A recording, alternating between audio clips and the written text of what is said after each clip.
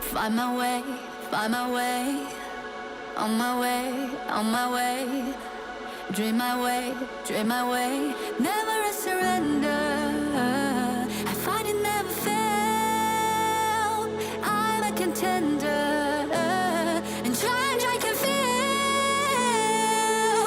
The smallest lies become the brightest enemies. Granility. And even if you fall, you gave it everything to be a king.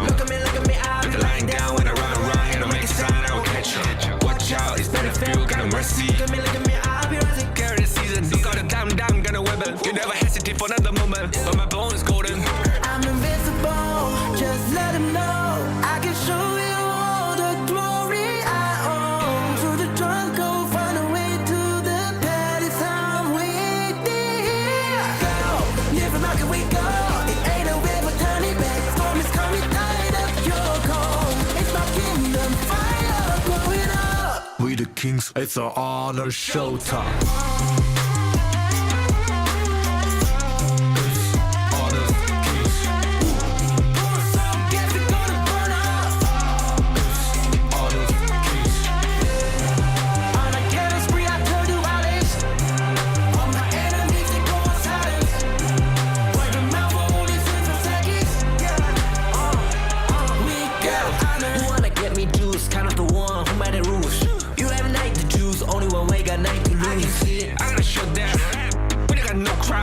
We burn it fast as one, crash in pieces, you can cheat. First blood, double trouble, then I take a pen, I kill.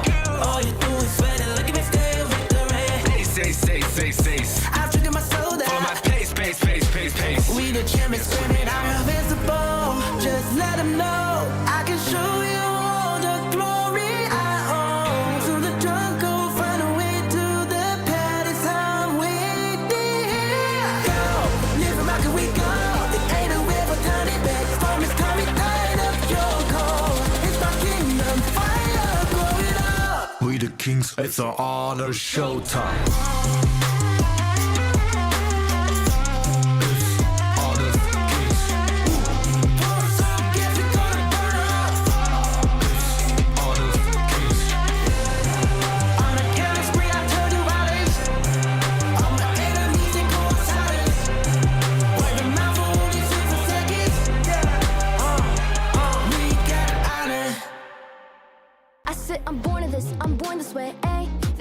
To my bonus play, can't be late, won't hesitate. What do you say? Race to find my face, scars to find my skin. I can't convince them, can't please them unless that I'm the one that you hate. H to the E-R-O, doing it for real, locked on my goal. From the ashes, I roll the game. Flow with a rumble, make them crumble, make them run. Cause baby, it's go time. Knocking you down's how I rise. An inspiration, I know I'm the one who gon' fill them up, no lie, we gon' do it. Facing up fears, we don't think we just move it. No, we the best, so we don't gotta prove it. Somebody test me, I swear I'm gon' lose it. I got a sure fuse on this boom.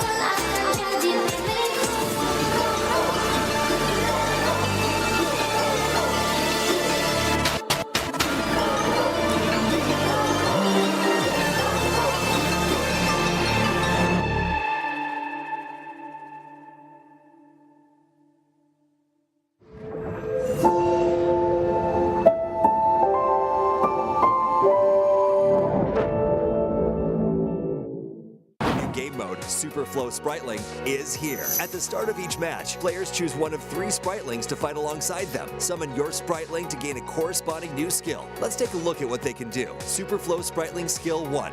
Bigly. The hero drinks a growth potion to increase their size and max health, but movement speed is slowed while enlarged. Super Flow Spriteling Skill 2. Runcy. The hero drinks a shrinking potion to instantly become smaller, knocking back nearby enemies and gaining movement speed, but damage becomes slightly reduced. Super Flow Spriteling Skill 3. Coolio. The hero drinks a cooldown potion to reduce cooldowns of all skills currently on cooldown 3 times, but at the cost of some health.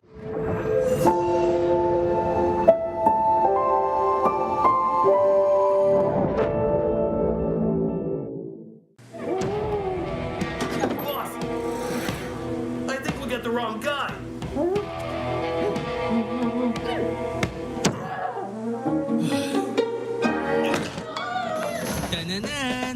Honor of Kings, now with personalized in-match nameplates. Change your look whenever you want.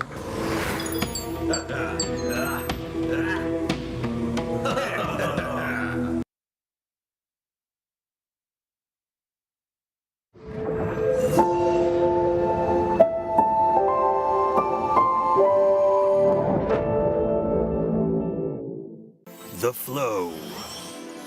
The origin of all energy in honor of kings.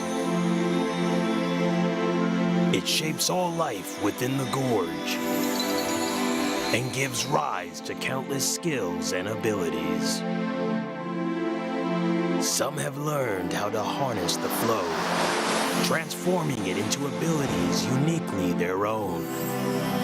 Yet, the flow has no fixed form. It moves freely like the wind and shifts fluidly like water. Time, space, life, and emotion all alter the course of the flow. Thus, different heroes awaken different powers through it. Some temper their bodies into peerless martial masters.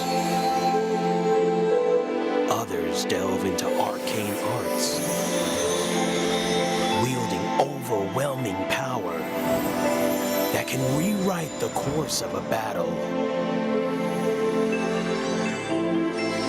But the potential of the flow goes far beyond that. Step onto the battlefield, and amid the clash of combat, you'll learn to command the ever-changing nature of the flow, forging a combat style that is truly your own. Remember, the flow has never had predetermined rules. Rather, you are the one who creates them.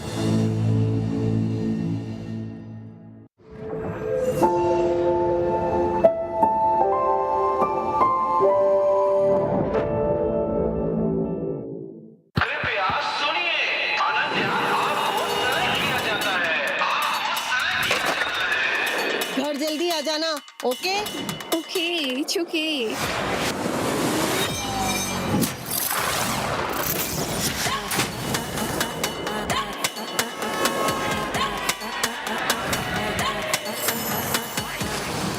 This is HOK.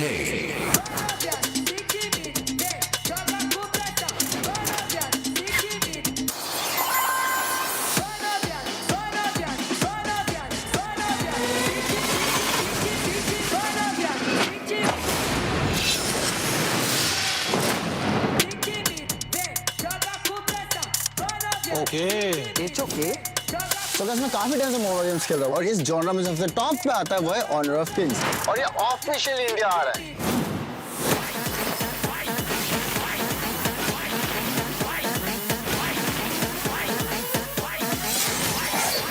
You okay? You okay? You okay?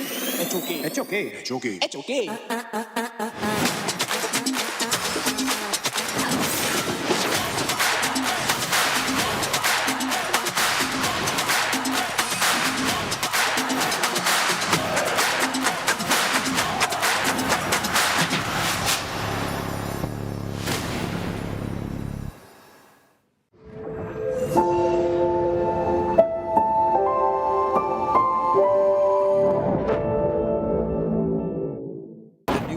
Kings version launches on March 11th. Multiple heroes have received upgrades and improvements, along with a new mode, Super Flow Spritling, and battle improvements waiting for you to explore. Let's take a look together. In this update, Ninja receives a gameplay upgrade. His skill 3, Universe Ring Skyfall, is now upgraded to allow targeting enemies on screen to initiate a charge. During the charge, Ninja gains crowd control immunity, deals physical damage, and knocks the target back, while also gaining damage reduction and resistance. After using the skill, its cooldown is based on flight distance. Charge speed starts at maximum, then diminishes over time. A new skill 4, Universe Ring, has been added. Ninja hurls the Universe Ring to attack all enemies, enhancing his skill 3 to have global range. It also grants global vision of enemies and disables enemy recalls while it is in effect. Global control potential fully unleashed. This update also brings balance improvements to Luara and Fatih. Now, Luara's mana costs are reduced. Her wall traversing has been improved, allowing her to cross walls she couldn't before, greatly improving her mobility. Her skill damage structure has also been improved to benefit more from extra attack. Her visual effects are also improved, making her blades clearer. Fatih's ultimate has been improved in this update. After using it, his damage and recovery are increased, and he gains 1 extra enhanced basic attack. Each extra sword energy recovers full health, but no longer deals full damage. Fatih's sound effects and animation flow have also been improved. The new game mode, Super Flow Spritling, is here. At the start of each match, players choose one of 3 Spritlings to fight alongside them. Summon your Spritling to gain a corresponding new skill. Let's take a look at what they can do. Super Flow Spritling Skill 1, Bigly. The hero drinks a growth potion to increase their size and max health, but movement speed is slowed while enlarged. Super Flow Spritling Skill 2, Runcy. The hero drinks a shrinking potion to instantly become smaller, knocking back nearby enemies and gaining movement speed, but damage becomes slightly reduced. Super Flow Spritling Skill 3, Coolio. The hero drinks a cooldown potion to reduce cooldowns of all skills currently on cooldown 3 times, but at the cost of some health. This update also includes multiple battlefield improvements, which we hope delivers a better combat experience. Gold distribution has been improved for Overlord Dragon minion-led lane pushes. If no teammate is nearby to receive gold from a dragon minion's kill, the gold will now be evenly shared among teammates. New visual icons have been added for defeating the Overlord, Shadow Overlord, Tyrant, and Shadow Tyrant, making jungle information clearer at a glance. Minion wave positioning has also been balanced to reduce inconsistencies in minion positioning that could occur in certain situations. Also, a new boss focus fire mechanic has been added to encourage team play and increase the rewards of teamwork. The 5 big bosses affected are Overlord, Tyrant, Shadow Overlord, Shadow Tyrant, and Tempest Dragon. The new boss monster focus fire mechanic was added to balance the efficiency of solo and team boss kills. When teammates focus fire on a boss together, focus fire stacks will build for them. More attackers grant more extra damage. Up to 4 stacks can be gained, granting up to 20% extra damage. During focus fire, wound effects will appear on the boss to indicate the current stat count. Boss monster base stats have also been adjusted. Overlord and Tyrant base health is increased by 5%. Shadow Overlord, Shadow Tyrant, and Tempest Dragon base health is increased by 10%. All the new content are waiting for you to experience. See you in the Gorge.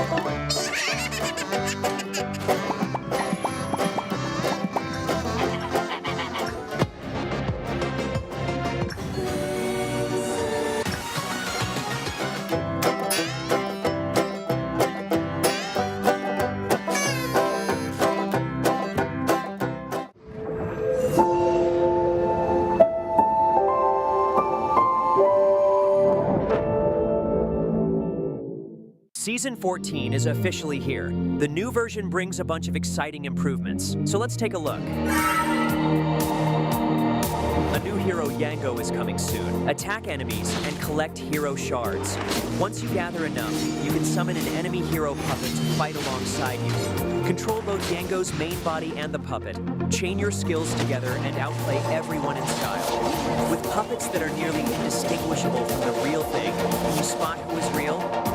Nezha has been upgraded, gaining a new skill that provides global vision.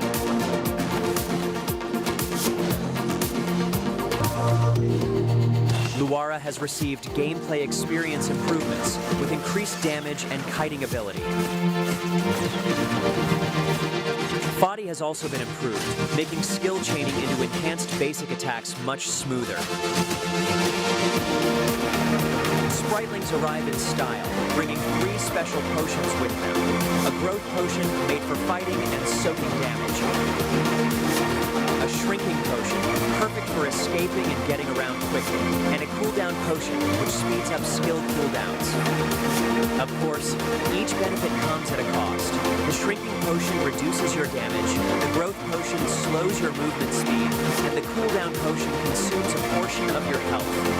Pay a small price, then pull off some spectacular plays.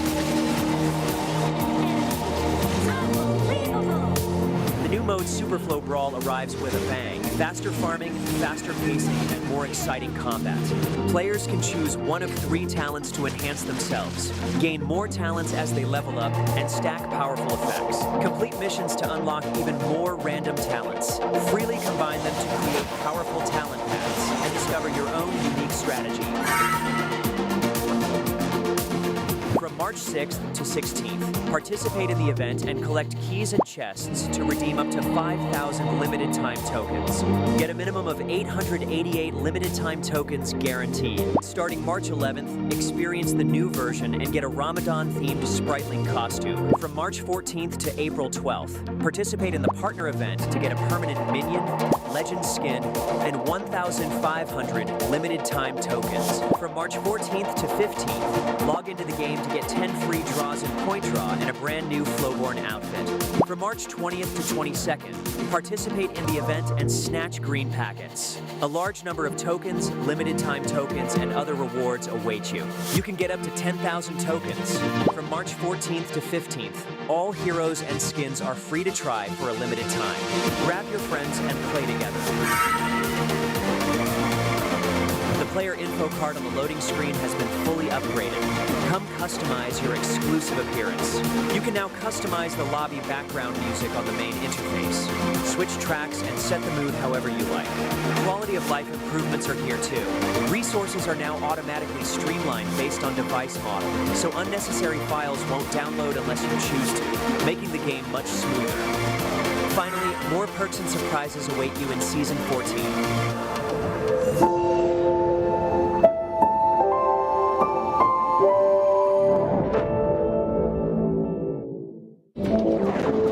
Hunting is all about patience, lying in wait to strike at the right time. Like lightning, this waterway leads to my hunting grounds. On the hunt, the net's tightening. Ready to initiate operation. Hush now, this won't hurt for long. The weak get devoured, and the strong collect their bounties.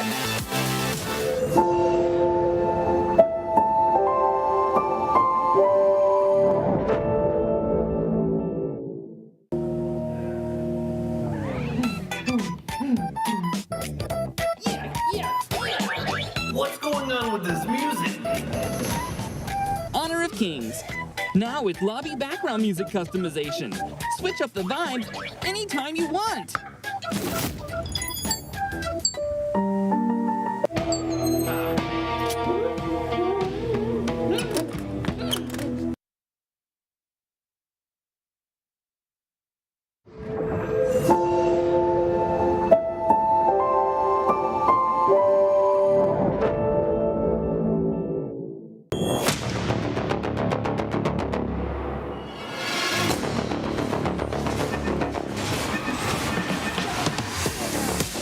HOK's new mode, Superflow Brawl, arrives with a bang. Break fixed builds and experience true combat evolution. Whenever a hero reaches level 1, 5, 10, 15, choose one of 3 random talents to enhance yourself. The higher your hero level, the stronger the talents you can obtain. 10 major talent paths freely combine to create endless strategies. Preview talent effects in advance to fully prepare for battle. Or adapt on the fly during combat to unleash unexpected power. This isn't just luck. It's a true test of strategic mastery. There are no fixed answers, only infinite possibilities. The most powerful and mysterious builds await your discovery. The new mode is coming soon. March 14th, write your Super Flow Brawl legend.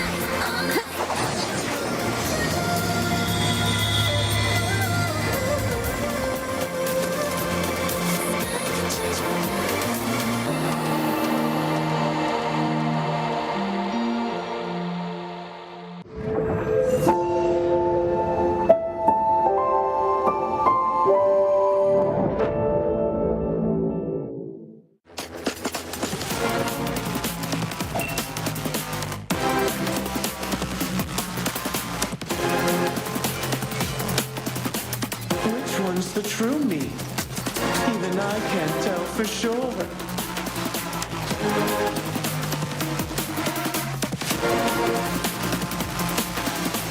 At least your death was quite the spectacle.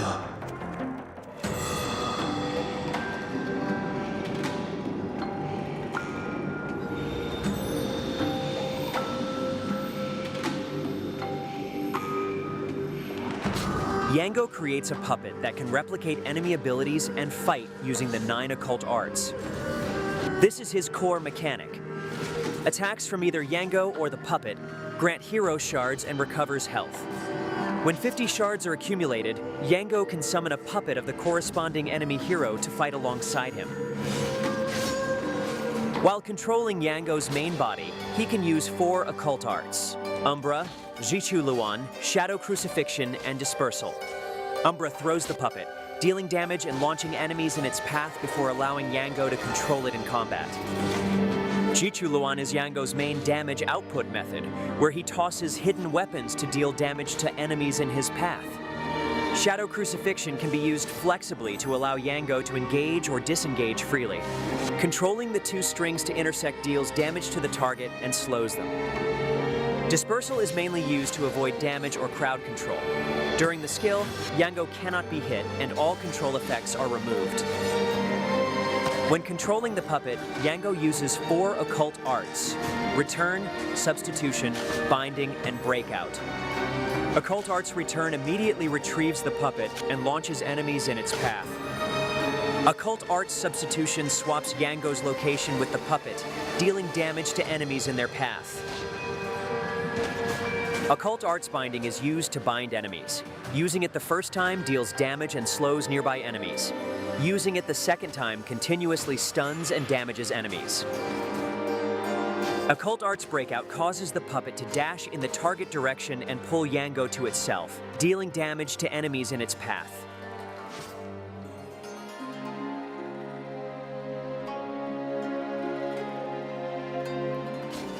By mastering all 9 occult arts, Yango develops a unique combat style.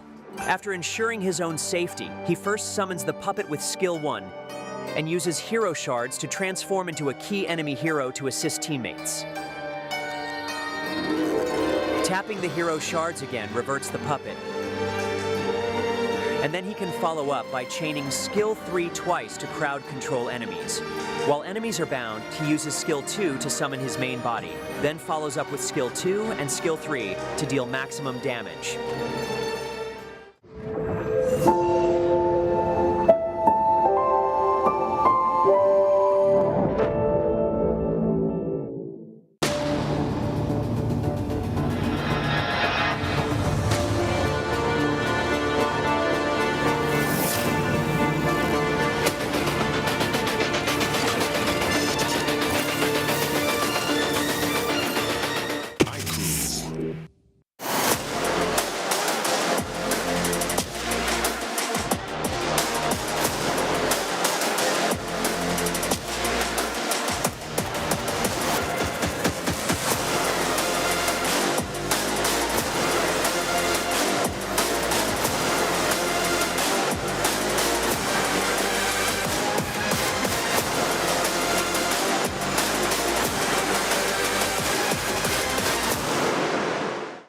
Feel it deep flowing through my blood, rising up to become someone, and taking it all on my own. What a sweet victory, and taking all of my control, awaken something deep in me. Like flames, feel it burning inside. Take a hold of pursuit of the prize. I've been told ain't no way to survive, keeping all of this fire that's locked up inside. When this is the time, enter the ring. All those mental chemicals doing their thing. I got flashes of battles inside of my dreams. I was made for this moment. At least now it seems like it's time to come face to face with your fear. Been battling reasons for all of the years, and I learned how to fight them with style and grace no one's ever encountered. You say it's amazing, I'ma come out swinging when they open the gate. Go ahead, call passion, I'm calling it rage. I'm taking what's mine like I already own it. Watch but don't blink, going here to the moment. The sky rain down. Here's to the madness that's all around. Go on, tell them who you are, you are, you are. Go on, tell them who you are, you are, you are, you are. Here's to the moment, the sky rain down. Here's to the madness that's all around. Go on, tell them who you are, you are, you are. Go on, tell them who you are, you are, you are, you are. My name is honor, my name is king, my name is champion, my name is strength. Tell them who you are. My name is Pentakill, you think it's strange? My name keep ringing inside of your brain. I hear it every night. Here's to the moment the sky rain down. Here's to the madness that's all around. So tell them who you are, you are, you are. Go on, tell them who you are, you are, you are. Here's to the moment the sky rain down. Here's to the madness that's all around.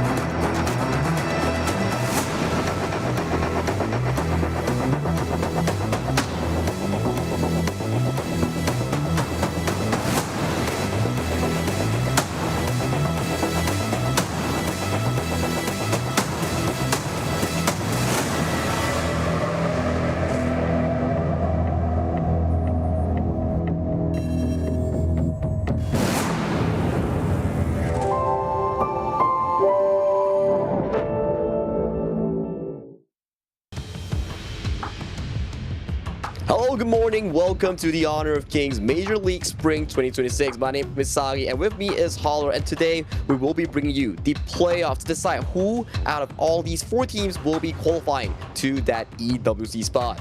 I mean, it's gotten to the point where now with the playoffs, right? Things kind of start to matter. Not only are we in best of 7s, but you have the possibility of getting eliminated. But of course, first things first, we have this first series of the day. It's going to be a bit of a banger. Virtus Pro versus Stamina Esports. Sagi, your thoughts on that one? Well, we're stats people, right? We look at numbers, right? Yeah. Nongshim, Virtus Pro, in their group stage era, in stage 1 and stage 2, they seem to be the boss of the show. But who knows, you know, like when we go to BO7, anything can happen. But judging on James' play performance lately, Virtus Pro does seem to have the upper hand against their enemies, Stamina Esports. Yeah, and it seems to be they have kind of taken over, right? Stamina Esports doesn't seem like they're able to play the game that they want to play because they're always behind. And now, let's talk a little bit about the prize pool here. It's going to be 26,000 USD, the total prize pool. The champion will be going home with 5,000 USD, second place with 4,500, third place with 4,000, fourth place with 3,500, and of course, 5th through 7th will be going home with 3,000 USD as well. And to add on towards this, the top 2 teams that's going to be winning and qualifying for the KML spot, we have 2 spots, right? It has been announced on social media. So these are out of 4 teams that have been remaining, VP, Nongshim, VC, and Stamina. Only 2 teams out of 4 will qualify to KWC 2026. Yeah, and that's a great opportunity, right? Not only the top 2, as you were just rightly pointed out. I mean, but getting to that point, we still have a murderous row. I mean, these top 4 teams, very difficult for them to get in. If we're talking about the standings, Stamina Esports and Vicious, dare I say, they kind of eked that one out as Team Max was literally a game behind, and that's why they got knocked out. But let's talk a little bit about the brackets. We already talked about Virtus Pro and Stamina Esports. That will be the top game, the first game today, but the second series will be Nongshim Redforce going up against Vicious. My predictions are a Korean team wins that one. Wow, I have no idea that will actually happen. Like, Mr. Obvious, I didn't know that would actually happen at all. But of course, like you mentioned, right, Korean fans will actually be happy because in match 2, Nongshim takes on Vicious Esports, both from South Korea, and one team will definitely represent Korea in qualifying to the next stage. And the first stage coming in for the playoffs here, we do have Virtus Pro going up against Stamina Esports. As we do talk about it, in terms of regular season group stage performance, everything points towards Virtus Pro. But if somehow Virtus Pro shows the performance that they had against Nongshim Redforce, shaky first 2 games, that's definitely gonna be slightly shaky here. But talking about VP, let's introduce Virtus Pro's roster.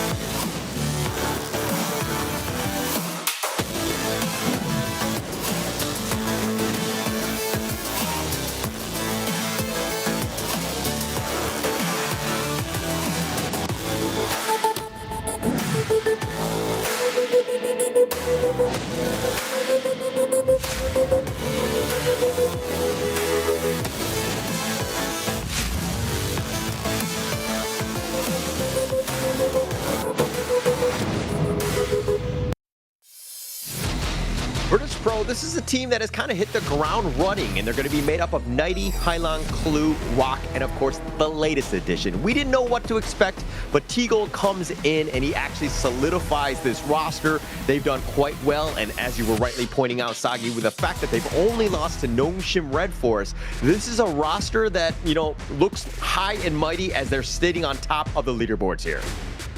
The Avengers squad assembled coming in from the last year's KMW and KME. So right now, they are definitely pointing towards that goal, which is the throne of the entire KML. But standing for them is definitely Stamina Esports on the opposing end.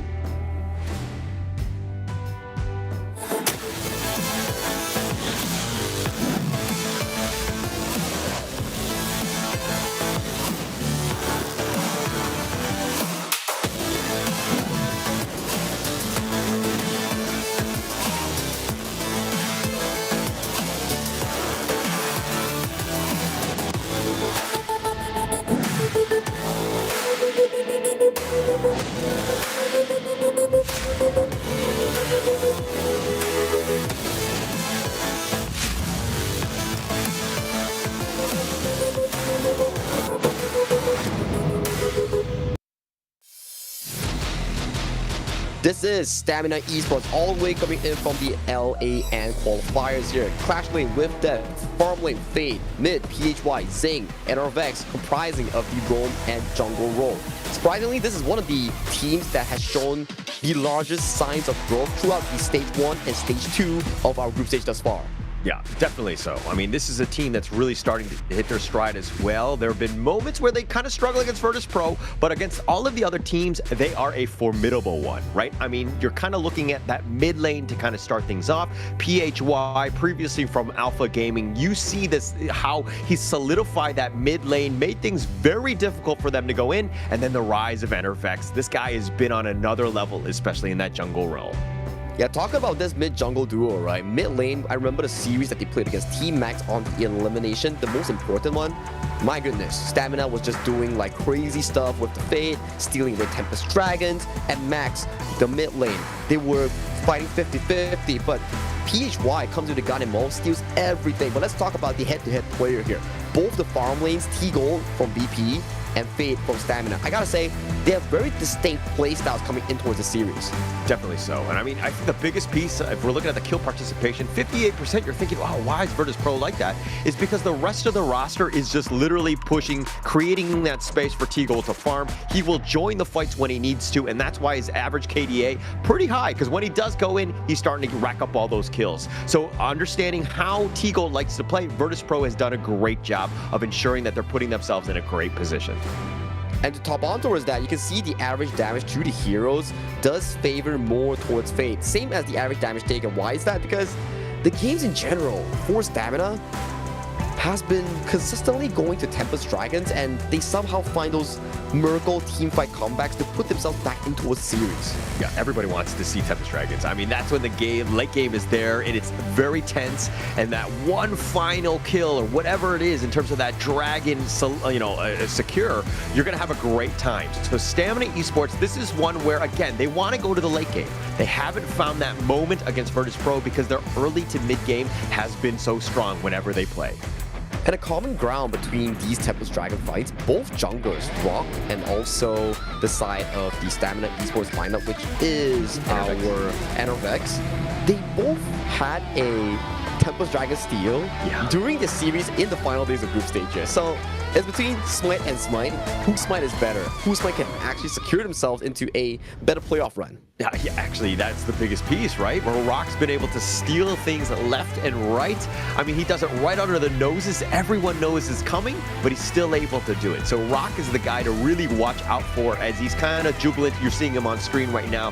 He understands what's at stake right now. Dropping down to the lower bracket finals, and then, to the lower bracket, semifinals, and then potentially getting eliminated. That one is going to be very nervous. And so you want to actually play very hard on this one, continue this run.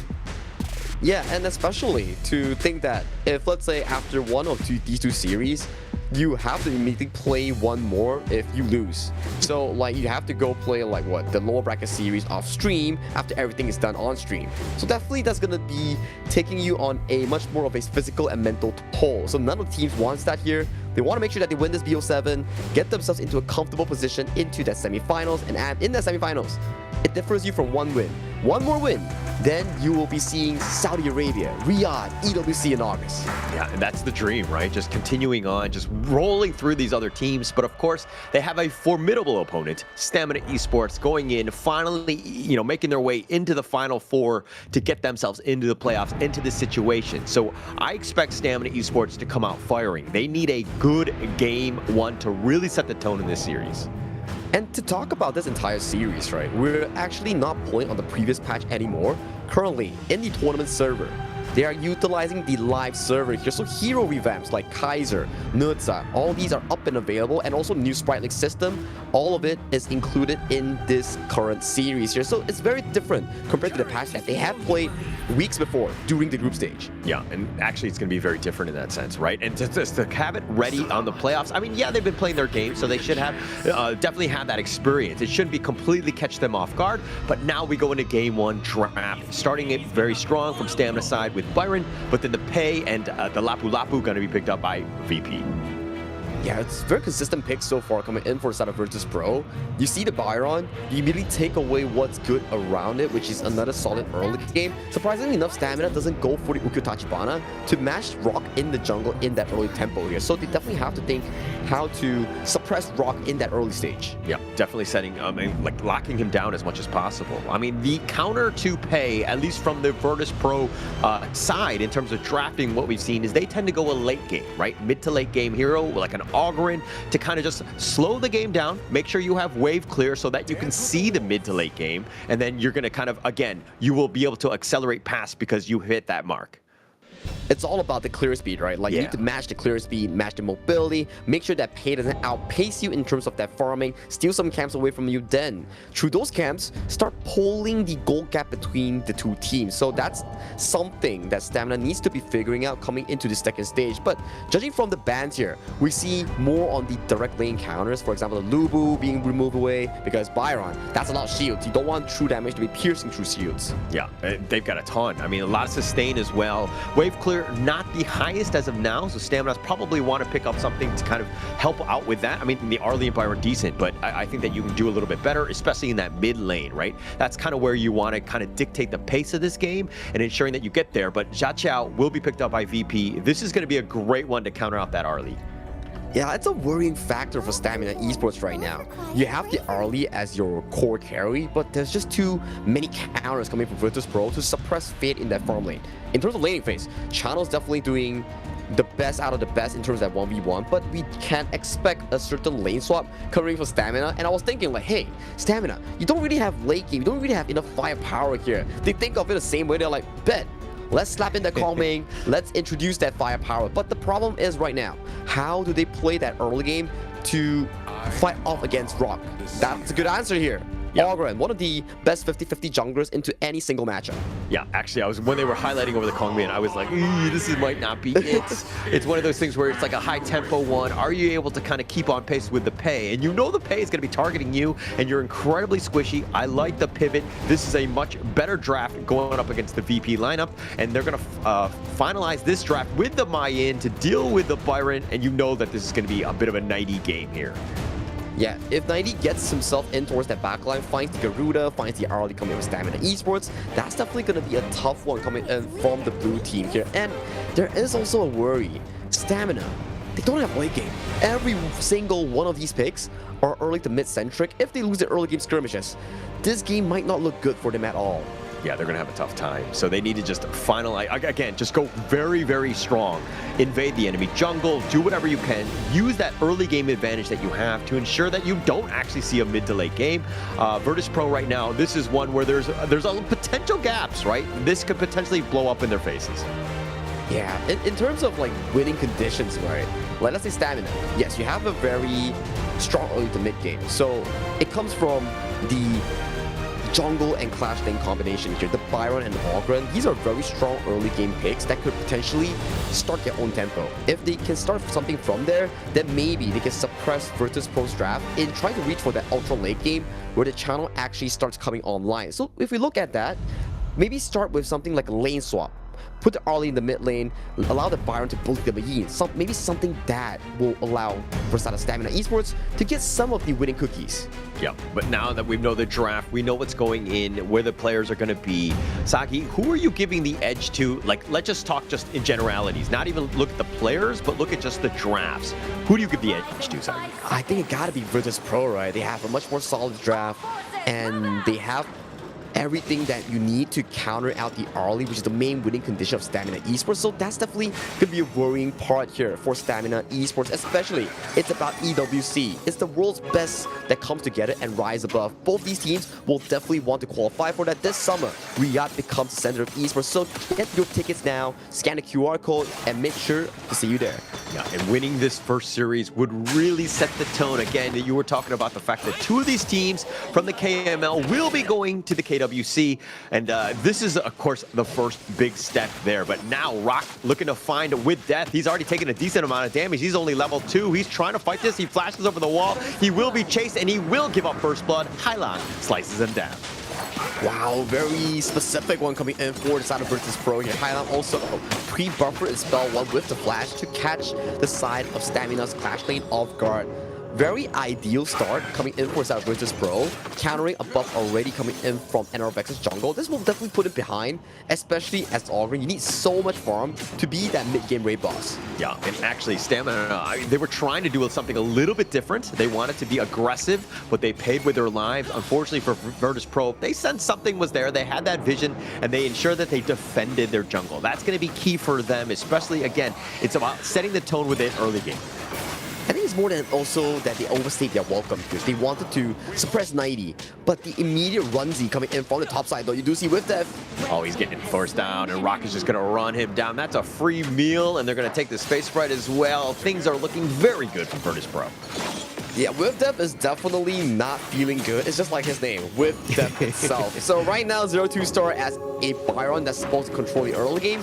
Ooh, that's going to definitely be a tough one for the South Stamina. So at the same time, like with Death, this is a moment where you're like, hey, okay, I've died twice already. I cannot be doing that. I just need to stick to my tower and then just like gobble up whatever XP that and you know gains that I can get at this point, because I should not really go out of position, understanding that I'm very weak and very behind 90 at this stage. Which is a interesting one because the way that Virtus Pro play is that, hey, we know for a fact that With Death is the primary anchor that's going to be supporting NRVX. But what exactly happened in that 1 minute? NRVX dropping the Azure Golem, With Death dropping back-to-back kills, and immediately the early game potential that we talk about coming in from Stamina, all removed because of that. All removed, and With Death actually might be removed as he does get killed again, and they're trying to go for Clue, who's taking a decent amount, and Zing has to use the Unending Sorrow. Clue on the other side tries to go for the charge. Zing just wants to hide under the tower. He's going to be flashing there, but they do not give him any sort of reprieve, and Rock will chase him down, and the Azure Golem looking to be taken away, but NRVX does actually manage to salvage that. That's a painful one again for Stamina Esports here with Death. Third death in 3 minutes here. They are Virtus Pro. They are not giving Stamina Esports any signs of breathing room here. At 3 minutes on the dot right now, almost a 2,000 goal lead before moving into that Tyrant fight. Yeah, normally when the Clash Lane dies, you're kind of like, not the end of the world. He can come back. He's able to, when we have those big team fights, to have the stuns when we need them. But you're going up against 90, who can carry from the Clash Lane himself. This is a terrible situation to be if you're Stamina Esports. Yeah, I do think that the upcoming Tyrant later on, it will be an explosive point for Virtus Pro to start piling on towards these big objective markers here. Primarily, powers, and also the buffs coming in from NRVX's jungle. Yeah, definitely so. I mean, that could be the biggest piece. But again, one thing that, you know, Stamina have is all 3 towers in terms of the T1s, keeping themselves alive. They need to stay afloat. Yes, it's only 4 minutes in, but a 1.6k lead going in the VP states is going to be a tough one for, you know, Stamina Esports to overcome. And supposedly, with Stamina Esports lineup, they are super strong in the early, and they want to be looking for these objective fights. But due to the fact that the first 3 minutes, there's just so many devs coming in from Clash Lane, suppressing with dev, they don't really have the avenue to actually contest for the set objective, which is the Tyrant here. So it puts them into a very defensive spot right now. Very defensive, and that's the problem. I mean, when you're going up against a Rock Pay or any sort of Pay, this is generally the playstyle where they're looking to invade. They just took the Azure Golem. They take the Tyrant that's very early, and they just build this lead that just snowballs out of control. So Stamina Esports right now, what do they need to do, Saki? They need to find the Miracle Tree items coming in from Fade, and then get a good team fight at 10th minute mark, but hang on a moment, look at the mid lane. Nice little stun. They find Fade, and NRVX uses the Conductor of Souls, but he too will fall. They have the pushback onto PHY, but they're not able to get it, but Clue getting the double kill. Just like they insisted, right? Like, they need to farm towards that 10th minute mark, but it's Virtus Pro. Virtus Pro be like, nah, we know your win condition. It's the early, it's the Ogren here. You want to farm 3 items, fight us at 10 minute mark?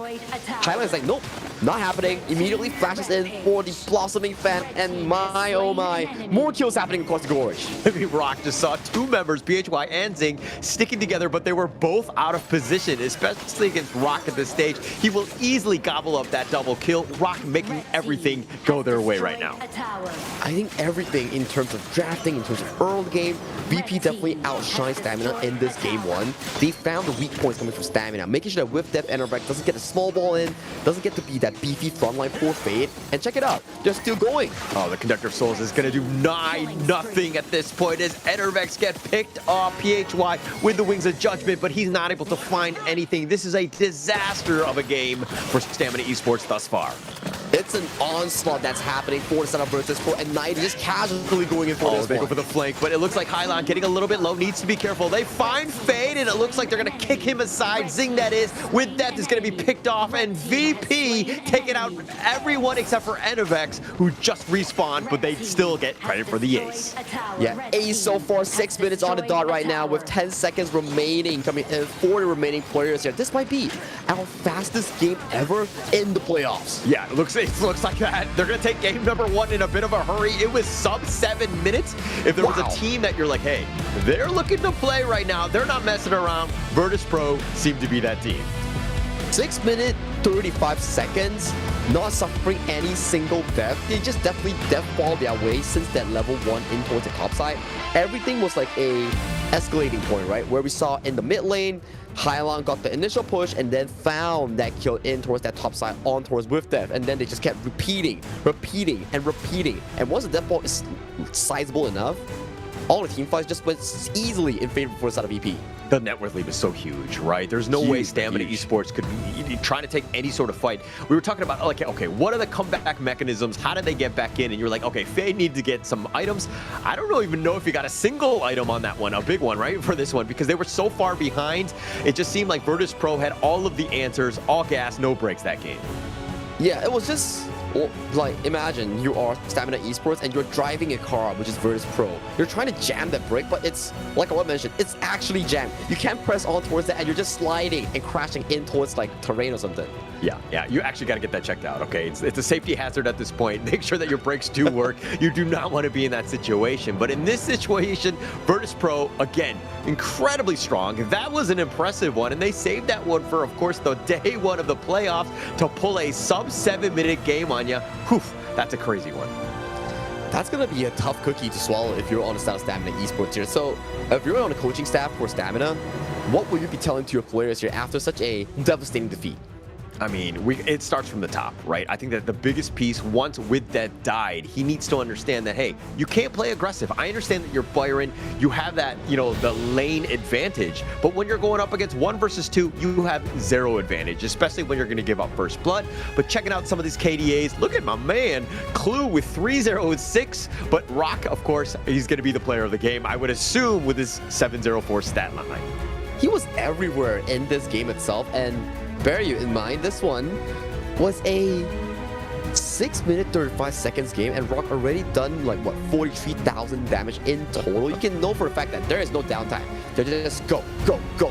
As you can see from the goal lead as well, it's a red line all the way to an 8,000 goal lead at only 6 minutes 35 seconds. And you had to like zoom in on that graph because the game time is so short that it's like, okay, how do we make this graph actually just kind of, you know, look like it's doing its part in that sense? But again, all in favor of VP, continual growth. They were able to just snowball out of control, and they only took 1 tire because there wasn't enough time. I mean, a 6 minute 30-second game, it really leaves very little room for any sort of play for Stamina Esports. And I think this is one of the most important rotations coming in for the set of Virtus Pro in solidifying that lead. After this, they immediately went to invade Azure Golem, and these was another one as well, with that repeatedly dying in the early game, not allowing any single room for Enervex or Fade to actually skill into that early to mid-game mark that you talked about. Yeah, and even in this fight, you're kind of seeing even Zing got completely baited out. It looked like VP were on the run, but they were just running to regroup with the rest of the squad, and they had the numbers to turn on them. So Stamina Esports is like, okay, if you're behind, you still need to play safe. Do we have any true catch potential for any sort of these heroes? And of course, the MVP, no-brainer here. 7-0-4, 33% of the damage done in a 6 minute 30-second game. That is phenomenal. Yeah, it is really phenomenal here coming in for the side of Virtus Pro's jungle here, and it's a collective effort, right? Every single member coming in for the side of Virtus Pro just kept bashing and pushing through the early game onslaught, which is against Stamina here. So for Stamina, they need to recuperate. Forget about game 1. That's just like a wake-up call here in this early morning. They need to focus on how they can actually make a comeback in towards the series. Yeah, I think if you have the Men in Black, like the pen marker, I think that you need to just flash and just erase game 1 out of your memory. I think that will really help you out. It's a better thing than thinking about that and just trying to be like, learn from that, because there's very little room to kind of grow from that one, because it was so quick, and the way that they did it, it's going to be more demoralizing more than anything else. I think if anything, you're like, hey, with death, just stay in your lane. Stay by the tower, just stay protected at this point, because we need you in that mid game. But that's the problem, right? After you suffer such a death in the early game on the side of the Byron, you still want to reinstate control, because in terms of the game plan coming in for the stamina, the draft wants them to win in the early game. The Byron must win the lane against Mayin, so it opens up room for NRX to actually farm better. But the problem is, with Dev suffering those back-to-back-to-back 3 deaths, it set them so far behind that every single objective, every single buff is unable to be contested against VP. Yeah, I mean, they really didn't have much. I mean, it started like off very, very poorly. So if anything with Death right now, again, we kind of arrowed him in, but when you die the first 3 times in like 2-3 minutes, the team is really going to struggle. No real chance to get back in. They're not able to invade, especially against Rock Pay. And we saw the draft. We were looking in. We're like, hey, VP's lineup, they're all in on this early game. But hey, when you don't see even 10 minutes, I think the draft did just fine. Exactly right, and you talk about Stamina's esports lineup as well, whereby yes, you have very fancy picks, expensive ones in terms of the Arlie, Ogren, and also the Byron. But hang on a minute, where is the late game potential coming from Stamina?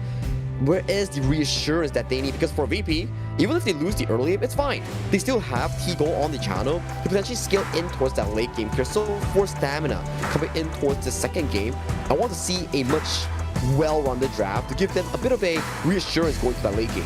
I think if anything, the Stamina need to actually look at the early game themselves, right? If they want to kind of maybe use the pay themselves to kind of give them an edge, because right now they're suffering in the early game. They're not able to play their game, which is like this mid to late game style where they're able to brawl and team fight and do Stamina esports things, because Virtus Pro, when they kill you or they beat you in under 10 minutes, you know, what can you really do? And you know, Stamina esports right now just basically trying to find some sort of options here. And the options are not quite a lot, considering the fact that Virtus Pro, yes, you can try to beat them in a strategic way in terms of the pick and bans, but we've seen how Nongshim do in both of the regular seasons in Stage 1 and Stage 2. Virtus Pro, they like to outfight their way with, and that's the play you talk about here to reinstate control in the early game. They're like, bet, we don't want to see that from Stamina. We want to make sure that they don't find any sort of early game power coming in for this. Yeah, smart here. And all other bans, even targeting that mid lane, right? You don't want the Haya, that could be a potential game changer. Plus the Mai, all terrible in the hands of Hailang and PHY. Pick your poison in that sense. But now they're going to go with the Zhang Fei. VP just going with a stock standard clue special here. Yeah, Zhang Fei definitely has been one of the key favorites here in terms of roamers here, being one of the big 3 in terms of the engaged roam. We have Zhang Fei, Lianpo Lapu Lapu, and they have Burnju Lapu Lapu, so they reintroduced that Zhang Fei in towards the hands of Clue. So for Stamina, they're going back to their comfort here, PHY on the Gan Mo, and to add on towards that, they're also introducing the Dahlia here. So a lot of double refresh will be handed over to the Gan Mo, or potentially a Yang Jian Kaiser that is available in this draft. But why wouldn't you go with the Yang Jian Dahlia combo to start things off? Why would you go with the Ganon Mo, which would probably have been open for that final pick in that first phase? It just seems like an interesting way, you know, 1-2 combination to start things off here in this draft. I think it's more towards the side of comfort for PHY. He's been playing spectacular on the Ganon Mo during the regular season, and after securing Dahlia, your minimum guarantee like either Kaiser or Yang Jian in the available pool. So that's why they are not that worried in terms of just selecting the Ganon Mo first off. Okay, I mean, I see it. I mean, Yang Jian was actually 2-0 from Stamina Esports. Maybe they're looking to save it. Maybe they're looking to counter it themselves, because one thing that we've seen is that when teams first pick a Dahlia, usually the other team will pick up the Yang Jian, right? So it might be something that they're like, hey, we don't have to have that combination. We know it's powerful, but more than anything else, we're looking to counter pick them because of the fact that this is going to be a long series. It is definitely going to be a long series, and especially for the fact that in this current tournament server, you do see that there's Runzi, Coolzy, and the Big C, which is all the different stuff that is introduced to Stamina Esports and VP, because we are currently playing a live server. So when it's coming to live server, Dun has been buffed, Yang Jian is still strong, there is still the Dahlia Kaiser available, and there's also Dahlia Nuzan. So all these are available options here. So in this current drafting style, I don't think that taking away Yang Jian is still a valid strat for some of these teams. Okay. It makes a little bit of sense here. I mean, I do agree with you, yeah, for that. But it looks like Stamina Esports, they see the Guan Yu. They're going to pick up the Ata. This could be a potential team fight win and play with that Go shift. Plus, you have a secondary one if worst case scenario. But VP, man, they're going heavy in terms of this damage and the aggression, the Garuda and the Neza to round out this draft. And this Neza is the revamped Neza here. So for those who don't know and have not checked out the new Neza, he now has a 4th spell that lights up everyone on the map, and whoever gets lit up, I mean everybody gets lit up, Neza can fly globally. Wherever you are, as long as you're lit up by the ultimate, you get flown by Neza. Yeah, and that seems like I feel like he's like the Batman guy. He's got cameras on everybody. He knows where people are going to be. If they get out of position, you know that he's going to be flying in, especially with Rock, who likes to be super aggressive and getting in on this one. And especially with the rest of the squad, Arlie could be very potentially aggressive. And then you have the Guan Yu 90. This could be potentially terrible for Stamina Esports again. It's gonna be a bloody game, especially for the side of VP. They want to reinstate dominance, but let's check out Stamina Esports, right? This time around, they do actually have solid winning lanes. The DRNJ can actually suppress T-Gold's Arlie.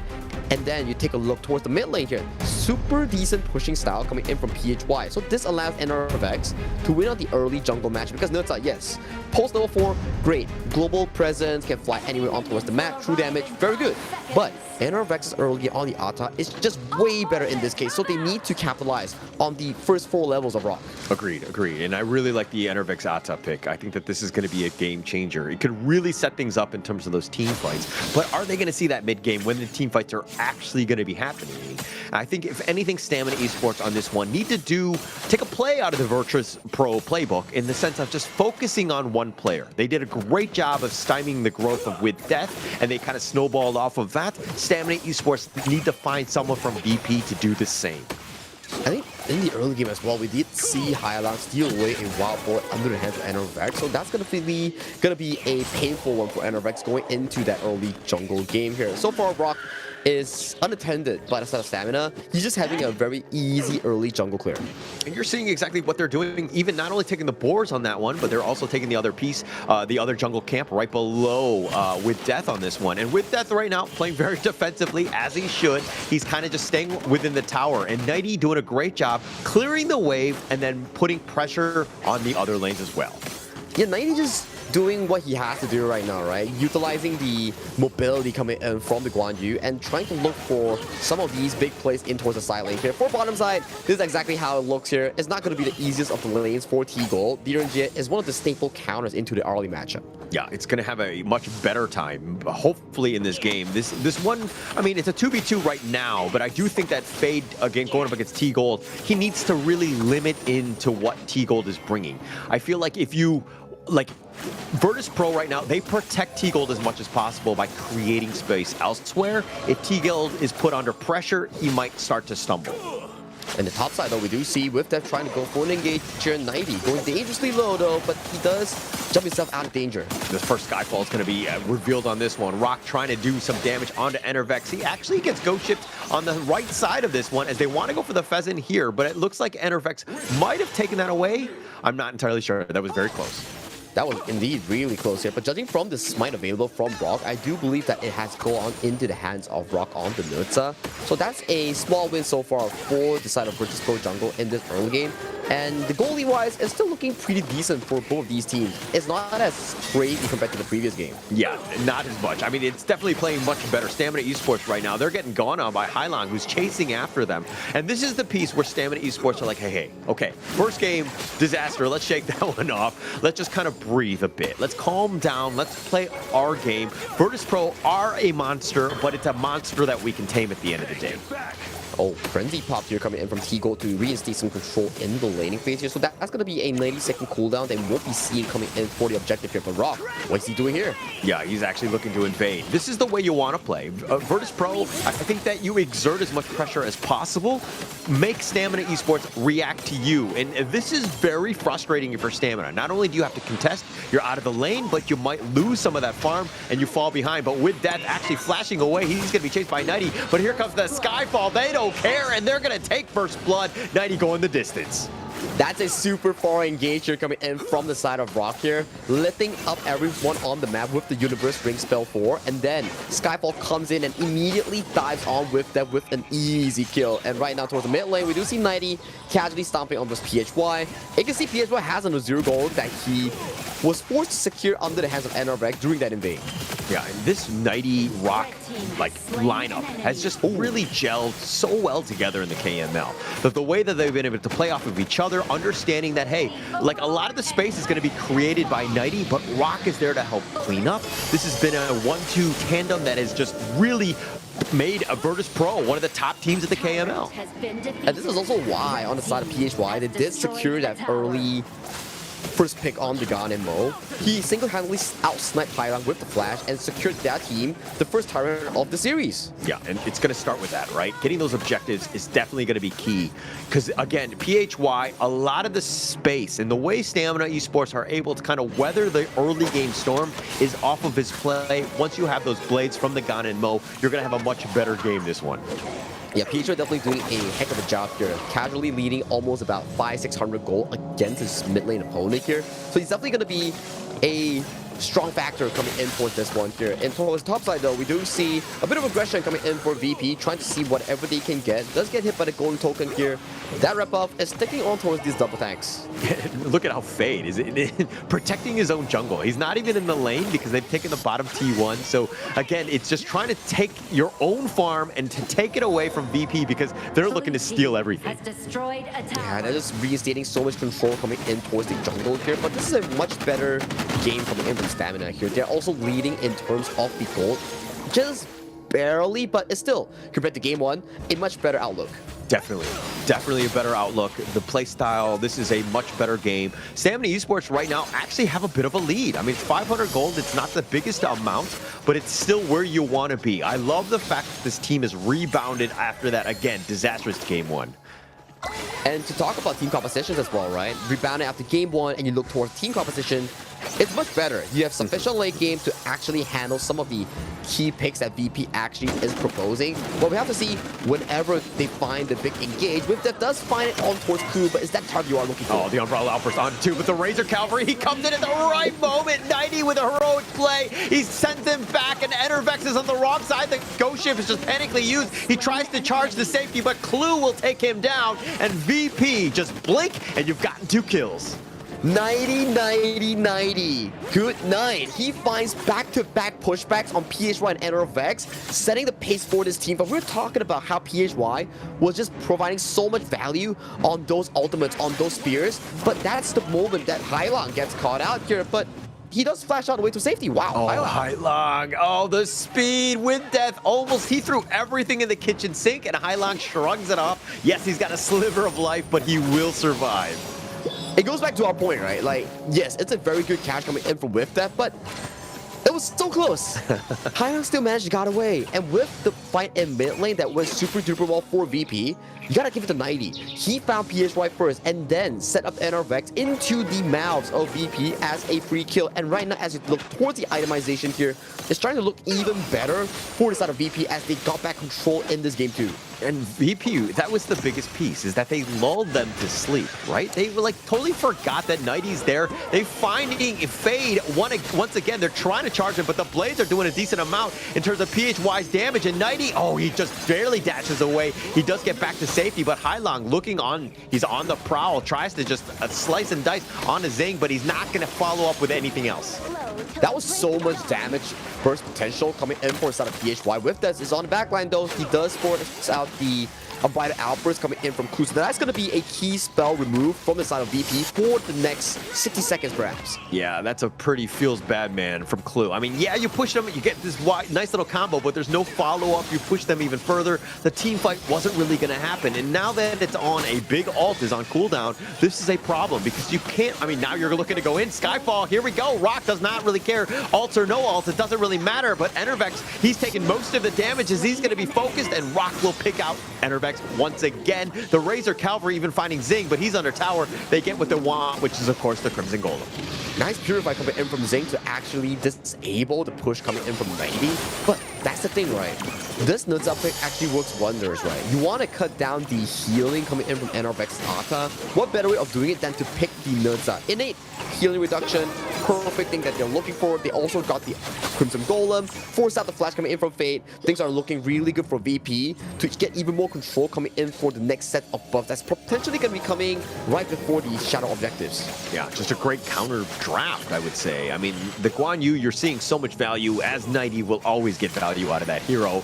But going in, also, the Neza and, of course, the Garuda have been on point in terms of the zoning. PHY can't even get close to the Tyrant here, and Clue, with his ult, if they want to go for this, he's thinking about it. The overall outburst on to 3, tries to stampede. Nice little knockup. They have a nice little wombo combo. They find Faye, they get that pick off, and Zig is running for his life, but Rock gets the back line, finds PHY for that one. The 90 still going on for the onslaught here. Does find a finishing kill on towards Zing here with the low member of NRVX and also with depth in this early tower here. There's nothing they can defend. Teagle casually picks up the kill on towards NRVX, and this tower is widely exposed. VP right now hitting on all cylinders. They're coming from all angles. Stamina Esports are panicking. They're trying to just hide under the towers, but it's just too much VP at the end of the day. The way that they're able to just literally dissect your team. And this reworked Nudza is working wonders coming in for the side of Versus Pro here. Every time a fight breaks out, the one with no flash, either PHY or Fade, gets immediately pounced on by Rock's Nudza. They can't run, they can't hide. They have no defensive items, nor peel coming in from stamina to be able to protect the double carries there. And with that, a 5,000 goalie separates these two teams going into the Shadow objective. Oh, the smite away. It looks like Rock is looking to just take this. The Wings of Judgment with that zoning. I mean, to your point, I mean, they have the heroes to peel. I mean, you have with that Dharma, the Truth, NRVX, Ghost Ship. You have options, but the thing is that they seem a bit scattered. Like, their positioning is not close. They need to be more death ball-y to kind of deal with it, but then at the same time, they're scared of the Nighty Razor Cavalry. They find the pickup on a high line. That's going to be a great one, as that's the second, but here comes the Razor Cavalry. The Ghost Ship locking him in. They've already gotten PHY, and now Nighty dashing away. Fade has been picked off as well. They find with death, 3 members down, and now Rock just doing whatever he wants on that back line. I think that's the painful part coming in for the Stamina Esports lineup, right? Yes, you can be the death ball you're looking for, 5-man stack, but once you're 5-man stack, Mighty and Clue is looking like you are food. You're like the scrumptious gourmet that's preparing for their big engage. We saw how the Razor Cavalry landed onto multiple targets like 3 or 4, and then Clue comes in with the Unbridled Outburst, immediately just sealing the fate of Stamina, even though that was a 4v5. Yeah, I love it how you said that. The sealing of the fate. Like, it seems right now, even with this game too, where Stamina Esports had a bit of a lead, this might be that statement game, right? Where they're sealing the fate of Stamina Esports. Because again, they were in a good spot, but the fact that VP were able to take you all down and to counter everything, that's got to be a bad situation, especially in the psyche. And to top it off, right, Nongshim Redforce has already shown us the answer on how to win VP. It's not an easy one. You gotta outfight them, you gotta outwit them, you gotta do both of these two together to actually be able to be on the upper hand against VP. Yeah. You need all the stars to align, so to speak, because this VP, you were talking about it in the pre-game about how these guys are like the Avengers. Well, you're seeing it. Everybody has their strengths. Everybody has, you know, their own piece to this team, and they're really contributing because you're seeing the KDA straight up. Like, you know, aside from Hailang, who's died twice, everybody else has been flawless. Well, to give props over Stamina, right, at least this is a much better game compared to game 1. They're finding kills, they're finding more proactive plays, but they just need to find the correct marker here. So far, everything has been much more on the VP side. Finding Razor Cavalries from 90, Rock getting the Skyfalls in whenever he wants to, and there's just no counterplay coming with Stamina to actually suppress this. Yeah, the counterplays have been tough to find because of VP, the way that they move across the map. I mean, that map control is there, and look at how Hailang, yeah, he's willing to risk this because he's putting, like, he's literally locking in 4 or 5 people in that mid lane where nobody can get out of the base. There's just no solid engager. As we see the Vanguard starts marching in, these towers won't be lasting for long. Won't be lasting. I mean, it's going to be going in. Mid T3 already taken down with that Vanguard's help, and they did a little bit of chip damage on that top one. So everything going the way of Virtus Pro. Stamina Esports right now, all-out defense. The Umbrella Outburst finding at least one play. The Skyfall all the way in the back. They want to go for PHY, and that's a tough spot to be in as he does get killed. Enervex just trying to get that revenge on him, but he's not able to find him. He's getting knocked around as well, but he somehow survives, gets in the fountain, but T-Gold with all that space taking the bottom T3.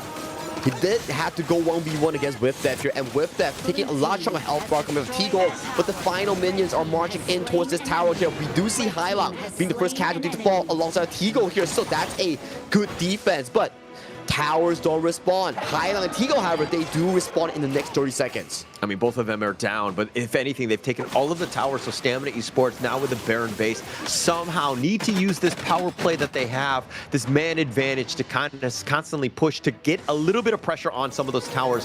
Buy yourself a little bit of time in this game. Well, on the good part, though, for Stamina, to find that lead that they're looking for, they need to first secure this Shadow Tyrant that's going to be spawning in the next 2 seconds. They have, what, 10 seconds to play around. Hylang and T-Gold needs to travel from their base here, and we see VP, they might be wanting to go for a 3v5 here. Oh, but the Skyfall Rock does not care. He finds them on the back, on the side. He's going to continue on, going for PHY. Nighty found him out of position, and now Stamina Esports all out run. Look at Nighty looking to charge this one up, wants to go for the perfect target, finds Fade. That's the big piece, but Nighty turns it, gets slices down Fade as well, and now with that Wings of Judgment, with that Ghost Shift just blocking him in, says, hey, let's continue to fight. With that gets picked off as well, and Nighty on the prowl, finding Enter Vex with T-Gold's damage, and Zing running for his life. He's all by himself, and give the team an ace as Virtus Pro will roll it down and take game number 2. With a 10,000 goalie, they don't care if it's a 3v5. They see the angle, they go in for the Hail Mary play. 90 finding the isolation kill on the PHY, circling back in towards the team fight to force that magnificent end in this game 2. And with that, 2-0. What's your answer, Stamina? Because this VP is looking ferocious. I mean, they're looking very ferocious, very strong. You know, they're excelling on all points of this game. But if we're looking at this draft, you're thinking Ganon Mo, PHY, very comfortable. He wants to be sitting in the back, but he does not want to get gone on. And they had the perfect answer on that. And that was, of course, Rock on the Neza with that Skyfall, always finding him. He was target number 1. PHY was not able to play Honor of Kings at the end of the day. That was a horror game, I think, that they were playing instead of Honor of Kings, because if I was PHY, the moment I look up on the head, I'm like, hey, what's that? It's not a bird. That's Rock flying on towards me. And then you look at the back, that's not a car. That's a horse charging towards me. Every single time. I mean, Nighty and Rock, every time. They were always finding that perfect angle. And this is also why when you're like, hey, when you have the lead, you need to kind of spread out so that you have that space and that vision so you don't get flanked. But once there was that one moment where Nighty got that perfect Razor Cavalry, the wheels had come off at that point. Stamina Esports, all out defensive. They had no answers from that point on. Yeah, throughout the early game, we do see like a 50-50 exchange coming for both teams. Stamina definitely having more stamina compared to game 1, but still, it goes back to the same thing. Team fights, that's where VP strives so well. Even in 3v5 scenarios in the late game, they don't care. They still know how to dissect the team fight based on their current strengths and item advantages against their opponents. Huge lead, and that was the biggest piece by VP, right? Once they got going. I mean, Hylang, 128,000. That was why he was target number 1 in terms of Stamina Esports and trying to lock that one down as much as possible. But then the rest of them, I mean, you're kind of seeing exactly that gold graph shift completely in favor of Virtus Pro as they were really starting to snowball from that point on. Yeah, 12,000 goalie at the very end, leading to a 3v5 team fight win from instead of Virtus Pro. Everything just fell in line. After Nutza start railing those items in, we do see Rock just casually flying towards the backline. It was always 2 targets. It's either the farm lane, Direnjia, which is on towards Fade, or PHY's Ganon Mo here. As you can see in these highlights itself, that's why you cannot overextend in any single form of 1v1s in the early game, because with the new Nutza that's been revamped, the moment he lights up the ring, he can fly against you, on towards you, and anywhere on towards man, even if you're in base. Yeah, and also with that repositioning from 90, it makes it very easy to just like reposition people how you want, so that when you do go for that initiation, you understand that you're going to get a huge advantage. Look at how 90 just creating so much havoc on that back line. PHY dying every single time. The first, right? He was target number 1. Once he's gone, Stamina Esports really could not fight. It's such a difficult scenario for Stamina. You're thinking, like, okay, if we stick together, maybe we can make something work. But 90 is like, okay, you stick together, right? Let me find that beautiful engage with that flank. And then if you split apart, they're going to be isolated by Rock instead in the side lane here. So what did they actually do in this game instead? Yeah, to be honest, I don't really know. They didn't really have an answer for this Neza. It seemed like it completely caught him off guard. And look at how 90 just moving his way around, understanding that who needs to die. Like, they need to go for fade. They had that control, and he gets bounced out. I mean, there's really not much you could do. Enervex might have used the ghost ship to kind of protect him, but he might have blocked out his own, carry in that sense. So how you take those team fights was just, perfect by Virtus.pro here.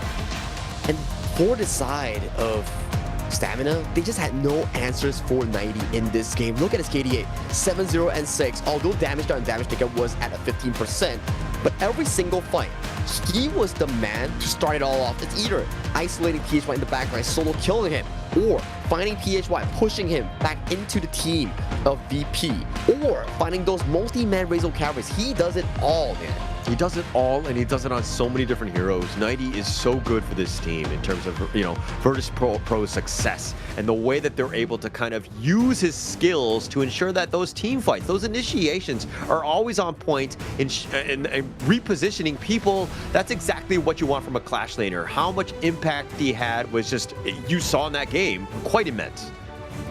If only I get Clash laners like this in my rank games instead of Kid Dofu with Spike Dongwang. That would be great, man. That would be great. Shots fired, man. Shots fired. Shots fired. Shots fired. That was intentional. That was intentional. But man, after we look at this, right, Holler, it seems to me that the strength discrepancy between Virtus.pro and Stamina is not just wide, it's hella big. Yeah, it's actually quite deep in that sense. And I mean, it's great to see Stamina Esports excel at times and to kind of take the fight to them. But you're seeing just that mid to late game. When you're going up against a chess master, this is kind of one of those moments. It's like, the early game kind of close, you're able to find it. But at a certain point, the wheels will come off. And it's not to your fault. It's just there's a bit of a gap in terms of how the skill and experience that you're seeing from this Virtus.pro lineup, they are ready to and gearing to go in this series. It's like every time VP, you say that a chess master, I feel like there's chess masters with boxing gloves. You make one wrong move, like misplacing your knight, he's like, okay, misplace your knight, here's a punch towards your face. Every time you make a wrong move, they just keep punching you more and more and more. If game 1 was all about early game reading and draft difference, game 2 was just brute force in terms of team fights. Yeah, and if they're playing chess like that and they're getting punched in the face, yes, they're going to have a black eye, but they're going to have a lasting impression as they go into game number 3. They need to ensure that they didn't get punched in the eye for no reason, and they've actually learned from that. Game 2, definitely things that they could fix. And there was a lot of learnings, but how fast can they take those learnings into a potential win and finding some success in this game 3? So let's revisit back into the drafting ideas coming from Stamina, right? Game 1 was then trying to draft a solid Clash and jungle to take control of the early game, to allow Fade on the early in scaling towards those big item markers here. But VP read it, VP put a lot of emphasis and control over the setup with that Byron, which stagnant their game plan. Game 2, they want to play revolving around PHY's poke potential, the double Dolia refresh on gun and Mo, but once again, isolated, dissected by VP's double engage composition. So coming down to game 3, it's not about playing towards your comfort anymore. It's about playing the draft and countering based on what you are given in the available picks. Right, and that's also why picking the Gun and Mo first like they did in the last game, not great, right? Because you know that there's going to be, 4 other picks that are going to be countering that one, and you saw exactly how VP were able to dismantle that one. They need to do a much better job in this one, in the sense of just being able to, again, stay away from comfort heroes. It's great to have, to your point, Sagi, but I think that it's one of those things where, again, you got to look to counter draft at this stage, at this level of game. Oh, we do see a bit of a comfort as well coming in from Stamina. NRFX did have an amazing game on the Yangjin against teams like Team Max back in group stage here. So picking up this flex pick in towards the Clash lane is a feasible one coming in for Stamina Esports to start off the draft. For VP, they immediately lock in both the Ao Yin and also potentially Dun coming in for this starting of the phase. Yeah, and setting themselves up for potentially a Dolia pickup by VP. This is something that they're kind of eyeing to go with. Because, again, Stamina Esports can't pick it themselves. It's almost guaranteed at this point for that second phase to this. Oh, sorry. Hang on a moment. Wait, didn't they pick last it? Game? Didn't they just use it? They used it last game with the DRNJ Dolia. They aren't able to pick this Dolia in this game number 3. Hang on, wait, what? Wait, what? Are we swapping sides or is... Wait. I'm a bit confused here. I'm a bit confused. They picked it, right? Like, I'm not going crazy, right? Game 2, yeah. Okay. Unless this is a side swap with VP on the blue side. Oh, there we go. It's a Diadea. Yeah. Okay. Oh, that definitely scared me here. Okay. For those who don't know, we practice the global ban pick. Once you have used a hero in the series, you can no longer pick it as the series goes by until your next series here. So that's why we're panicking. Because if NRFX locked in that Dolia, that's definitely going to be a no-no here for this draft. Yeah, that would have been a problem for sure. But I think VP picking up the Dolia makes a lot of sense to kind of round off this first phase of the draft. It's perfectly set up, understanding just, hey, what was available, it wasn't banned out by Stamina Esports, so it's pretty much a gimme at this stage. And especially after Dun has been buffed in this patch itself, compared to the previous seasons, he was a bit lacking. We do know you love the double Ds, and this is the restatement of it after the Dun buff, so it's a much better Dun compared to the previous patches here. He has more base damage, extra physical scaling, and he does more damage as his ultimate scales by level with extra health. Yeah, I like it how you're like, you like double Ds. I was like, no, who doesn't like double Ds? The Dude and Dolia combination is so good, and having both of them on is going to be magnificent in this game here. I mean, who doesn't, right? Especially in this current draft as well. Having the Dolia on the third pick makes so much sense. It's one of the prime pairings with the Long. You have strong sustain, strong laning phase. You can also refresh the Flaming Palms to continuously do damage against the backline of SDMN. And I like the approach that SDMN is actually going for. You have the Nua to actually counter out the Aoyin. You have the Lady Sun to beat him in the laning phase. So you need to make sure that, yes, we can't win Clash in Jungle, we can't win mid lane here. So let's win this game through beating Teagle in the laning phase. Yeah, and that's going to be a pretty big one, right? Just forcing that down. But if you're looking at like limiting the farm of the Yaoyin or Lung or the dragon, if you will, I think that if you're looking at the other side of the map, Nighty got his Charlotte. He has been magnificent on this hero. He's been able to carry, and yeah, you position them and you go after them. Sorry, Hailong yawning just cracks me up at the end of the day. But I think that Nighty Charlotte, this is going to be a problem for Stamina Esports to deal with. And Nighty had a phenomenal performance on Charlotte in majority of his esports career in HOK Esports, right? And especially I remember Charlotte against Nongshim in the stage 2 of group stage. He was just flying everywhere, clutching every single fight for Virtus Pro here. So having him getting his hands on this pick is definitely going to be a difficult one, especially when you're picking Fuzi, a not so strong early game hero that may be punished by the mid and jungle control coming in from VP. Yeah, and I mean, they're using this Foots to potentially lock down the Charlotte, which you know is going to be trying to go for that back line. It's looking very squishy on the stamina side in the sense of having the Nua, Lady Soon, and of course the Diadea. All of these targets, prime targets for VP to just kind of like hone in on. But I would say that in terms of drafting phase as well, Stamina does look pretty comfortable coming in towards this game tree. Much more fighting power, much more setups coming in from the members here. So in terms of fighting potential, it's definitely much better compared to game 1 and game 2. And that's the CD key, R7T2Y9 here. Slap it in towards the CD key community tab and get yourself and everything rocks for free.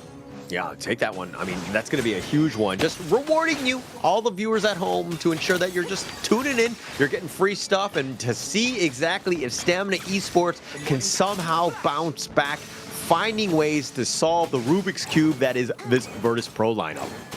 This Virtus Pro lineup so far, there's no apparent answers in this BO7. They have been really consistent, they have been finding their markers here, but the idea that Stamina is looking to propose is that they lane swap Fade in towards the mid lane to get the fast wave clear and assist with them in this slightly difficult early game. And you're seeing the shift, right? Like the strategy from Stamina Esports is like, hey, our jungle was being invaded early. Now we're looking to turn things around. Yes, we're not able to always be in lane like we want to, but now we're going to kind of put a little bit more pressure on the VP, not giving everything away for free. It's a smart approach, right? You don't want PHY on Nua, which is really weak in the early game, to take control of the mid lane. Instead, you want Fade, someone with immense wave clear, to take control so that NRVX has a comfortable early game clear. Oh, that one might have been stolen. Oh, wow, that was scary. He's fortunate that that's not a enhanced basing attack coming from Clue. If not, that could have been stolen. Yeah, that could have been. But now, Rock right now looking to kind of go for that wind slash, and Enervex deciding to fight this one. Fade is there as well, but Enervex is taking most of the damage. The power gradation is going to be on point, and they do actually find him. They get the first blood onto Enervex. A bad start for Stamina Esports. This reminds me of 2024 when the double Ds was this dominant here. That wasn't even double ultimate done. That was just a single one. And just marching in, finding Enervex in the jungle. And that top side though, we do see With Death going in for the Sage's Might here, but does get chased CC. Can he get away though? He's so low. He does get taken down by Rocket 90. Yeah, this is going to be the problem with Death. Always, I mean, in the 1v1, it makes sense, but you know that Rock is going to be looking to kind of shift over, rotate to that top lane. He was just there in your jungle. Probably need to play a little bit safer, but he thought if I lock him down with Sage's Might, I'm going to get back. But Rock is there, and they had too many stuns at that point, and they just got that kill. Rock is such a flexible player. In some cases, you would think that, okay, Rock is probably doing his Crimson Gold in the top side, so I can go for this 1v1 player on towards 90. Then the moment he casts a Sage Might, it's like, oh no, why is Rock here? Isn't he farming in the jungle? Yeah, he's supposed to be elsewhere, right? And Rock, he's like a horror movie, like a horror villain, right? In the sense that he's always there when you least expect it, I would assume, by Stamina. Because it seems like they're playing where Rock, you know, they're not giving him enough respect. They are not, and you can see, if you're not giving him respect, he's just marching in towards your jungle and looking to invade this once again. Oh, the unruly played with that combo. They find With Death. He's an old man, and he's going to be going right into the grave. And VP right now looking to take the Azure Golem. Stamina, all they can do is watch at this point as their jungle is getting pillaged. This reminds me of game number 1, with Death just casually suffering deaths after deaths after deaths, which has led to absolute loss of jungle control into the hands of VP, and Rock is just bullying Enervex in every single one of his attempts. All right, I think With Death, if anything, needs to change his name to With Life, right? Because I think that his name is alluding to the fact that he will be destroyed. I think he needs to give himself a chance and being a little bit more positive here. You sound like you're making your own conspiracy theory right now, so maybe that actually puts him back into more control. But so far in through this early game here, we do see VP taking control over this Tyrant here. There is also the Azure Golem and Crimson Golem available for the taking. You see Hylang just going in aggressive, wanting to chunk out Enervex as much as possible. Does get out the first ultimate coming in from Hylang though. Yeah, but it's just space created. You knew that because he was there threatening the Crimson Golem, that was going to open things up for Rock to take that Tyrant. And now With Death, who needs to again change his name to With Life, he will be killed yet again. 90 gets the solo. He's just flashing in with those flash gradations here, and he knows for a fact that he needed to flash in to gap close for the final damage mark. That was very well played by 90. Every single one makes the connection on his skill combos. 90 is so scary. I mean, on the Charlotte, just the amount of impact he has, the value. He's getting solo kills. He's already taken the top T1. It's not even 5 minutes into the game. Absolute domination in that Clash lane. And 5 minutes right now, you do see the mid lane turret is being knocked on by the members coming in from Virtus Pro.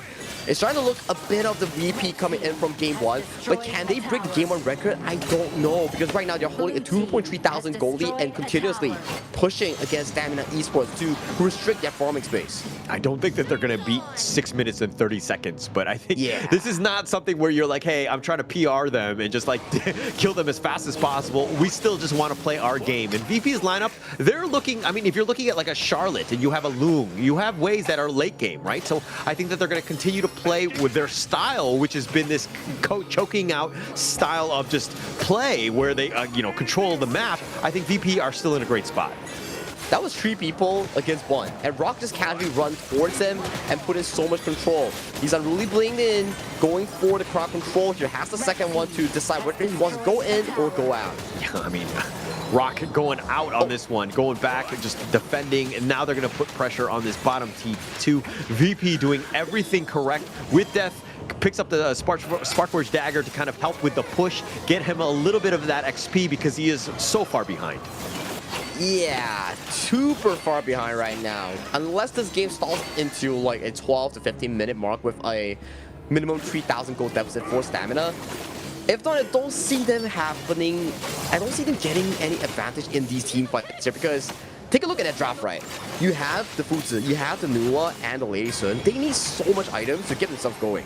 Yeah, and it's going to be tough to kind of find at this point. And now Zing, just gets up back. They're going to go into the Tyrant lair. They find Rock, who's going to take up most of this one, and he's taking quite a bit of damage. Enervex is doing a decent amount of work, but now with the Wind Slash, and he has the shield, and Enervex says, no, I'm in a terrible spot as he gets knocked down. And now Nighty going after Fade. That's going to be the prime target. Is he able to find him? Nighty's not able to slice him down, and he will just barely get away. Rock was so tanky with that dude. He went in 1v4 as cosplaying as a Tyrant to fight against the Stamina members. And he took in all the burst damage and still managed to make it out towards safety here. That's why we say, in terms of damage, in terms of control, Stamina needs so much more time. Even if you get a stage mine on towards Clue, there's just no follow-up here. No follow-up, and Clue is very squishy and not even able to get that kill. I mean, the rest of VP were just hounding and protecting Clue and ensuring that he stayed alive, but Stamina Esports throwing everything, seeing what sticks, and apparently nothing is. Nothing is sticking right now, as you mentioned here. Stamina slowly but surely losing control of this game. At the 8-minute mark, they are losing, trailing behind almost 5,000 in against their opponents here. Check out the itemization here. We do see Fade working on the Daybreaker after his Axe of Torment here. You know he's desperate to take down Rock, but that's a not so ideal itemization coming in from Fade. Yeah, I don't think that you can really take down Rock, no matter how many items that you get at this point. I think that with his 5.2 leading at least, almost everyone from the side of Stamina, he's going to be a tough nut to crack. He will definitely stay alive. Plus, you have 90 with 7.2 net worth, as well as T-Gold 6.3. They have so many, items at their dispersal. They can do whatever they want. This is going to be a tough one for Stamina. Yeah, 90 also went for the Blazing Cape, one of the best items currently in this patch. You have 150 armor, 150 magical resistance, and you also have 1,000 health to add on towards that. So for 90, he's got a rate plus. You can't take him down right now. You can't take him down. Plus, he can take you down because he has a decent amount. But the Heaven and Earth mode just trying to defend. The Fate Rewind on back. T-Gold doing a decent amount. They actually get the knockup onto Enervex. They get the slice and dice onto him. And Hylong just barely staying alive. Rock has just been the tanky frontliner, but he's taking a decent amount. He has the shield. Stamina not able to find a single kill. And they also lose their tier 3 high ground here. BP dove in fiercely, and they still got out cleanly after that play. And right now they're looking at all your remaining buffs.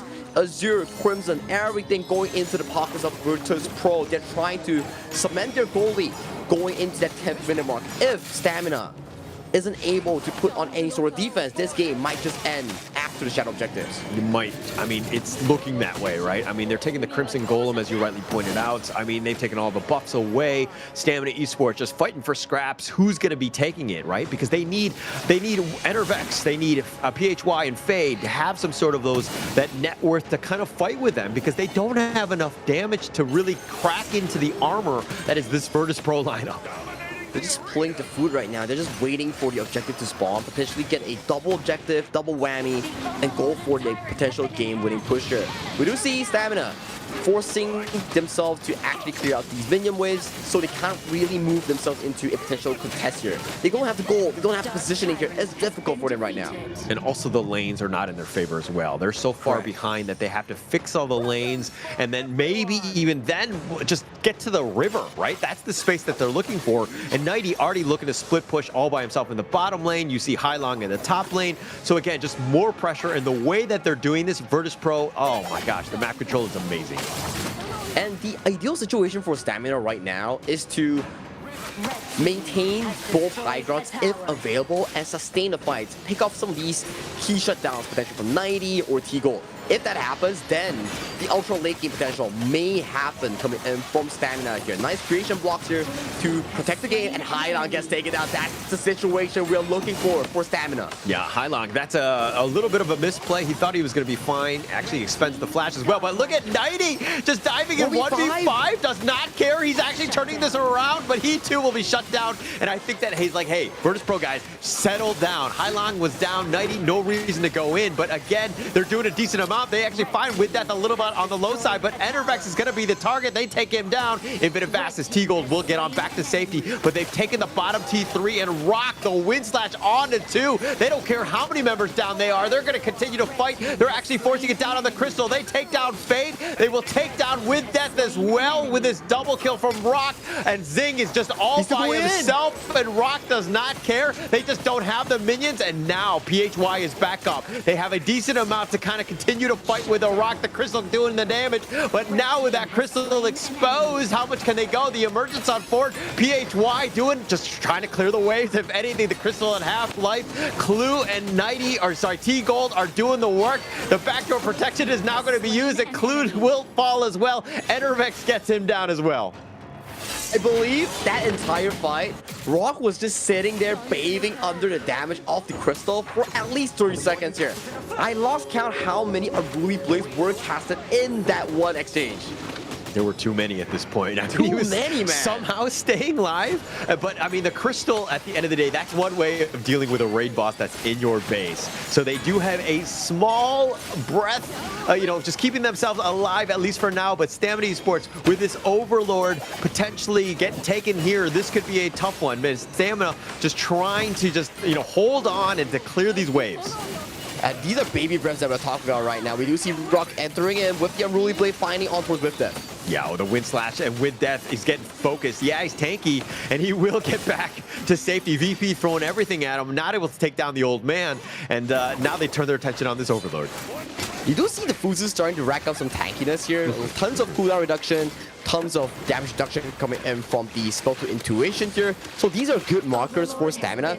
Like I say, if this upcoming Overlord, they can hold that high ground push, they can hold the game-winning push coming in from VP, then it's definitely going to be a delay in towards the late game that Stamina Esports is looking for. It's definitely a race of stamina, just like their name. Yeah, and I mean, just wave clearing, right? And just kind of just slowing the game down as much as possible. But that bottom lane is definitely at risk right now with Nighty there. And look at how With Death is moving his way to the mid lane. But this opens things up. Nighty looking to go for that flank. And now he's going to join up with Rock. The Wind Slash is going to be on point, finding Zing, who actually takes a decent amount with those scepters. The Enervex is there. He might want to hound on forward to get out of position, but he's going to eat a Flaming Paw. But he's going to hide. The Wind Slash is going to do some decent work. But they take the Crystal in game 3 just like that. Virtus Pro will be the winner. Series point coming in for side of Virtus Pro. Just like you mentioned, this is an absolute domination coming in from the Italian squad. They are just rampaging through every single team fight, showcasing their macro, their micro prowess against their opponents here. Hopes are looking to be diminished so far coming in from the side of Stamina Esports here. Yes, there is still the hopes of a reverse sweep, but after looking at these 3 games, the hope is not that glaring here. I mean, if there's anything, there's a bit of a break, so that might give Stamina a little bit of a, just to calm down a bit. I mean, those 3 games, not great, and it looked like Virtus Pro were just steamrolling them. And towards the end, you kind of saw a little bit of impatience by Virtus Pro, where they were just looking to just end the game as quickly as possible. I mean, that might have bit them in the butt, against maybe other teams, but they had such a huge lead that they were able to kind of, play with that lead in that sense. But going into this one, I mean, Stamina right now is looking to be in a tough spot. I mean, as of this point, you can just say that this is a learning experience for them to do better in the lower bracket here, but it's still too early to say. Yes, you cannot count them out until the full series is over. You never know what will actually happen, but given over to the side of Virtus Pro, the impatience that we saw in the late game, was it impatience or were they just having fun, just continuously diving against their opponents? Well, if you were the coach of VP and your team was doing that, how would you feel, right? You'd be like, yo, guys, let's settle down a bit. Let's have some fun, okay? But, let's just win. I think that's more fun to me. Correct, right? They don't want to waste their stamina going in towards the later stages of the day or the next few days when they potentially have to face against Nongshim or potentially drop to the lower bracket here. So saving your strat, saving your stamina is really important for either of these teams. But let's take a look at this game number 3 stats here. I gotta say, that Dundolia combination, top 2 performance coming in from Rock Clue. It was so good. It was so good. It was so good. So much value that was there. And Rock, understanding the assignment of just being that tanky frontliner, he actually did some of the most damage with 90 actually surpassing him just by a bit. But this is kind of the state of the game, right? Virtus Pro, full control, taking over. Just a matter of time before they were able to take him down. I mean, there was a little bit of a blip towards that, that 12-minute mark or so, and probably throwing a bit in that sense, but it's just enough. Virtus Pro understanding the assignment of how to take down Stamina Esports. And throughout the highlights as well, the double Dundoya combo, the double D's combo, they were just really consistent in just invading his NRVX, catching with death and 90. You gotta give him props. This man was just on a tear and roll. Remember this is the Tyrant cosplay coming in for the side of Rock here.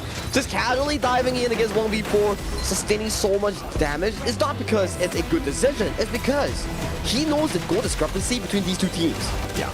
And he was so tanky, right? I mean, he's tankier than the Tyrant at that stage, right? And then NRVX got completely baited out. I mean, the most of Stamina Esports did is they were all kind of stuck on the wrong side of that Tyrant pit. They wanted to get back to base, and PHY getting awfully focused fired quite a bit by 90. He sacrifices his life just to kind of send a message more than anything else.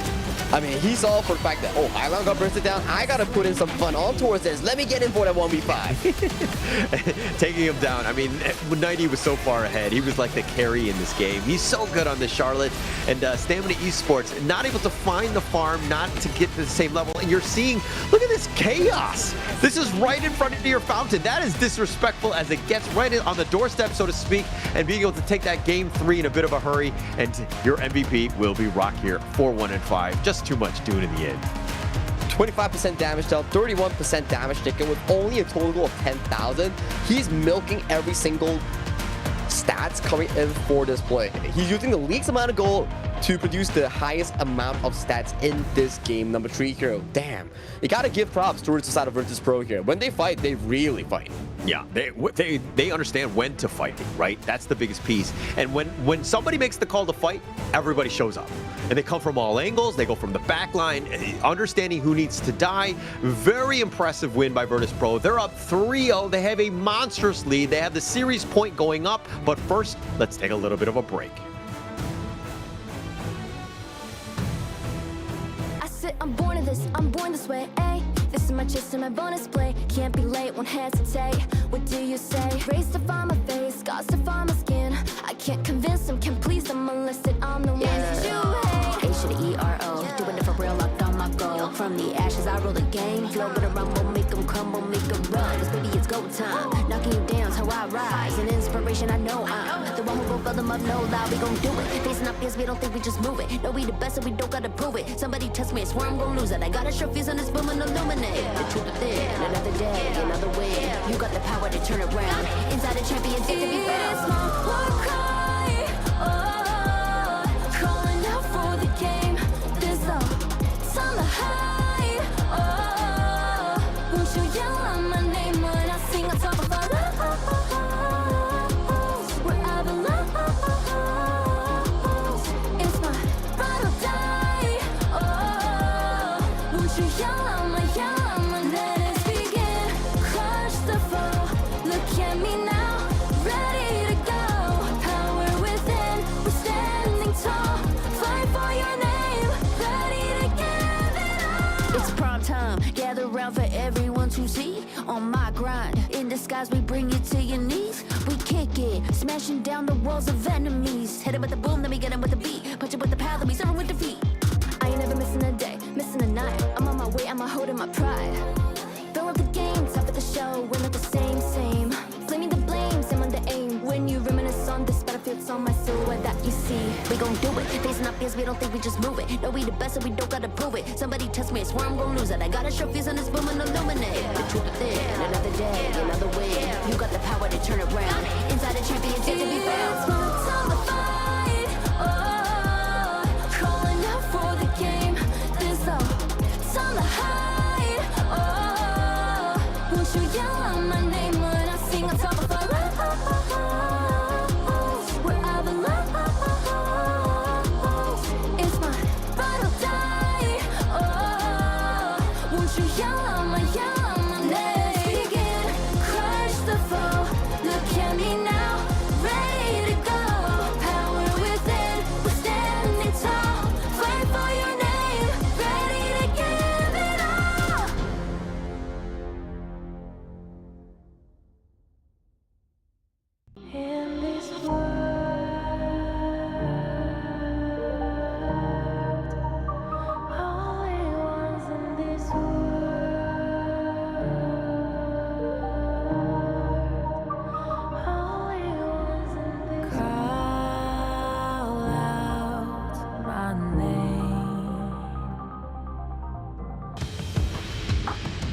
Welcome to the Honor of Kings Major League Spring 2026. My name is Sagi, and with me is your boy Holler here. And so far, Holler, I gotta say, it's not easy. It's Stamina 0-3 against VP, one more loss, and they're directly going into that lower bracket. Yeah, Stamina Esports right now, they need to think of every single game as a best of one. Just, you know what I mean? Like, go all in terms of draft, strategy, every execution. Use that stamina. Get yourself a chance in this one because, again, you need to just take one game off of Virtus Pro. Make them bleed and to kind of understand that, hey, they are vulnerable at the end of the day. Yeah, just get to that marker that you're looking for, right? Don't set an unrealistic goal because, yes, we can always see the discrepancy between these two teams. So you set yourself first. Okay, baby steps. Let's try to look for a team fight win. Then we look for a big win in the series. Then we slowly scale into more wins later on. As you can see as well, this is the global ban pick updated here. So if we were to look over to the side of this Stamina Esports lineup, I gotta say it's not that expensive for some of these picks. Yeah, not that expensive. And this is what you're thinking about when you're talking about like a best of 7 where things can go very deep. If you're looking at game 6 or so and you're like, hey, what heroes are actually available and do they actually synergize with one another? But going into this one's going to be key. I think that also if you're Virtus Pro, you want to play something heavy-handed. You don't want to show any strats, any of your drafts. You want to just close out the series as quickly as possible. Of course, right? You don't want to show anything to like a potential contender, which is potentially between the Vicious or Nongshim Redforce, right? So right now, you do see some of these teams getting into the pick and ban phase here. Not long into it, we do have to see who actually still wants to play the Kaiser or the Revamp Nutsa. So far, VP's Rock has found a lot of success with the Revamp Nutsa here. So I'm interested to see if any team wants to try out the new Kaiser. Yeah, actually, that would be very interesting. And I don't know if it's really ready. I mean, it's the first time it's on the patch, the tournament one. I mean, this could be potentially in VP's favor where they can kind of play around maybe with a game or so to test out new heroes. But the Chicha is going to be picked up by Stamina Esports. This is an interesting hero because it's been very strong at the KML. It's 9-1. It's only lost a single time, and the way that this hero has just been able to excel at the KML has been quite a feat to watch. And it's one of the best picks thus far that's been introduced in the recent hero releases here. And to top it off, it can be flexed into both Clash, Farm, and Jungle. So that's a very flexible hero coming in towards the draft itself. What are the counters for Chicha, you may ask? Heroes like the Fuzi, Kaiser that blocks like damage by bits and bits, those are amazing counters into the Chicha as well. Yep, and it looks like they're going to go with the Lapu Lapu and the Shi to kind of round out and to help support the Chicha. Because, I mean, she gets focused on, you're going to have a bit of a problem. So you have the Lapu Lapu and the Shi to kind of help support with that control. You have, you know, ways to kind of protect the princess, so to speak. And it's a PHY special, right? He likes to play the utility style mage, likes to cause chaos in the side lane, be the engine of the team to start things off for them. So this is a good start coming in from Stamina. The thing that we need to be focusing on is how they actually play this team composition here. Can they actually force games as quickly as possible so that DRNJ and Fatih doesn't scale into the leaking for VP? That could be a potential problem, right? I mean, both of those guys are able to... Anytime Nighty gets one of those carry type of Clash laners, it's always scary, especially since he's had such an edge going up against With Death in this entire series. He's gotten that space, so you might as well give him the farm laner or the farm Clash laner to just carry the games. And his laning is just really good, right? So far in this entire BO7, out of all 3 games, Nighty has been consistently suppressing With Death in that 1v1 matchup and allowing VP to get that topside jungle control. Every time we pan our camera towards there, is Nighty bringing Rock, invading his NRFX, taking his buff, taking his camps. It's like taking candy from a baby, so to speak. Yeah, and I don't know if we're supposed to call the police or somebody's parent to get, you know, to take away the candy because Nighty's just been, you know, menacing against With Death. He's With Death tonight. Whatever happens, we'll be having nightmares about Nighty. Oh, hang on a moment. And this Fatih might be going on towards the jungle as well. They are still shuffling around the idea of where to put this Fatih, but that's the Kaiser that we're talking about here. That is the revamp Kaiser. So what did they revamp? Your spell 2 now, the enhanced basic auto attack, allows you to cross over wall. So if there's no target, you can use it as a mini dash. If there's a wall, you can use it as a dash over to the wall. So it has skyrocketed in terms of win rate and play rate in the global server. A lot of options, right? And that's the biggest piece, right? And like plus the fact that he's the invincible warrior, going to be tough. But if we're looking at the other side, I mean, you have the Mulan. This is something that we don't see all the time. KK tends to play this one more than anyone else on the international stage. But walk me through this lane matchup between Mulan and Fatih.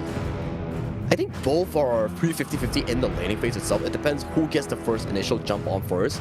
The first four levels coming in for the Mulan will be quite difficult, but once Mulan unlocks her ultimate, the heavy sword form, that's going to be slightly more in favor of the Mulan here. So the early game is really important for WithDev on this Mulan. He cannot afford any sort of mistakes that he had in Game 1 and Game 3. Yeah, he definitely needs to step up. I mean, you're kind of like the Clash laner at times. You're kind of like, does he really need to have an impact? He can play from behind. He'll be able to kind of catch back up when he needs to.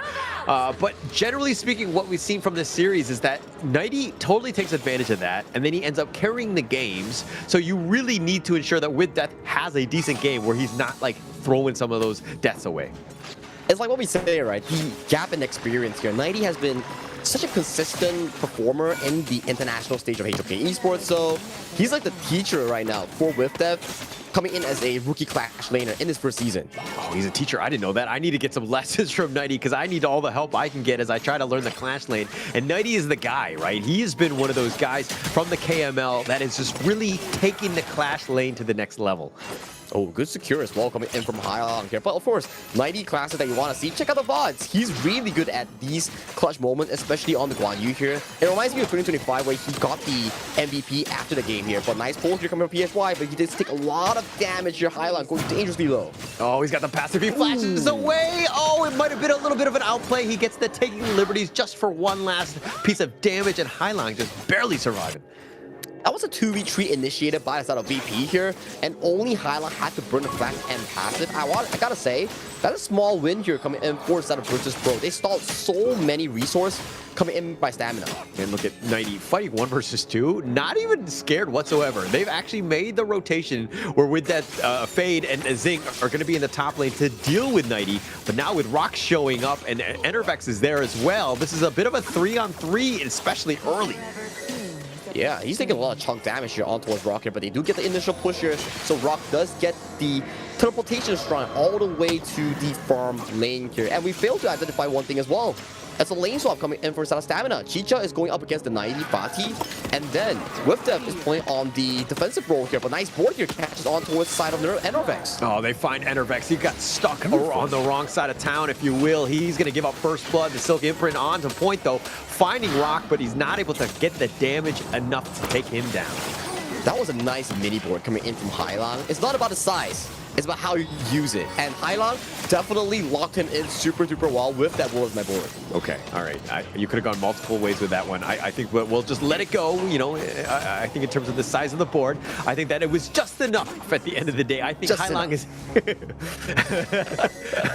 But Virtus Pro here, they will put, again, Clue and Zing. This is a better love story than Twilight, as they're literally just scratching each other more than anything else. Yeah, just taking damage left and right here. Rock being funneled majority of the resource with the ghost sharing mechanism here. Top side, though, we do see Fade getting jumped on by the 1v1. Oh, he's going to be by himself. Get the pull back, but here comes Rock, the heroic entrance, if you will. Fade is taking most of it, and they dive the tower with that. Please, the Unending Sorrow is going to be just enough, and they take down Fade. Such a beautiful dive coming in from Virtus Pro. You do see that Clue actively wants to tank the turret first for his teammate. It's because he can reset the tower aggro with the Unending Sword, which is the ultimate of Yuan. And then it gives them the opportunity here. Nice engager coming in for the side of Zing here. But buddy, that's no follow-up coming in from your team. And Hylong gets to react with the flash amazingly. Oh, the timing, the fast fingers from Hylong, the outplay, if you will. Zing thought he had him lined up. He goes for the flash raging sea himself, and Hylong flashes out of that one, staying alive. Just really well played by Virtus Pro there. Pain after pain after pain. They always say no pain, no gain, but all I'm seeing is just pain and no gain here. Oh, the Unending Sorrow. They actually find Enervex. He's on the wrong side. He gets picked off as well. And now with this tower under siege at this point, Virtus Pro doing everything. And without a jungler, Stamina Esports are going to have a tough time even trying to catch back up in this one. buffs are also going into the hands of VP once again. It's a repeat of Game 1 and Game 3 where the jungle entirely lost control this time around. PHY, Fade, and Zing were the main victims in suffering all these ganks coming in from Virtus Pro, and with that, more lead goes into the favor of VP, and 90, he's not done yet. He wants PHY. Yeah, he's just chasing him down. I mean, look at how much damage he's doing. He's like, 1 versus 3, I don't care. He's like, I don't need items. I can do enough. I have the damage to kind of just push away a PHY who has to respect it at the stage, but they are in a bad spot already. Now they find Enervex, who just wants to farm. He's by himself, giving up yet another kill, and Hailong staying alive, using the passive. No, he will be picked off. PHY finally gets the kill on Hailong.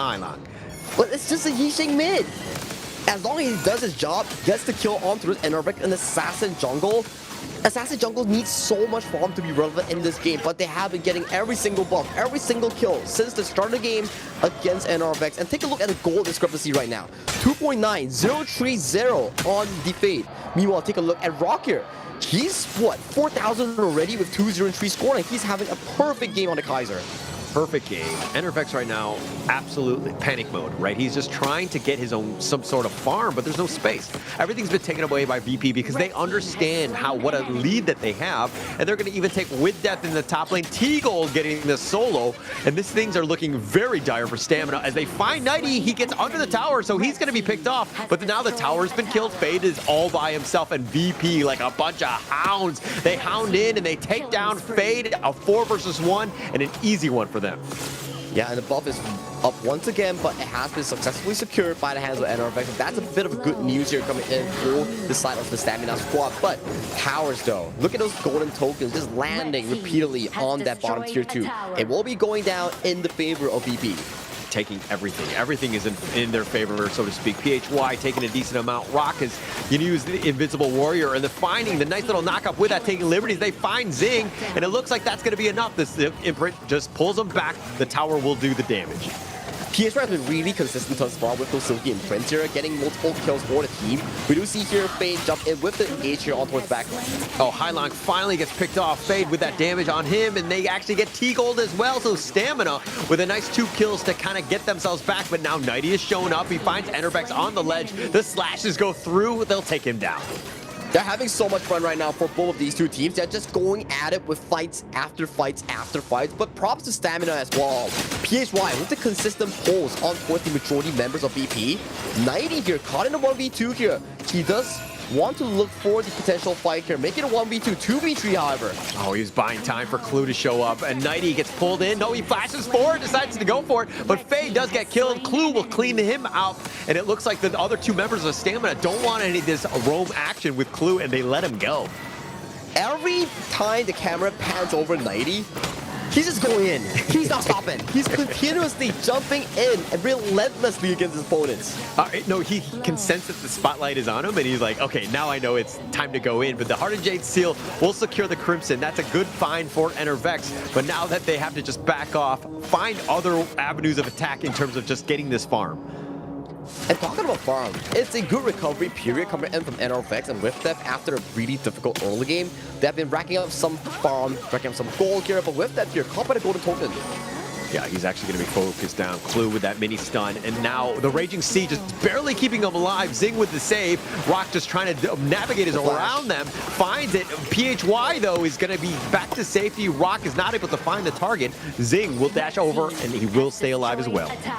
So flexible. The current pack Kaiser, you can go in and you can dip out with your enhanced basic attacks. You have so much more mobility compared to before, making him such a viable pick this match. Yeah, he's going to be definitely a bit of a problem here. Taking liberties, not going to lock him in, but zones them out. I think that they'll be happy with that. They take the top T2, and now with those minions slowly making their way here, VP looking to siege this top T3.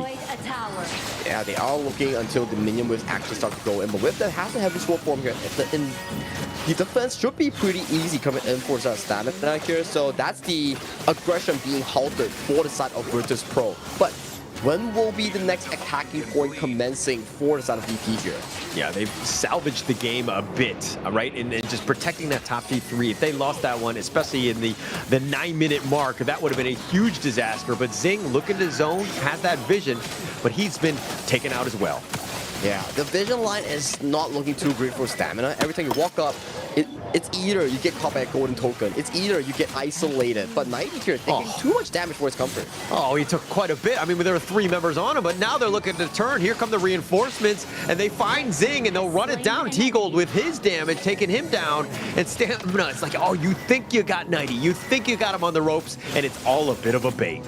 Everyone is just flashing in as of this point here. We just saw Hailang try to go in for the confirmed kill on towards PHY. Sadly, he did miss it, but the board does zone out majority of members from defending this, and with Death, ooh, you're not going to be feeling good after that one. Yeah, you're definitely not going to be feeling good. I mean, with Death, I mean, he was like a melee creep in that sense because they had so much damage to burn him down. They'll take the bottom T3 after the fact, and VP Roland, they want to close this game out. They want to go to lunch early, if you will. They take the top T3 as well. Stamina right now trying to hold on. I think if you look at Malaysian timing or Singapore timing right now, it's brunch. You can still make it for brunch right now, and you might still get like what, workday offers or like discounts or whatnot, because they are making this look easy and quick for them. And right now, 10-minute marks, they are ignoring the Tyrant. They're just straight beelining, going for that Shadow Overlord. This objective will allow them for an easy push into that mid lane. Yeah, they're taking everything. I mean, exerting their dominance, if you will. The way that they've been able to control that map, those Vanguards are going to be a bit of an issue at this stage.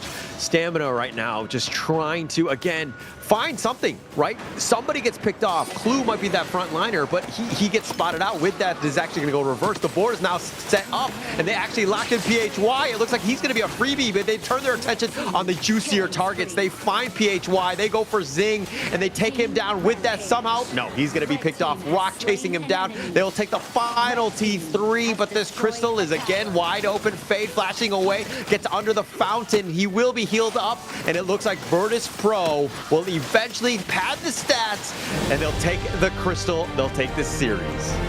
4-0, clean game all around coming in from Virtus Pro. As they conclude the series, they do advance to the upper semi-finals. One more win will separate them and get them even nearer to that EWC spot. Unfortunately, for the side of Team Stamina Esports, they will fall down to that lower bracket, having one more life in this playoffs. One last life, the elimination game for Stamina Esports, and they're going to be watching the next series, which is, of course, it's going to be Nongshim Redforce going up against Vicious Esports. The loser of that will be their opponent. Stamina Esports need to find something. If anything, they need to recover after that onslaught that Virtus Pro threw at them. And they will be playing today as well, right? They will be directly playing after the series between the Vicious and Nongshim Redforce, so that's gonna be not a lot of downtime for them, but it's good news, right? At least you get to see your opponents play before the series itself. Yeah. So small wins in that sense, right? I think that, okay, now they have a little bit more time to kind of rest and maybe just kind of get coached up and learn those lessons that they learned, because there were a couple of games. Game 1, not so much. Game 2, 3, 4, definitely more so in terms of the learnings that they can potentially kind of dig out and potentially mine as they go up against that final series in that elimination game. Yeah, talk about elimination game, man. They make it look flawless and easy here. It wasn't even tense. It was just VP entirely in control in all 4 games. Yes, there's devs here and there's mistakes here and there, but overall, VP never lost control. Never lost control. Full control, if you will. I mean, just completely dominant, right? Enervex got caught out multiple times early, dying 3 times, and it's so tough to come back from, that sort of early disaster of a start, because when you're looking at the other side, Rock is there, 90, Hailang, T-Gold, Clue, all of these guys will take that lead and just exert dominance, take over the map, and just completely control the game. And T-Gold, he's the main firepower of this game. He's been getting solo 1v1 kills against Whiff. He's been doing majority of the tower damage, and he's on top of the DPS stats in this entire game itself. 72,000 damage done, 25,000 damage taken. He seems to be a potential MVP candidate with the contention of VP's Clue. Yeah, definitely so. I think that he's just completely, like, that's exactly what you want, right? And finding a roster where you could pick any one of these guys to be an MVP. They've been multiple MVPs throughout their entire, Honor of Kings esports career, but to see T-Gold to rise up how is the farm laner going to do? And you're seeing what? He's stepped up, and you're seeing just how much, well-rounded this team is starting to become, and they're starting to be very scary. And they are a new squad in general, right? You have like multiple members of Gen G, you have multiple members of Twisted Minds, and then you have T-Gold, which is his debut season. And so far, he's taking up the mantle really well and besting some of the best farm lanes in the KML, which is like Siri from Nongshim Redforce. So he's definitely having a pretty good season thus far. Yeah, for sure. And I think that if you're looking at the roster, right, you're like, oh, T-Gold, where did this guy come from? I mean, he's from Italy. He's got the passport. He's got, all of the right pieces in terms of just like rounding out this draft or this team and finding an absolute gold player in the sense of just like having that solidified farm laner. That's exactly how you want to just lock out this team. Exactly, right. And we do see that Hailang, he's been the spotlight of this game with majority of these beautiful boards. Yes, his KDA might not be the greatest, has been picking off multiple times, but every single one of these fights was boards after boards after boards starting off it for his teammates. Yeah, he's been super annoying. I mean, he did die a decent amount of times, but sometimes there's a little bit of risk when you're going in with that board, but it just sets things up for the rest of the squad where VP were able to completely capitalize on that because Stamina Esports were then out of position, right? They had no real chance to kind of continue that fight, and you happily sacrifice the Yixing or the Hailang in this case to just, to win that team fight. And boards are not easy to hit at all, so props to Hailang for setting up so many of these plays for his team. But the MVP of this game is just what we have talked about. It is the newcomer in towards the KML scene, VP's very own T-Gold on the D-Renjit. So 1-4 in terms of KDA, 30% damage dealt with only 14% damage taken in that majority of that game itself. Great game by T-Gold. I mean, just really set up by the rest of them. And that's the kind of confidence boost you want as you go into the winner bracket finals to kind of just get him going, right? I think that other teams right now, what we've seen in the KML, they were testing T-Gold. They were putting the pressure on to see if he would crack. And you're seeing what happens. No, he's actually welcoming it. He wants that pressure. He wants to be in this situation. And Virtus Pro are hitting that next level. And he's thriving under pressure here. But with that, that's the end of the first series here for the KML Day 1 of the playoffs here. We'll take a short break before we bring you more action featuring Nongshim Redforce against the Vicious.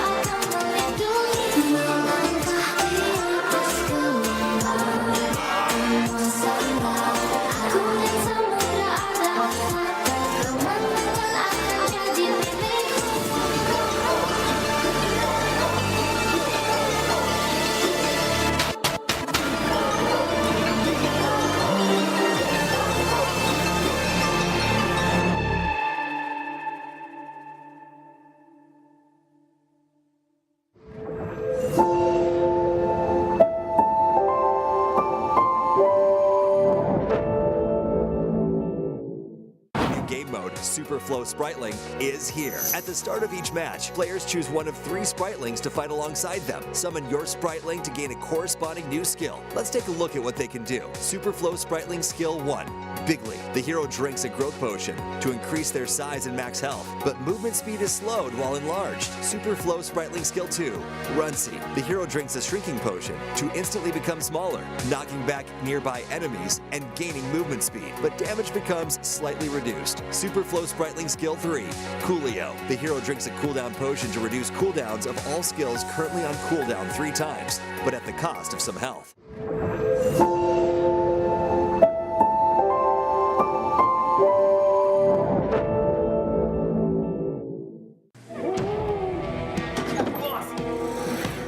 I think we got the wrong guy.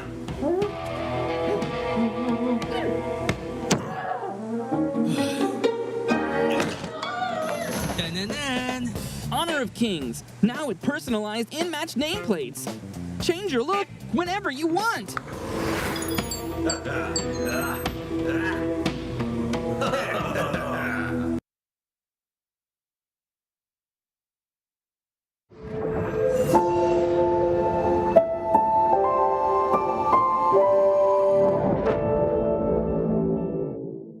The flow. The origin of all energy in honor of kings. It shapes all life within the gorge and gives rise to countless skills and abilities. Some have learned how to harness the flow, transforming it into abilities uniquely their own. Yet, the flow has no fixed form. It moves freely like the wind and shifts fluidly like water. Time, space, life, and emotion all alter the course of the flow. Thus, different heroes awaken different powers through it. Some temper their bodies into peerless martial masters. Others delve into arcane arts, wielding overwhelming power that can rewrite the course of a battle. But the potential of the flow goes far beyond that. Step onto the battlefield, and amid the clash of combat, you'll learn to command the ever-changing nature of the flow, forging a combat style that is truly your own. Remember, the flow has never had predetermined rules. Rather, you are the one who creates them.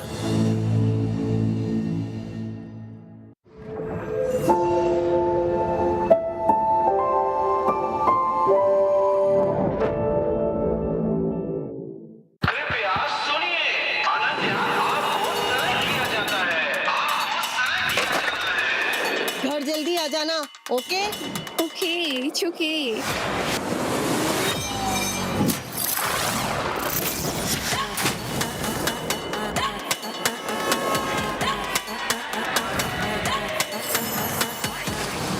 This is HOK.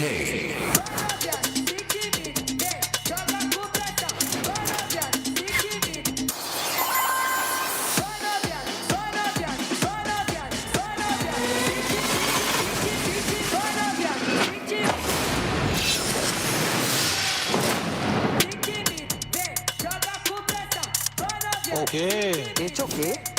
तो मैं काफी time से mobile games खेल रहा हूँ और इस genre में सबसे टॉप पे आता है वो है ऑनर ऑफ किंग्स और ये ऑफिशियल इंडिया आ रहा है.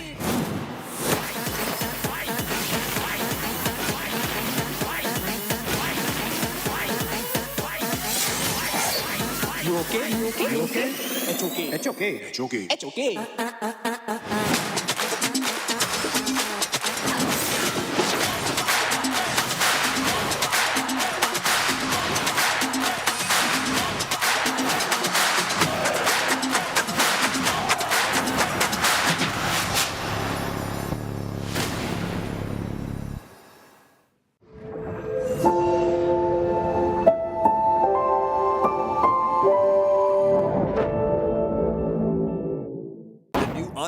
Spring's version launches on March 11th. Multiple heroes have received upgrades and improvements, along with a new mode, Super Flow Spritling, and battle improvements waiting for you to explore. Let's take a look together. In this update, Ninja receives a gameplay upgrade. His skill 3, Universe Ring Skyfall, is now upgraded to allow targeting enemies on screen to initiate a charge. During the charge, Ninja gains crowd control immunity, deals physical damage, and knocks the target back, while also gaining damage reduction and resistance. After using the skill, its cooldown is based on flight distance. Charge speed starts at maximum, then diminishes over time. A new skill 4, Universe Ring, has been added. Ninja hurls the Universe Ring to attack all enemies, enhancing his skill 3 to have global range. It also grants global vision of enemies and disables enemy recalls while it is in effect. Global control potential fully unleashed. This update also brings balance improvements to Luara and Fatih. Now, Luara's mana costs are reduced. Her wall traversing has been improved, allowing her to cross walls she couldn't before, greatly improving her mobility. Her skill damage structure has also been improved to benefit more from extra attack. Her visual effects are also improved, making her blades clearer.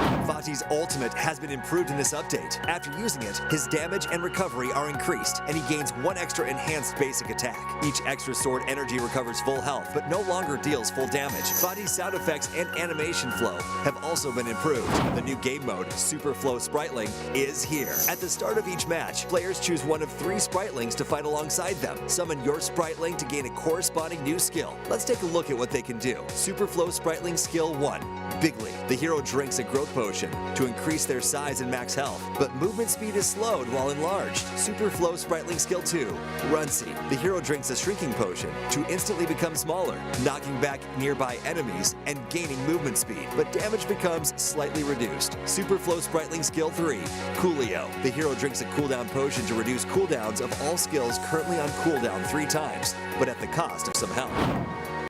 This update also includes multiple battlefield improvements, which we hope delivers a better combat experience. Gold distribution has been improved for Overlord Dragon minion-led lane pushes. If no teammate is nearby to receive gold from a Dragon minion's kill, the gold will now be evenly shared among teammates. New visual icons have been added for defeating the Overlord, Shadow Overlord, Tyrant, and Shadow Tyrant, making jungle information clearer at a glance. Minion wave positioning has also been balanced to reduce inconsistencies in minion positioning that could occur in certain situations. Also, a new boss focus fire mechanic has been added to encourage team play and increase the rewards of teamwork. The 5 big bosses affected are Overlord, Tyrant, Shadow Overlord, Shadow Tyrant, and Tempest Dragon. The new boss monster focus fire mechanic was added to balance the efficiency of solo and team boss kills. When teammates focus fire on a boss together, focus fire stacks will build for them. More attackers grant more extra damage. Up to 4 stacks can be gained, granting up to 20% extra damage. During focus fire, wound effects will appear on the boss to indicate the current stat count. Boss monster base stats have also been adjusted. Overlord and Tyrant base health is increased by 5%. Shadow Overlord, Shadow Tyrant, and Tempest Dragon base health is increased by 10%. All the new content are waiting for you to experience. See you in the Gorge.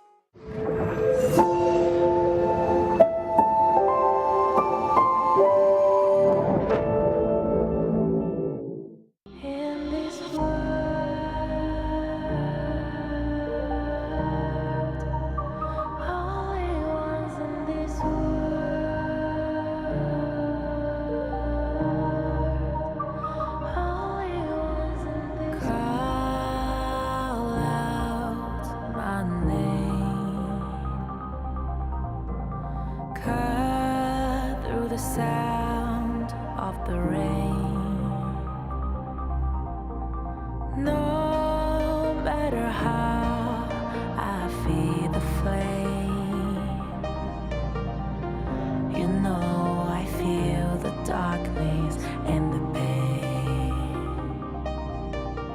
All of the ways we tried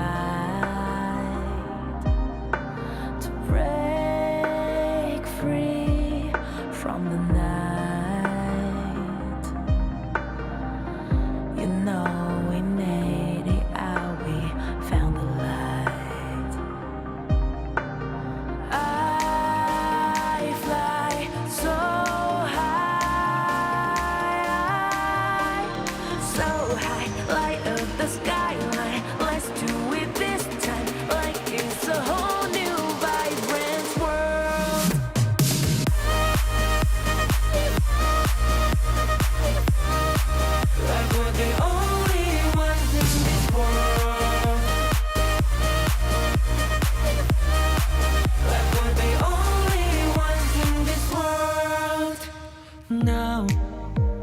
Now I see that I got everything I need.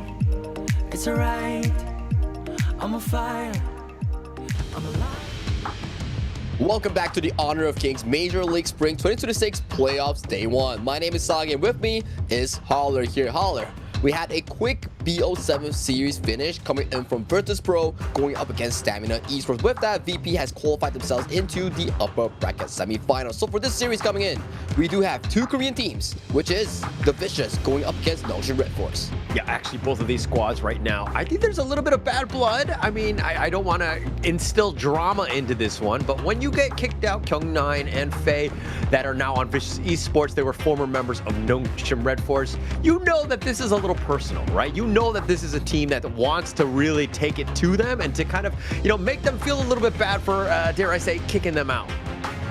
Exactly here. So let's check out Nongshim Redforce lineup.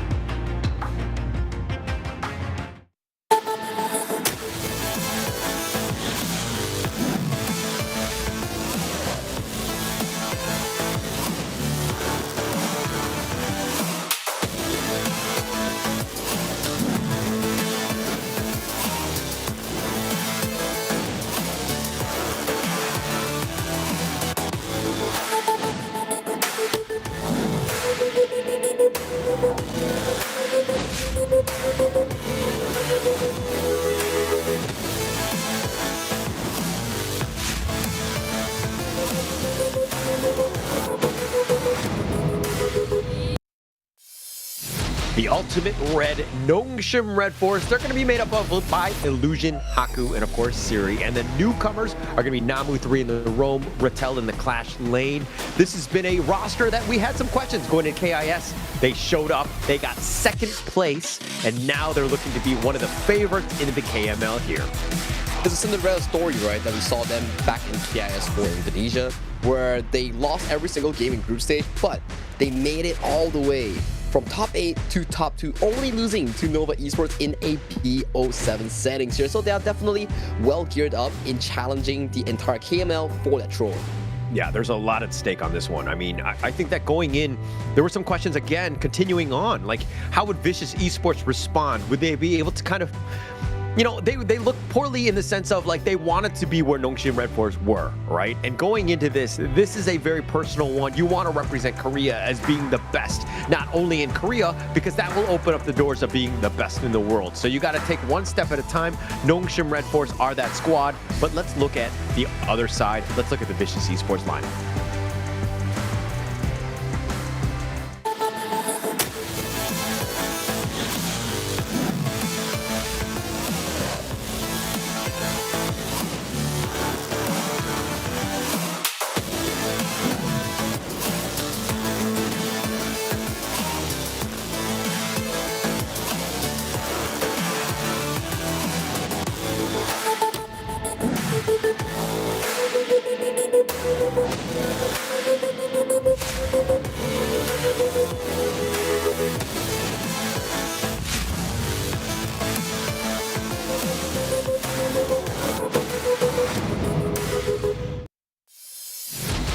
That's the Vicious Esports here, representing South Korea, Kyung9, Faye, members of the Ultimate Red once, and now they are back at it again with a new entire roster here. Sui in the jungle, Do in the far away, and finally Cliche, yet another familiar face back in KME, joining the forces here in the Vicious Esports. Yeah, Cliche, formerly of X-Crazy Raccoons. We saw him in the KME some time ago.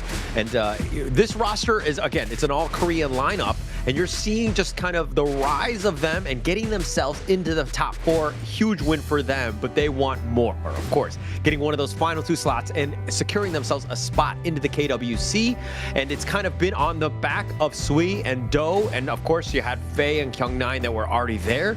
But this is a roster that's looking to kind of excel with Sui's play. Oh yeah, I think Sui has definitely been one of the key players here in making some of the big plays happen for the side of the Vicious Esports. Let's check out the head-to-head between the current and the former Nongshim Redforce roamer players here, featuring Namu-san coming in from Nongshim Redforce and Faye coming in from the Vicious Esports here. In terms of KDA, in terms of kill participation, For the side of Namu, he does take it all, but check out in terms of real stats here. Damage to heroes, average damage taken here. Faye's packing a lot of punch in that department. Yeah, he's been doing quite a lot. I mean, his impact has always been there. We love Faye, right? I think that as a roamer, he's always able to have that impact, especially from the roam. Not the easiest thing to do at times, but he's gotten the better in terms of the stats, at least against Namu 3. So I think that that's a bit of a win for him because, again, it's about showing up on this one. But going into this, now we're seeing that the blue side has been selected. It's going to be going the way of Nongshim. They want to pick first early. Yeah, first pick is always good, especially when it comes down to a long series like BO7, because first pick allows you to visit picks like the Lone, Chicha, the Arlie. That is always very favorable for the side of Nongshim's farm lane. And also you can look into the Dolia potential combinations coming in for the side of Nongshim Redforce. Yeah, and I think the funny thing is that you mentioned the Chicha for Nongshim, but the hero was what, 9-1? I think it's 9-2 now after that earlier loss, but this is a hero that has actually had quite a bit of success. The only other loss going into today was by Nongshim here. Exactly. I remember that exact game. I was casting with Kim Tofu. Siri just went in and exploded himself, and that was against Virtus Pro. You can't blame them. It happens to them. It happens to the best of us, right? Especially when you're going up against a team like Virtus Pro. Although Nongshim has been the closest to expelling Virtus Pro from that #1 seed. They start fast. They usually go 2-0, but then they get reverse swept. We've seen this twice already in the group stages in both rounds 1 and 2. Well, is it a saying that maybe Virtus Pro is like doing a social experiment here, trying to like test their limits, try to test their mental going to BO5 standings? I mean, it's a far stretch, but it's just a speculation that we have. But VC here, after the first pick Dolia for the side of Nongshim Redforce, they do take the Yangjin and both Chicha here. Maybe this is where Nongshim picks up the potential Kaiser or Nurta to finish out this Dolia combination. And if you ever had any sort of doubts of how, what sort of valuable meta picks they're looking to do, both sides right now are kind of in that department, right? The Dolia is a pretty big one in terms of the strategy. The Yangjian and Chicha also very strong in their own regard. So this is going to be an interesting game 1 here. Yeah, we do see the double Ds that has been really successful on the hands of VP, now reinstated back into Nongshim Redforce lineup here. After the buff on towards Dune, it seems to me that a lot of these teams, especially the KML, have much more favor in towards this pick. They like it. I think that it adds quite a bit. I mean, it plays also into kind of Haku's playstyle. I mean, Haku is very versatile, as you need to be as a jungler, but I felt like he, the tanky frontliner like the Ogren Dune are more his style, especially like a Menki as well. It plays into the hands of what Nongshim want to do, really. And Haku's hero pool is very distinct, right? Sometimes you see the Jing, sometimes you see other heroes, sometimes you see things like the Ying, for example, right? So these are available picks that Nongshim can actually venture into, and that's the Laura ban that is really good against the Chicha here. The Chicha pops the ultimate, the Laura returns the ultimate, and all of Chicha's ultimate with the Grandmaster's Forge, gone, misses everywhere because of the blind. Interesting. I think that that's the first ban we've seen, but I mean, you're talking about lane matchup, right? It is something key and something that they want to kind of deal with. But bitches now, they're going to go with the Ganet Mo deal. You have the range advantage against the Lady Jeanne, who's looking to be more of like that support mid and just control the battlefield more than anything else. I think both sides right now, they are trading blow for blow, and Nongshim Redforce lineup is really centered around the Dune Dolia early game, and the late game comes where Siri and Ratel takes control when they reach those late game item power spikes there for VC.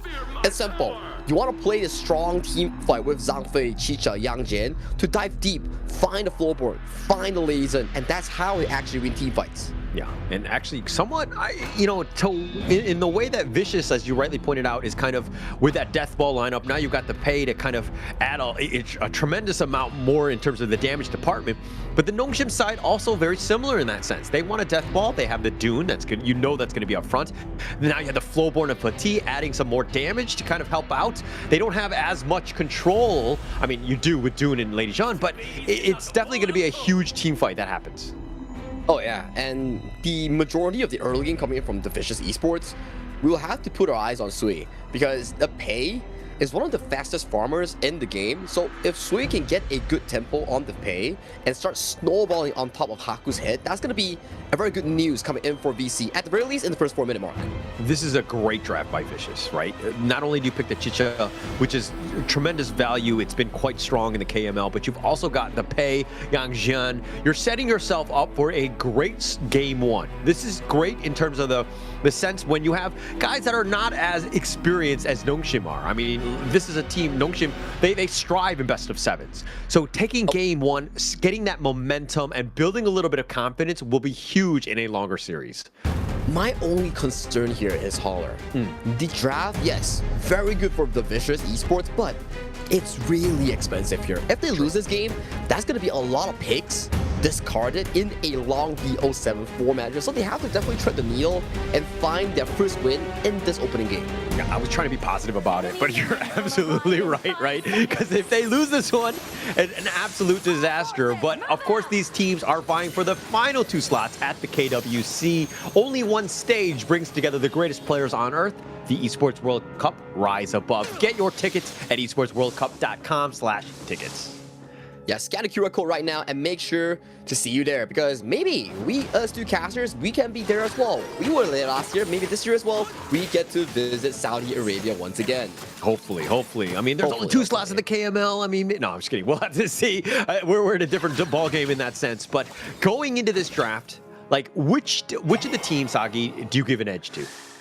If it's the ultra late game, Nongshim definitely takes it. But in terms of early to mid game team fighting power and laning phase material, look at this. VC is taking so much control against the side of Nongshim Redforce.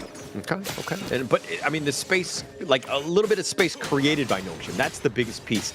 And Kyung9 and Rattel, you know that these two guys were gonna be fighting neck and neck. And the clash laners that they have, kind of more in the damage department, they're definitely gonna have an impact in that mid game. That's a lot of dive potential as well, now that you talk about it. You have Kyung9, you have Do, you have also Faye constantly praying and looking at Siri here. So one wrong move coming from Siri might just spell doom for the Flowborn Marksman. This is going to be a stressful one coming in for the Nongshim farm lane. Very stressful. And Siri, his position needs to be flawless, right? He cannot get dove on. The hound by Kyung9, as you were rightly pointing out, could be a potential problem. They have so much pounce, ambush ability by Vicious, right? If they're able to catch you off guard or from an angle that you didn't see, you're just going to get instantly deleted. Oh yeah, and the perks of having a Clash lane Yang Jian is that you get a flash. So you can use a spell 2 flash as an initiating tool as well to guarantee that spell 1 guarantee hit here. Do here, looking for an angle on towards Siri though, but as level 3, unable to get any sort of advantage from that bush cat. He's a little bit behind in terms of the XP. Siri's been a bit of a bully. The Firehawk, Phoenix kind of helped accelerate his speed a little bit. And now Vicious playing a little bit more on the defensive. But in terms of the overall net worth, this is still, neck and neck. Yeah, it's neck and neck. Early game is awfully quiet as of this point here, because both junglers are consistently controlling their own pacing. But this is the difference that we talk about, right? Haku is the front shield, the front meat, coming in force instead of Nongshim Redforce. But Sui, he's pacing, he's farming, he's just trailing, blazing on towards the map. All right, Haku is more than a piece of meat, okay? I feel like you're just, categorizing. You're putting him in a box. Haku has been that jungler that we all like. No, all jokes aside, I think that he does need to be that frontliner, right? Because once he falls, the rest of the team literally will crumble. Yeah, Sui comes in here, gets the position on towards Illusion though, but that's a nice Coolio stack on by Illusion to get himself away towards safety here. So Coolio is the new sprite lane that gives you extra movement speed and a small knockback when you click on towards it. The price, 60 seconds cooldown and 10% damage reduction during the time that you press it. Yeah, so it's all about speed and just getting into position more than anything else. Not really about that team fight. So the mobility, definitely key, right? It will definitely help you in terms of just being able to kind of move across the map when you need be. But now Sui, he's been doing a decent amount. He's keeping up on pace in terms of the farm that Haku has, who's been largely off the map. But now it's going to be setting up for the 4-minute Tyrant here. It's going to be an important one here, especially you have Faye, who has the Umbrella Outburst, so his trigger discipline will be pretty important coming in towards this point. You can see a lot of focus has been invested by DC to push Siri into a not so comfortable spot. Siri will be slow in this take. That's the one you want though, right? He's the damage dealer. If you take him out, I mean, yeah, you have Rattel, but like Illusion and Namu are kind of more about the control more than anything else. So he's probably the guy you want to limit as much as possible to get yourself a bit of a lead. Yeah, both teams here having the Tyrant and Dancer. We do see Do going for aggressive flank, so he does get the spike here. A fight won't break out between these two teams as they do a handshake, get the Tyrant, and bail out. I kind of felt like Haku mistimed the Wind Slash a bit. He was trying to smite at the same time. I mean, if you get the stun, he can't smite. And unfortunately for him, he just mistimes it just a little bit off. Sui, though, gets the better of Haku. Yeah, pretty good smite so far coming in, so Sui does get the upper advantage against Haku here. In towards the top side here, we do see ultimates for ultimates being traded between two junglers and clash lanes just to get the benefit in terms of that laning phase HP bar. And this is also a difference that you're seeing in terms of playstyle from the, the first series of the day where Virtus Pro, when they had Pei, when they had Rock, he was constantly invading. You're seeing Sui just kind of timidly invade a little bit just to check things out. Where's the Azure Golem? Where's it at kind of thing? But I think that Vicious, if they really want to utilize this Pei, they need to be more aggressive. And now with this Aerostorm, decent amount onto Do, who dashes away. That's a pretty good poke here coming in for Nongshim. Redforce here does put Do into an uncomfortable spot. Same could be set in towards the top side though. Rattel giving Do deep by the side of Sui. Yeah, just staying alive. I mean, the minions are there, so dealing with it, and they just shrug off the aggro, and it looks like Rattel will give up first blood. It was a 2-on-1 though. That was an easy pickup coming in for the side of Vicious Esports here. They do get the easy kill and power against the side of Rattel in that opening here. Dodo does go in for 1v1 against Siri though, but does get disengaged by the side of Namu with that Dolia. Yeah, Siri just barely getting away. Had to use the flash to get back. Namu was there to kind of help save. But this is where you're seeing a little bit of familiarity, right? Vicious Esports, if anything, they know how Nongshim Redforce play. And they're going to make them pay as much as they can. The leap away by Faye gets back to safety. Well, you have members like Faye and Kyunglam who were once long members of the legendary Nongshim Redforce Ultimate Red lineup here. So they definitely know how exactly they play and the original rotations coming from this team. So they're doing pretty well thus far. 6 minutes in, you do have a 1,000 goal lead in favor for the side of DC. Yeah, the Umbrella Outburst has to be used defensively, but it looks like they find Do. He tried to be aggressive, but that was way too far out. Cliché was there, but not really in time, and now they're on the run. I mean, the Umbrella Outburst had been used, but it just seemed like they were a little bit off in terms of that skill usage. Oh yeah, that was an overextension here coming in from Do. He wanted to pair up with Sui to get that flank on towards Siri here, but his health bar was really so low due to the previous fight that he has initiated here. So he went in and got immediately smacked in the face by Siri. Yeah, definitely got smacked. I like the word, the adjective there in terms of just getting smacked upside the head. It seemed like Siri didn't really appreciate it, but him staying alive is gonna be key, right? He needs to have that advantage. He has a level advantage over Do thus far, and Do needs to just somehow get back into this game. And with that play itself, you do see that Haku is going hyper aggressive with the double Dundolia ultimate. He does get chunked and forced back immediately by the freshly forged coming in from Cliché, but overall, in terms of map, we do see Nongshim Redforce get a slight lead in terms of that bottom tier 2. This is what they need to get to, right? I mean, Nongshim just taking things across the map. They were down about, 700-800 gold or whatever, and they've kind of, gotten themselves back into it. They have a bit of a lead now, and this is the why they're the ultimate red. They have that never give up sort of attitude, and they're able to find ways to get back into a game. And for people who always watch Nongshim, right, they always come online, especially at the later stages of the BO7 and the late game. And with the draft that's being presented by us for Nongshim, they are a really, really late game draft. Very late game. And I think that, again, the more that they can kind of just stick around, the better it's going to be for them, right? But now the Overlord being picked up by Sui, this is going to be huge for Vicious. They need a little bit of push. Hopefully it'll turn into a tower for them. Yeah, and waves so far, it's pretty equal. Top side, Do is getting the push in against Siri here. Bottom side, Rattel is doing his job to shove in the waves to make sure that they can get these sort of rotations here. But so far in the early game, it's not as similar to the VP versus Stamina game, where it's very bombastic, tons of fights happening. Both teams are farming to their critical core, only they start to fight. So the first initiation points between such a 50-50 squad it will be in the shadow objectives. Yeah, and that's going to be the key one. But the way Vicious are playing right now, to me, too timid. I want them to be more aggressive. They need to take advantage of this pay, and it doesn't seem like they're doing as much. Rattel's going to take a decent amount here from the bottom, from the two members of Vicious, but now they're not in position to take the Tyrant, easily taken up by Nongshim. Well, on the cross side, though, we do see Do getting a free turret on towards this top tier 2. So that's a decent trade. It does survive for another day, but that's just fake health at this point. Yeah, it'll just die. You breathe on it, it will eventually just topple over. But Vicious, I mean, they're doing a decent amount in terms of the split push. I think the bottom T1 is probably going to be the next big target, but Kyung9 and Rattel have been dueling in that bottom lane and not giving any space for Kyung9 to really split push. But Sui is the main advantageous point of this, right? He's level 13 against Haku's level 11 here, so a ton of gold falls into the pockets of Sui. And as 10 minutes is starting to approach, this gold lead matters more and more as time goes by, because this 10 minute is the mid game. You want to make sure that Sui and Do is able to jump on towards Siri on. Yeah, but now the Unruly Blade right onto Sui. He's trying to pounce away, but he gets controlled, and with Namu's damage and illusions, it looks like they have just enough to take down the Titan.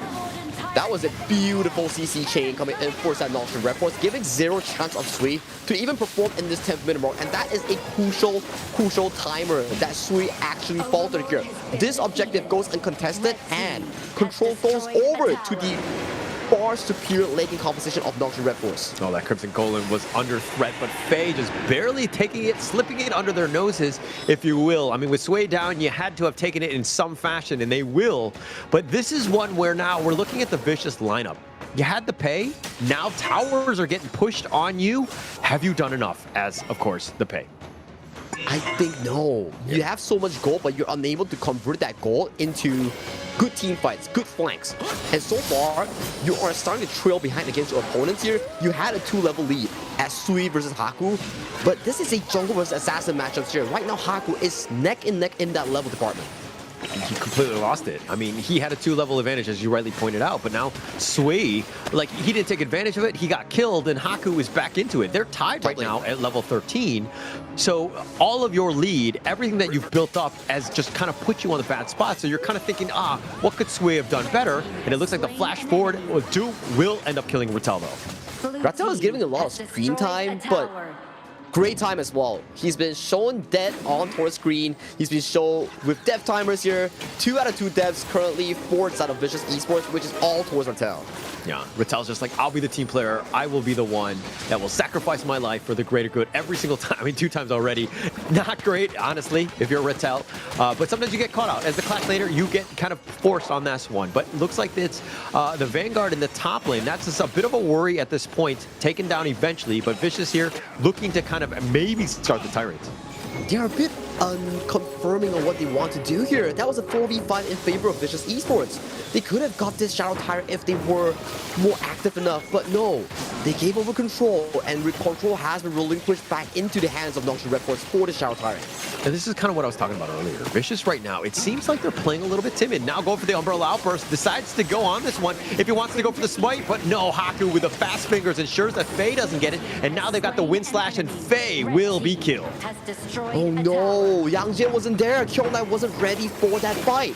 They wanted to use the Unbridled Outburst to get that brief moment of CC, to get that guaranteed smite on the objective here, but Sui was being stopped by Rattel in the backline, so that was a risky play coming in by VC.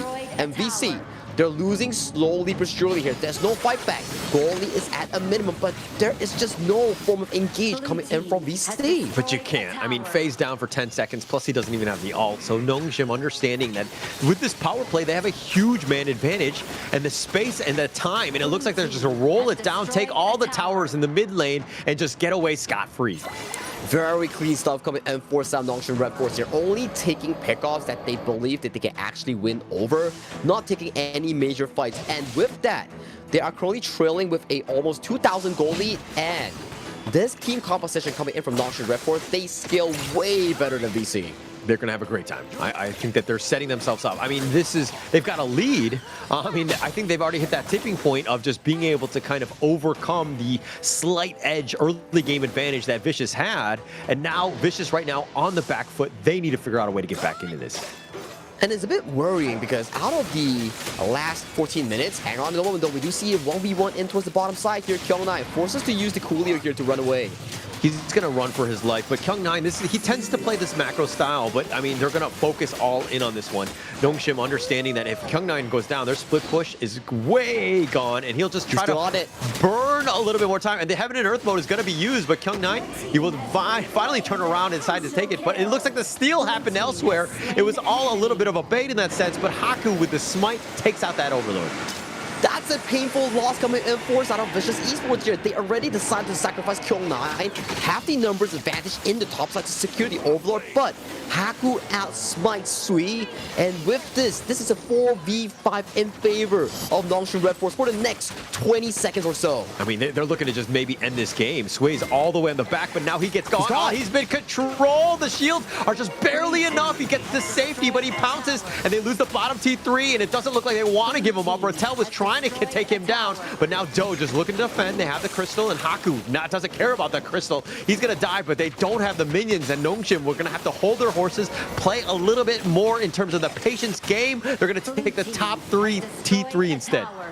Now with 3 towers all being burned down, 4 out of Vicious Esports here, the Overlords are also marching in. The game is about to end. Yeah, it's looking to end here, but now with Faye, Umbrella Outburst have been used. Oh, he gets gone on an illusion with just enough. Haku has been this troublesome frontliner, and they will take game number 1 in a hurry. In a clean fashion as well at 15 minutes from only having 5 kills to Nongshim Redforce name. That's barely an ace. That's just 5 small kills that has happened across the map. I don't think in this game itself we have seen a full-on blown-out 5v5 from either teams. Yeah, they weren't able to do so. I mean, once, like, it seemed like Vicious were too scared to really take any sort of fight. Nongshim made them pay, and then they were just deathballing forward once they have that numbers advantage. It was just a complete Nongshim game, but Vicious, you cannot be playing scared in this series. Yeah, like, if we were to think back how many Unbridled Outbursts that they actually released, I can only think of 2. That's it. I remember one was at the bottom tower where Do overdove, and the other one was the one that they wanted to go for the Shadow Tyrant steal. But most of it wasn't in an actual 5v5 team fight. There was no 5v5 team fight in that particular game.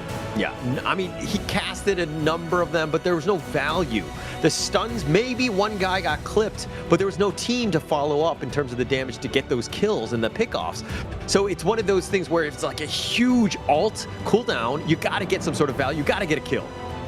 Yeah, and they just couldn't find any sort of marker here. We're talking about like Sui on the Pei, we're talking about like Do on the Chicha. All these are like prime picks that excel super duper well in the 8 to 10 minute mark when they get 2 core items here. But no, Sui got caught out multiple times. Do had some mistakes in the early game, which led them to have no moments of team fights at all. None at all whatsoever. I mean, if we're looking at the KDAs across a very small, like 1-1-1, 1-0-1-1, you know, from Vicious side, like they really didn't give up a whole lot. But it was just like the macro game, and the way Nongshim are able to play the objectives, incredibly smart. Haku, that menace up front, but him and Rattel were taking most of the brunt of the damage from the Vicious side. Oh yeah, and they were just constantly getting the objectives in towards the hand, especially the Shadow Overlord that Nongshim Redforce stole away from VC. That is a painful one coming in for VC. If they had managed to secure that, maybe they still have signs of life, equalizing the waves, stalling the game to a much more later game with potential team fights, right? But no, it was just constant death ball coming in from Nongshim. Early game, we see Rattel being the victim of this play, but after that, it was just dead silence. Dead silence. I mean, this is that Umbrella Outburst that you're talking about, right? Do going in, 1 versus 3, like, you know, Cliché wasn't really even positioned to kind of help out. Then Sway, when he had that 2-level advantage, he gets stun locked to death. And, you know, Nongshim just making them pay. These are great initiations by Nongshim. I think the stun lock was the most crucial one out of this game. Out of 5 kills, Sui dying there and making sure that BC had no chance at all to set up for a proper team fight at the Shadow objective. That was the most painful one because Pei, with items advantage, not being able to fight at all, that's a waste, man. That's a waste. absolute waste. But you know who took advantage of that waste was Siri, as he took the MVP here. 2-0-1, 24% of the team's damage. He was just flawless in the sense of his positioning. This flowborn marksman, very difficult to jump onto. And by the time Sway was looking to fight, Siri had his items. He was able to fight, and he was tough to really get onto. He was at least like 4 or 5 items at the very end of the game here. He was super well fed. The #1 in terms of the gold chart here. Props to him for also equalizing and winning out the laning phase. That's why you see Siri gets a lot of priority in terms of the pick and bans here. Picks like the Long, Luara, Arlie, Chano. All these are fave picks coming in for the Nongshim farm lane. Yeah, and actually this is also another thing where you're kind of seeing the evolution of Siri, right? I mean, he plays a monster Arlie, he plays a monster Loong, Chicha as well. So he has the arsenal, but he's continuing to grow. He's just adding things. Flowborn Marksman is definitely something, one of his, he was like mid-game, but I think he's brought it to another level in this one. Oh yeah, those arrow storms were just hitting, especially on towards Cliche. Almost Cliche was like 0, 0, and 0. But every time that arrow storm on a level 12 Flowborn Marksman starts hitting on you, you best believe you gotta run, because one ultimate coming in from Flowborn Marksman can actually delete a squishy. Yeah, I would just love if a Flowborn Marksman would hit on me, or any girl for that matter. But it is what it is. As we go into game number 2, the draft, this is going to be an interesting one, because you're thinking, wow, like the amount of meta value picks that Vicious picked up on this one. How do they respond in kind? Because game 2, now you're thinking, we've expended so much. Do we go heavy again in game 2? I think they definitely have to, right? I mean, even if they do, it's going to be even more expensive. And if they go to game 5 or game 6, ooh, that's not going to be easier for them, because let's see what VC actually pick, right? Yang Jian, that's a clash in jungle. Chicha, that's a clash jungle and farm. Zhang Fei, one of the premier roamer picks in this meta, and Pei, top tier as well. So that's a lot of picks already in game 1 alone. It was actually maybe too many, right? It was like a must win for game 1, right? Vicious. I think that they might have handicapped themselves in this series, and that's the brilliance of the global ban pick, where you can't go all in on a draft at times, especially in a 50-50 type of matchup here. And they might have paid for that one in terms of their sins for this game 1. In the BO3, you can go all in, but in a BO5, BO7, and not winning the first game, that's going to be added pressure on towards the players' hero pool, the coaching staff's pick and ban planning. So these are things that they have to venture into later on in the series here. But pick and bans are on its way right now. I'm interested to see what Vicious picks on their side. It won't be the blue side. So blue side does enable them to look into premier picks like the Long, like the Dolia. These are available ones for VC. Yeah, and I mean, while they're looking to kind of set the tone with that first pick, I think the biggest piece is to kind of get as much intel as possible from Nongshim, right? The way that they were able to draft, it seemed like they were kind of, caught flat-footed, because they were like, okay, it doesn't matter what they pick. We're going to pick our best heroes. But Nongshim's draft was actually counter-picking quite properly. Oh yeah, especially the late game potential coming in from the side of Nongshim Redforce. They did really well in dragging all the way to the key power spike of both Seri and also Ratel, which led to those team fights. If you're on VC, you're like, man, if I engage on this, can I really win? Which makes them wonder, like, nah, I can't win this. That's why the trigger discipline coming in from Faye was just so solid. He wasn't pulling any ults at all. Yeah, he wasn't pulling them, but he wasn't hitting too many, where they were able to kind of capitalize and get those kills. But Vicious is gonna go with that first pick. They're gonna go with the Loong. Really set the tone and just getting themselves a good matchup for Do against Siri here. I think it's fine, but considering the fact that there's so much counters available in the meta right now, you have the Arlie, you have the Channel. These are prime picks that can put a lot of pressure against the Loong here. So we need to see how Do plays around this Loong pick. Can he find value in this Alien? I mean, you hope so, right? You have to, right? I think Do and Cliche, we haven't seen them excel as much as we would like. We've seen Sway literally close out games and series by himself, carry them. But Do and Cliche have been the type where they're good enough, but we need them to really excel. Now is the time to really show up, especially against a powerhouse that is Nongshim. Yeah, they need everything in their arsenal here. We do see Cliche getting on his hands the Mai Shiranui, one of the decent counters in towards the Arlie to displace her and force her to be uncomfortable in some of these team fights here. Nongshim Redforce looking to complete their first round of drafts with a Monkey frontline here. And so far, Monkey has had two different builds. One is the traditional tank style that you finish up with the Frozen Breath. The second one is the physical style where you build Defrost Siege to slow and consistently beat down the enemy. It's just another way, right? I think that for them, it's about weathering the storm. When you see the Loom or the Mai potentially jump on you with their burst potential, you need somebody that's tanky and that can kind of withstand that first punch, right? Menki and Zhang Fei, both of those guys are more than willing to just kind of be that guy, plus they can counter-initiate for one another. So this is looking to be about protecting Siri on this Arlie more than anything else. Yeah, that's the Nongshim go-to playstyle, right? And right now they're banning all the potential counters here. Luna and also the Fade. So the nice counters here against the Arlie, like the Fade, has been removed from the pool. For VC, they're looking into different options as well. The Umbrosa removed from the hands of Ratel. What are they planning to cook here for their final bet? It will be the Garuda, yet another one of the decent counters into the long removed from the pool. Brosa being banned, I mean, Faye, Luna, like just other ways that can kind of get to that backline. Just protect this Arlie as much as possible. So they're going to use the Menki we know has been that frontliner. Now you got the Yixing with the illusion.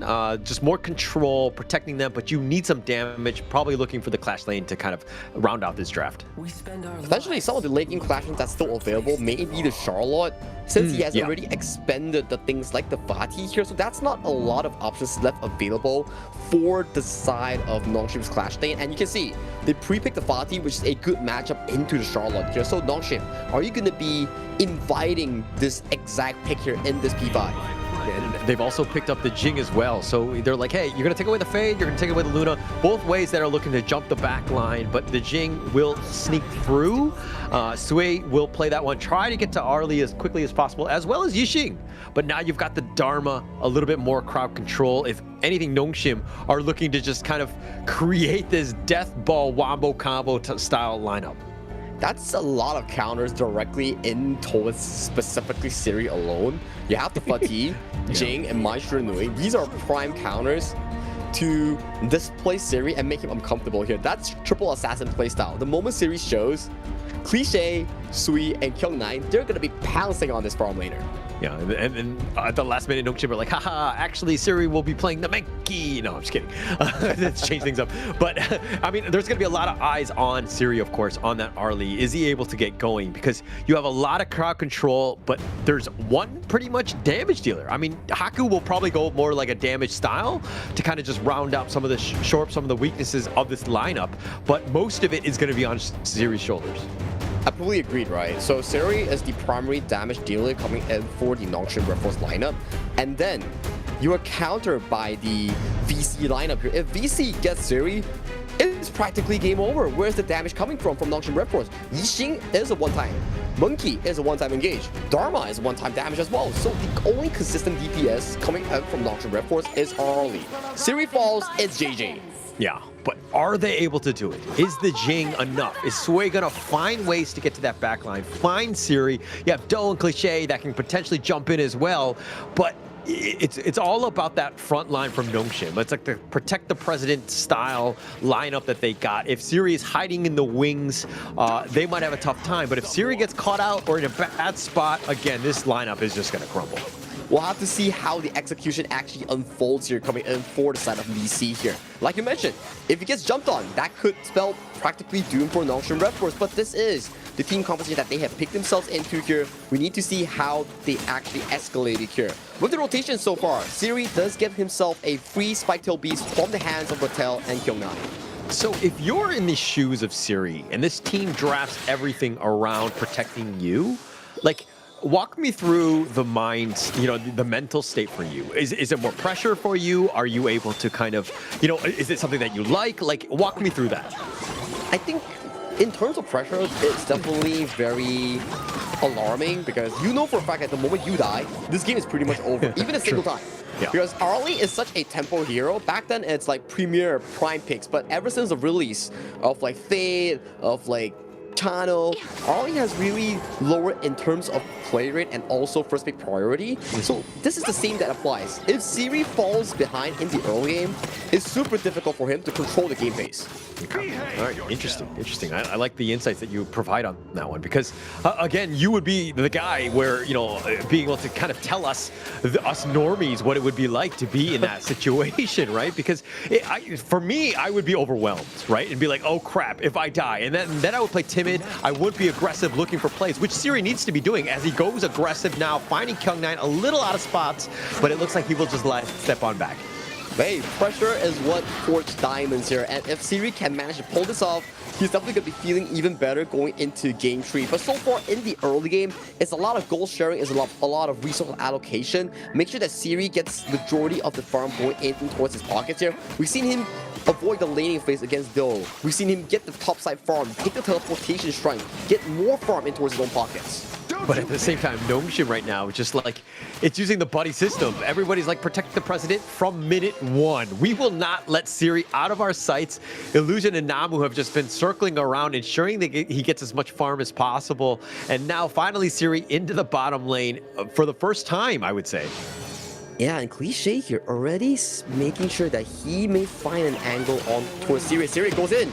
Oh, the light step, the umbrella outburst used as a counter play, and it looks like they knew something was up because they actually queued up the leaping savior in advance, giving him the shield to kind of walk forward because that brush, something was astray. That was scary. If Cliché spell 1 was accurate even by like what 10 centimeters more, maybe Siri could have been CC death to death. And this is also a part where you're kind of thinking, from the Nongshim side, the communication is on point, right? Illusion was like constantly, Cliché off the map, Cliché is off the map. He's not in the position, so everybody has to be scared. You know, you have to assume that every single brush has Cliché, and they were rightly so, and they made sure that they avoided that disaster. Oh yeah, you have to be really careful when doing all these plays here. At this 4th minute mark is really similar to the previous game. Not a lot of kills happening. Both teams just trading blow for blow in terms of map pressure here. But take a look at topside here. Cliché, he's plotting for something. Yeah, he needs to make a play happen, though, right? That's the biggest piece. The flash away by Rattel will keep him safe. But Cliché, as the Mai, this is a hero that kind of has a huge, damage burst potential, but you gotta go early because later on you're very much a range creep in a way where, you're very squishy. So you need to play it safer later, but you can be aggressive now. Yeah, that was an easy tyrant as well, going in favor of Nongshim Redforce here. So not a lot of contention thus far, but you do see a lot of pressure that's being generated in the top side of the map, invading against Haku, trying to get his own Crimson Golem instead. And towards the bottom side, we see the difference of the priority here. One is playing for Siri, one is playing for Sui. Yeah, the Stampede on point, but they actually just zone them away. Good use of spells just to take the bottom T1. They had 3 members, ensuring that, hey, when you rotate, you got to get either a tower or some sort of kill or like an objective, and they got that. I'm not sure whether Sui actually got the buff from the hands of Haku here. If we can get some information on towards Haku's current buffs. Yeah, Haku did not let go of his Crimson Golem. He did secure it for himself. So that's still, in the end of the day, tower for tower between these 2 teams. Yeah, and which will be key, because Haku needs that damage as well, right? You cannot rely completely on Siri to get that sort of, be the only damage dealer. He needs to be there as well. So if anything, he understands the assignment. He's innately tanky. That's not going to be the problem. It's going to be about being able to burst out some of these vicious members. Yeah, these vicious members, they need to find whatever way possible in making sure that Siri doesn't get the time of his life right now. Because Siri right now, he's semi-unlocked here. Rattel, gonna be able to focus towards the bottom side here. He is pretty tanky with the Blazing Cave, so he does get to walk out without burning anything aside from his ultimate. Yeah, but what was burned? The mirror domain from the Sway. They tried to go for that play, but it was under the tower. Wasn't no true value, but now they're going to go back into their own jungle. But this opens things up for Nongshim to take this Overlord, and they take that one for free. A very different game pacing compared to the previous series here. The 2 Korean teams are definitely playing towards their own macro advantage, trading blows left and right. You see, every time something happens on towards the half map, the other team immediately just ditches and trades on the cross map. They only want to fight when items are available here. Cliche in the positions here, yet to be spotted out. He does see Rattel in the bush. Rattel gets jumped on. Oh, he gets jumped on, and there are 5 members, and they all pounce on him. Excuse me, 4 members on this one, and they actually take Rattel down. And now Haku looking to fight, at least with Faye. Maybe he goes for that steal on the Azor, but Haku just, again, this Cliche guy has been a nuisance. A mosquito, if you will, gets the knock up onto him. They have the damage, but he just dreams roams on out of this.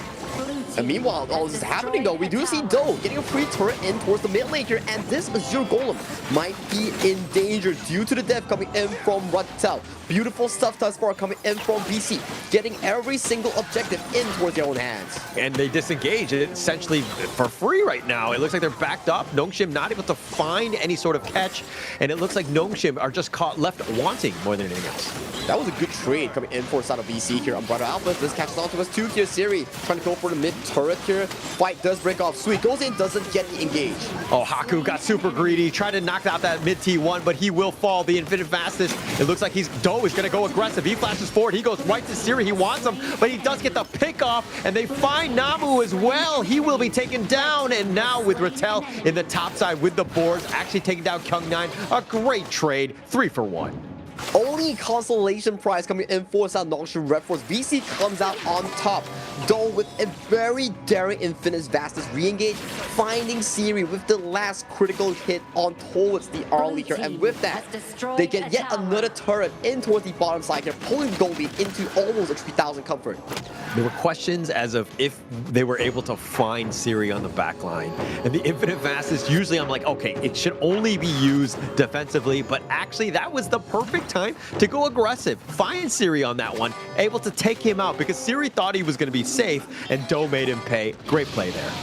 That was a lot of payment that you're talking about here because Namu, he's been fighting Umbrella Outburst, but it's too deep into enemy territory for players like Haku or Rattel to realistically follow up, and still, we have yet to see Illusion Rattel combination here. Where's the port into the Truth Mantra composition coming in from Nongshim Redforce, because there's still no signs of that wombo combo. Yeah, we haven't seen it yet. I mean, they've been queuing it up, but I think it's also to Vicious's credit where they've kind of avoided it. They know it's coming. They know that it's potentially there. Nobody really gets caught out in those boards. I mean, maybe 1 or 2 members, but they haven't gotten too much value out of that. Yeah, we do see Nongshim Redforce do get their hands on towards that mid lane turret here prior to the 10th minute mark here. Board doesn't lock anyone inside of it here. Haku does get hit by the flaming palms. Fight is dispersed by both teams here, so we will have to wait until the 10th minute mark for the Shadow Objective tussle.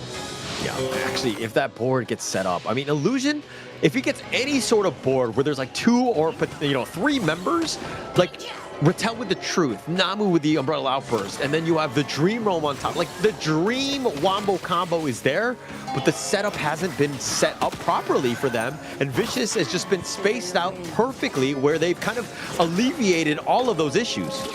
That's commanding so well in terms of the map state. They're getting every single tower in their own possession here prior to the 10th minute mark here. We do see how it's set up for this 10th minute fight here. So far, it's looking much more in favor of BC going on towards this.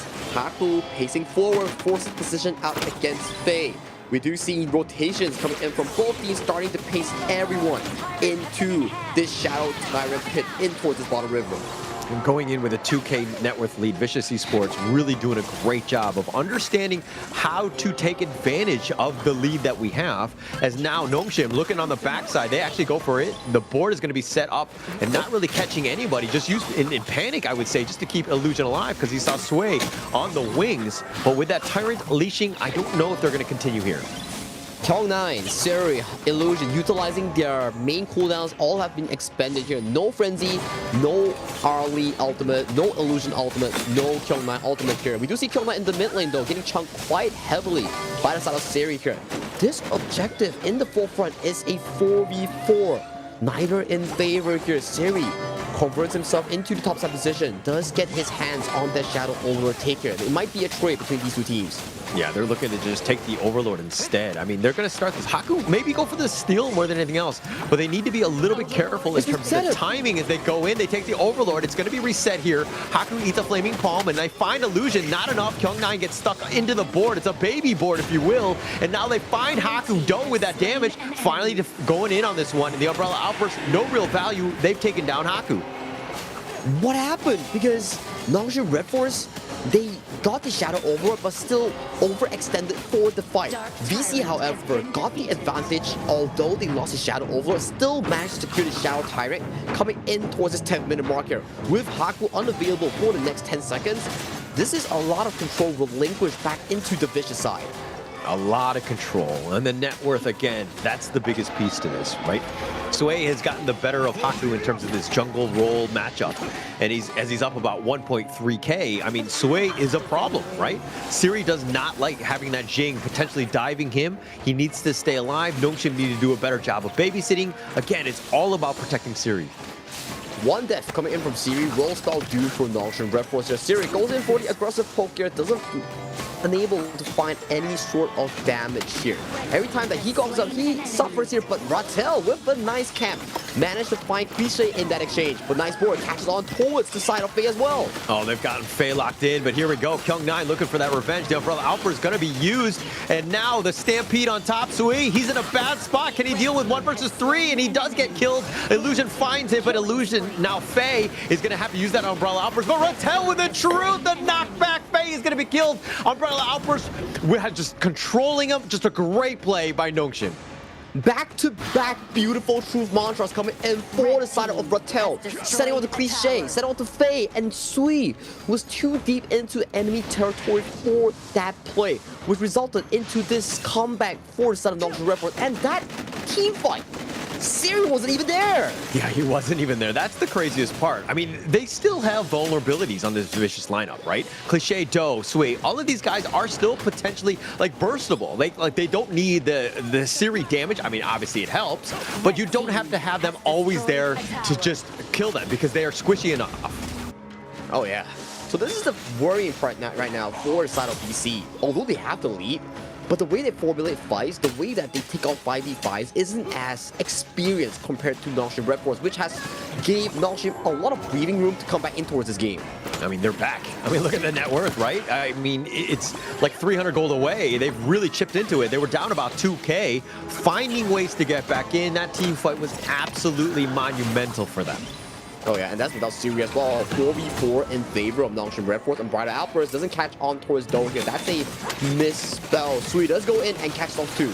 Oh, but Illusion, he's going to be going on, and Sway will actually get him down. Cliche does a little bit of work. They find Siri, and now it looks like Namu 3 running for his life, and it looks like he will get... No, he gets picked off. The Infinite Fastest used now by Do goes right onto Rattel, who dashes away, but they're going to take the top 2 T2. Nongshim down 3 members.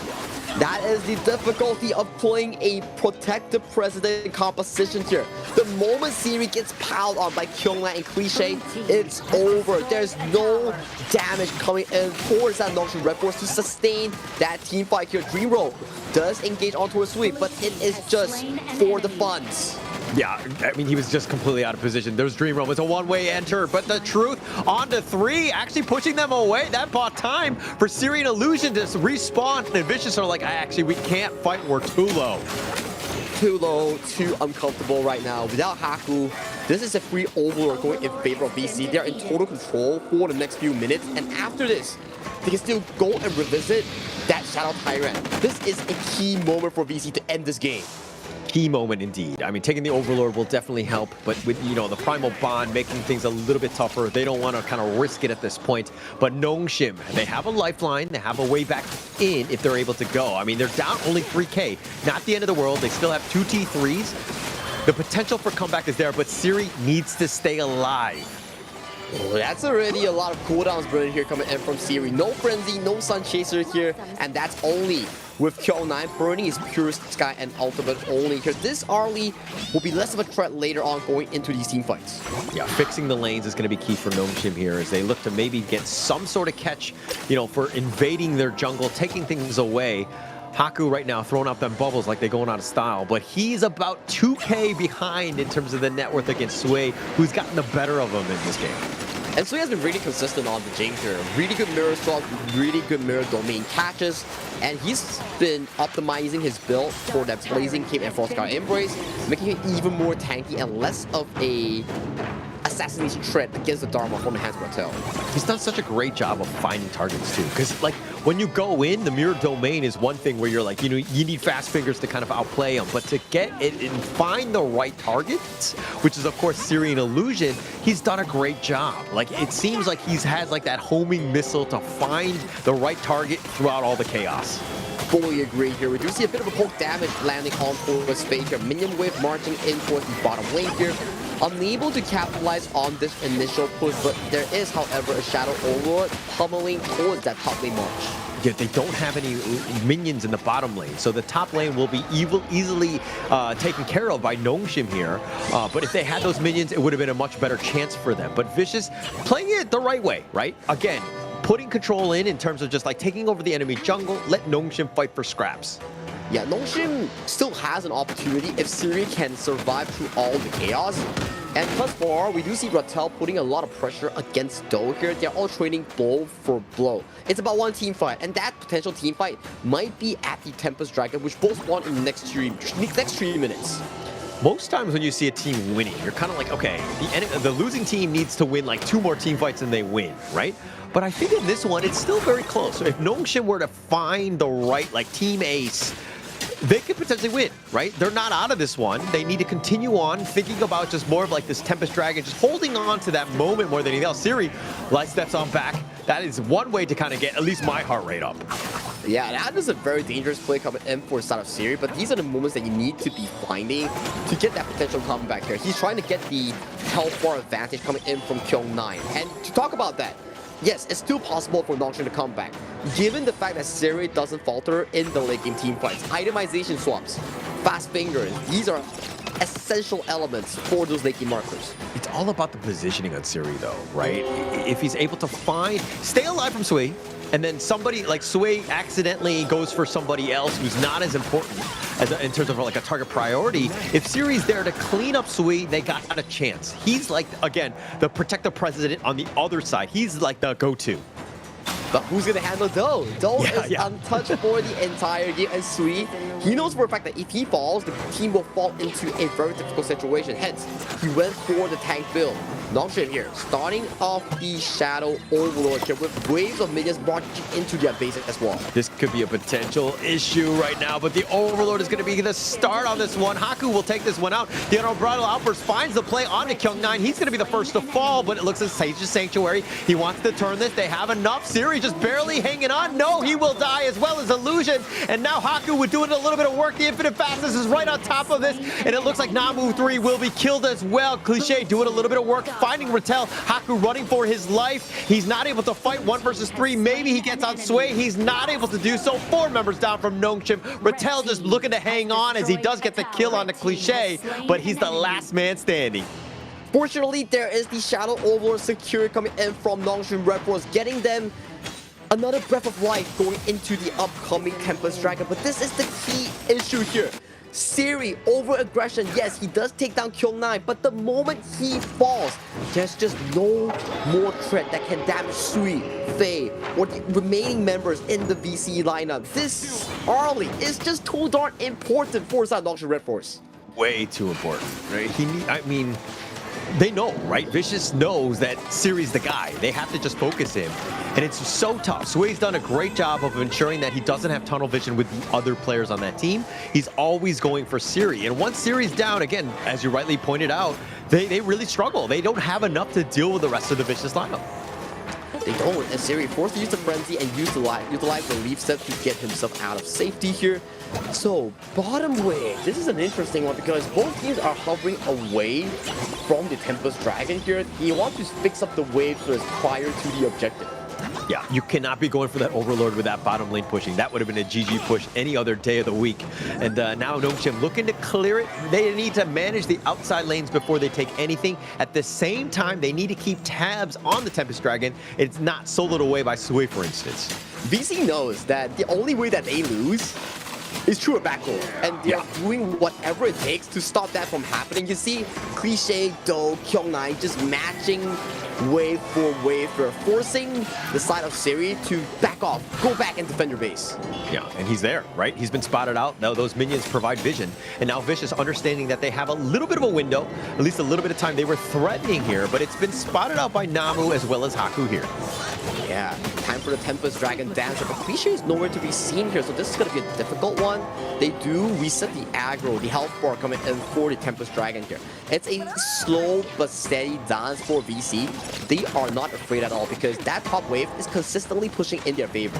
And at the same time where you know that Kyung9 and Faye know how Nongshim play, also the rest of Nongshim know how Kyung9 and Faye play. Kyung9 likes to split push. He likes to go for those backdoor plays himself. So if they go for that Tempest Dragon, that could be a potential opportunity for them.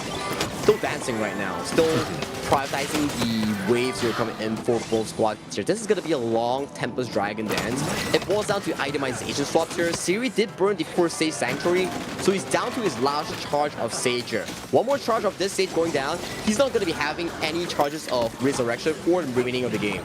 Look at Kyung9. He's in the bottom lane. He's been spotted out. Rattel knows, but they're going to force this Tempest Dragon. Doe's on the wrong side of this one, but he wants to be aggressive. Siri finding him out. The Infinite Fast is going to be used very early. Illusion has to go golden just to stay himself alive. Infinite Fast is on. He gets stunned. Doe, though, needs to be a bit careful as well. The passive, not enough. Illusion's going to be picked off, and it looks like they try to go for Doe, but Sway's been killed. Siri with just enough. The Tempest Dragon has been taken by Haku. He gets the shutdown on the Doe, and the Stampede is on point, and then with the play of the truth, they find Cliche as well, but can they have enough? Siri's been killed at least for the first time. He dodges the first piece from Kyung9. He dances around, gets the kill, and now Cliche is looking to end the game. No, he's going to recall because he knows the Tempest Vanguard are there. Nongshim have found ways to get back into this.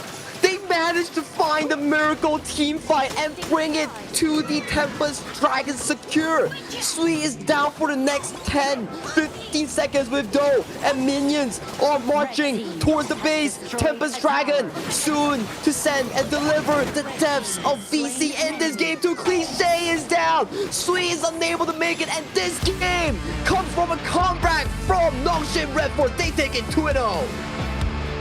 2-0. Honestly, if you were watching that game, this is not how you expected the game to go. And even towards that last piece, the Tempest Dragon, the outside part, Kyung9 was looking to push. They were looking to end it themselves. But how did they somehow manage to steal that one away from Vicious? So what exactly happened was, number one, team fighting. So Doe got picked off by the side of the Siri early. He was forced to use the Infinite Fastness very early on in the team fight. He flashed forward, tried to get the kill on towards Illusion. He got it, but you're the main damage dealer coming in for the side of VC. The moment you fall, there's not a lot of consistent DPS to take out targets like Haku, like Faye on the Zhangfei and the Monkey. So when he falls, it's a 4v4 up front because Rattel and also Kyung9 were on the cross map doing cross map things. So in the front end, Siri just out-pummeled every single one with a superior DPS. And when they were all busy fighting on the top side, Siri went back in with the help of Haku, picked up Sui, so that Tempest Dragon went in freely in towards the hands of Nongshim. It looked like Doe made the first critical error by getting out of position. Correct. Right? Very correct. Forcing out that Infinite Fastness was game winning, right, for Nongshim, and being able to find him at the right moment. And you were thinking, like, how does Siri stay alive when Doe and Sui are both there to do that damage, to burst him down? But that's it. You just get them to make the first mistake. They were the ones that blinked first in that sense. And then once he got caught out, Siri made him pay because, again, he had enough. He had 19,000 in terms of net worth, and just being able to carry this game to victory with his 131,000 damage. Just, oh my gosh, they stole that one.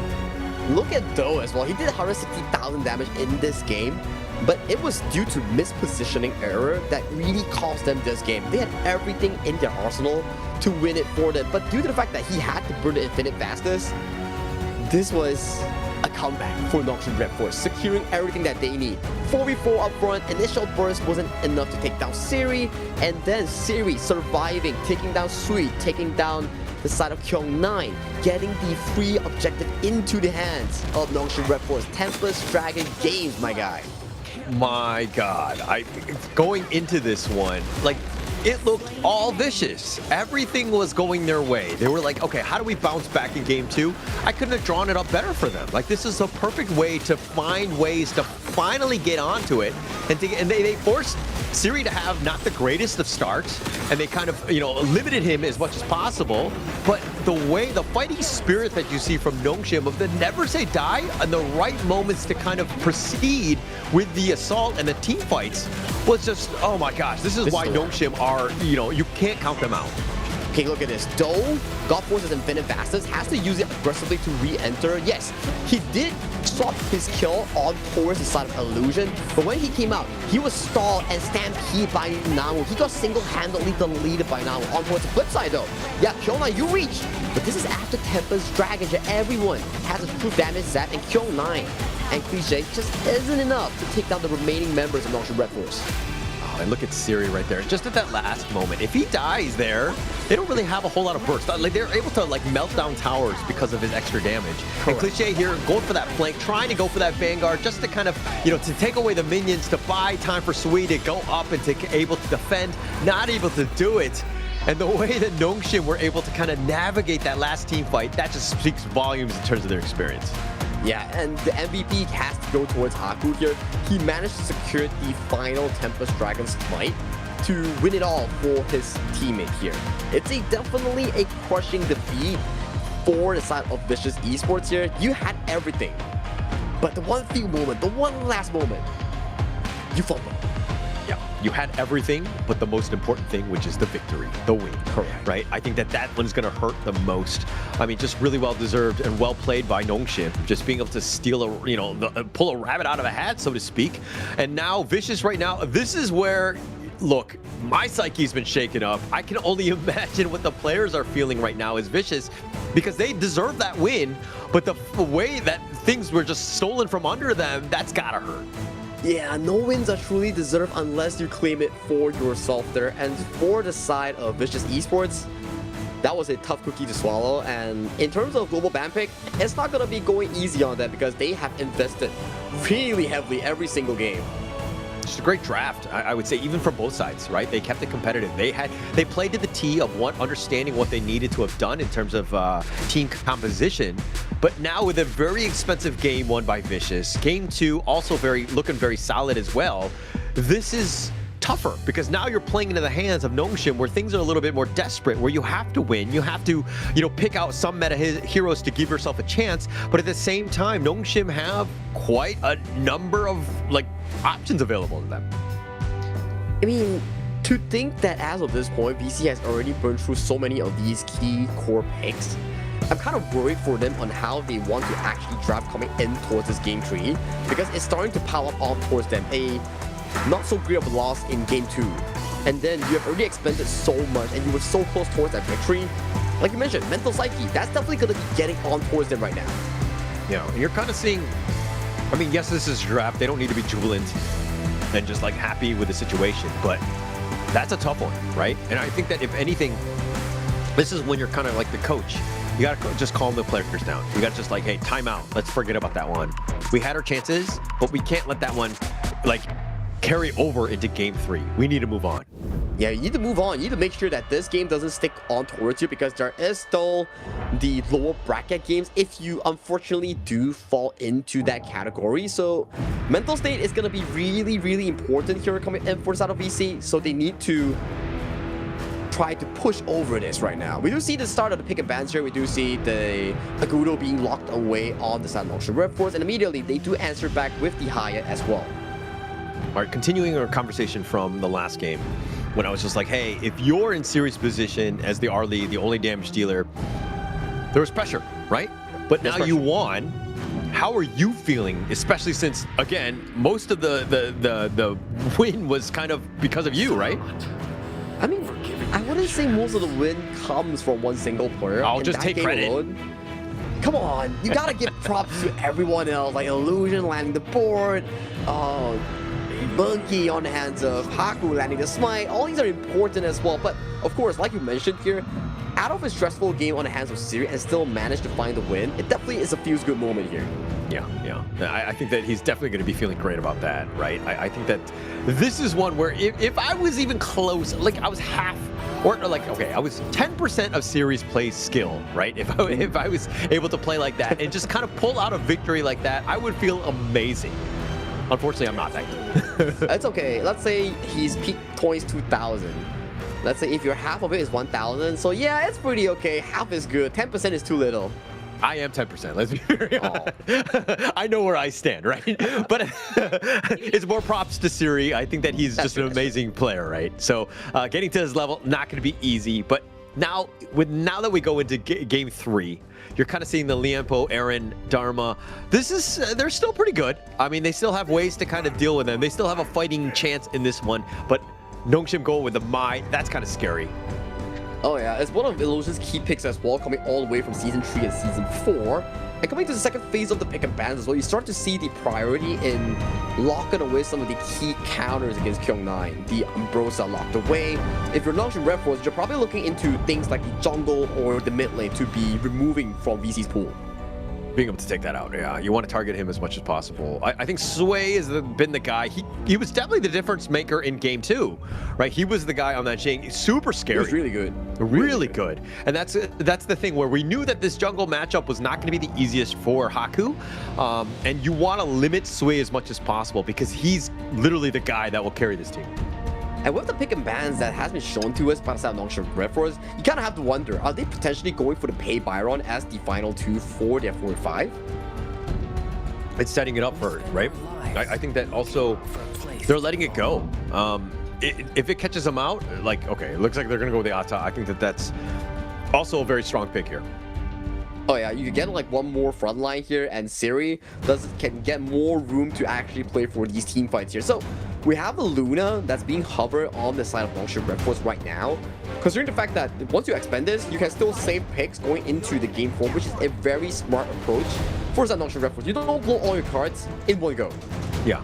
Also, by the fact that you're picking the Luna last, you've seen the lineup of Vicious, and they're not the most aggressive early game. So your buff will probably not be contested too much. So you'll have that space, and you could be aggressive with your own, because you have the Mai as well. So this could be a great turn of events for Nongshim, setting themselves up. It's all about setting up, you know, the success rate in the drafts. And I like it way better for both of these teams right now. It's very identical, right? You have double jungle assassins, Luna into the Fade, you have the mid that can set up, and then you have roams that can set up as well. So both of these teams, they're playing towards 2 things. Number 1, engages coming in from their roam and clash lane. Number 2, the mid lane setup. And number 3, the carry potential coming in from the jungle assassins and the farm lane carries. I want to talk a little bit about the second one you were talking about with the mid lane matchups and with this Mai versus the Yixing. Obviously, the Yixing will be more passive, like a secondary support, if you will. But in terms of this lane matchup, I mean, going up against a Mai who will be clearing waves and being on the outside, what are you looking to do as a Yixing? Alright, first thing first, right? You have to identify the 2v2 matchup in the mid lane here. So we do know for a fact that Yixing and Lianpo pushes faster compared to a Mai Shenui and Lapu Lapu here. So at the very least, the first wave that's coming in that mid lane, VC gets to move first if they play their cards right. And that's going to be key, right? Being able to just move from lane to lane, putting pressure on the outside parts. I mean, well, hopefully pincer, you know, Haku and get on top of Luna as quickly as possible because he's going to be a problem. If he gets to the backline, Do Sui, Cliché, all of these guys, very, not the easiest of targets, but definitely a prime target, I would say. Of course, and Dodo, Dio, he's going for the frenzy setup here. That is a very brave move, considering there's so many engage tools coming in from Nongshim Redforce. Not having a solid flank coming in from Aaron, that's going to be a potentially something to bite after Do in the later stage of the game. I mean, Glass Cannon, it's all about the damage right now. I think that he wants to be aggressive, not just staying alive, because it doesn't want to turn it into Sway having to do all of this. I think Sway was the type, especially when he's on the Fade, he wants to pick his moments So he doesn't want to be diving in, being that initiator. He wants to kind of be more the cleanup. So Do can kind of be there with the rest of them to kind of create that space, let the chaos happen, then Sway will come in later. I'm loving the 2v2 win here coming M4 out of VC's mid of roam. Immediately securing the enemy Firebeak, Firehawk, and also the blame priority here coming in for Dio. This is very good stuff here coming in from Cliche and Faye in this early game. A great start to them. I mean, it's all about setting it up. Sway, Do, those are the guys, right? Those are the ones that need that farm. Haku, on the other end, will be given the free mid lane. He's all by himself. He's actually playing scared because he doesn't know where the rest of Vicious are, but they're all in the bottom lane at now. Yeah, it's a 3v3, a party down bot lane here. Mostly just to unfreeze the wave, allow Do, allow Sui to get more gold into their pockets here, with Haku getting a free buff lane in towards the mid lane here. And as long as Haku is continuing to be aggressive and having the backup of the rest of the Nongshim squad, this is going to be tougher for Vicious, right? Because they don't have the early game fighting prowess that Nongshim have, and this Luna will definitely be a bit of a problem here. Yeah, so far this Luna hasn't been contested at all. She's been giving a lot of space to actually play in these teamfights. That's a true one fight that you're looking for.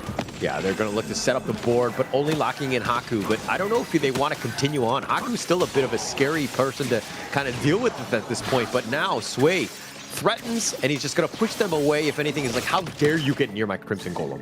Very aggressive stuff here coming in for the Nongshim Clash and Jungle here. They want to go for an invade, but Kyung9 and Sui chases them off away from their own respective jungle here. So right now in the early game, it's really similar to Game 1 and Game 2.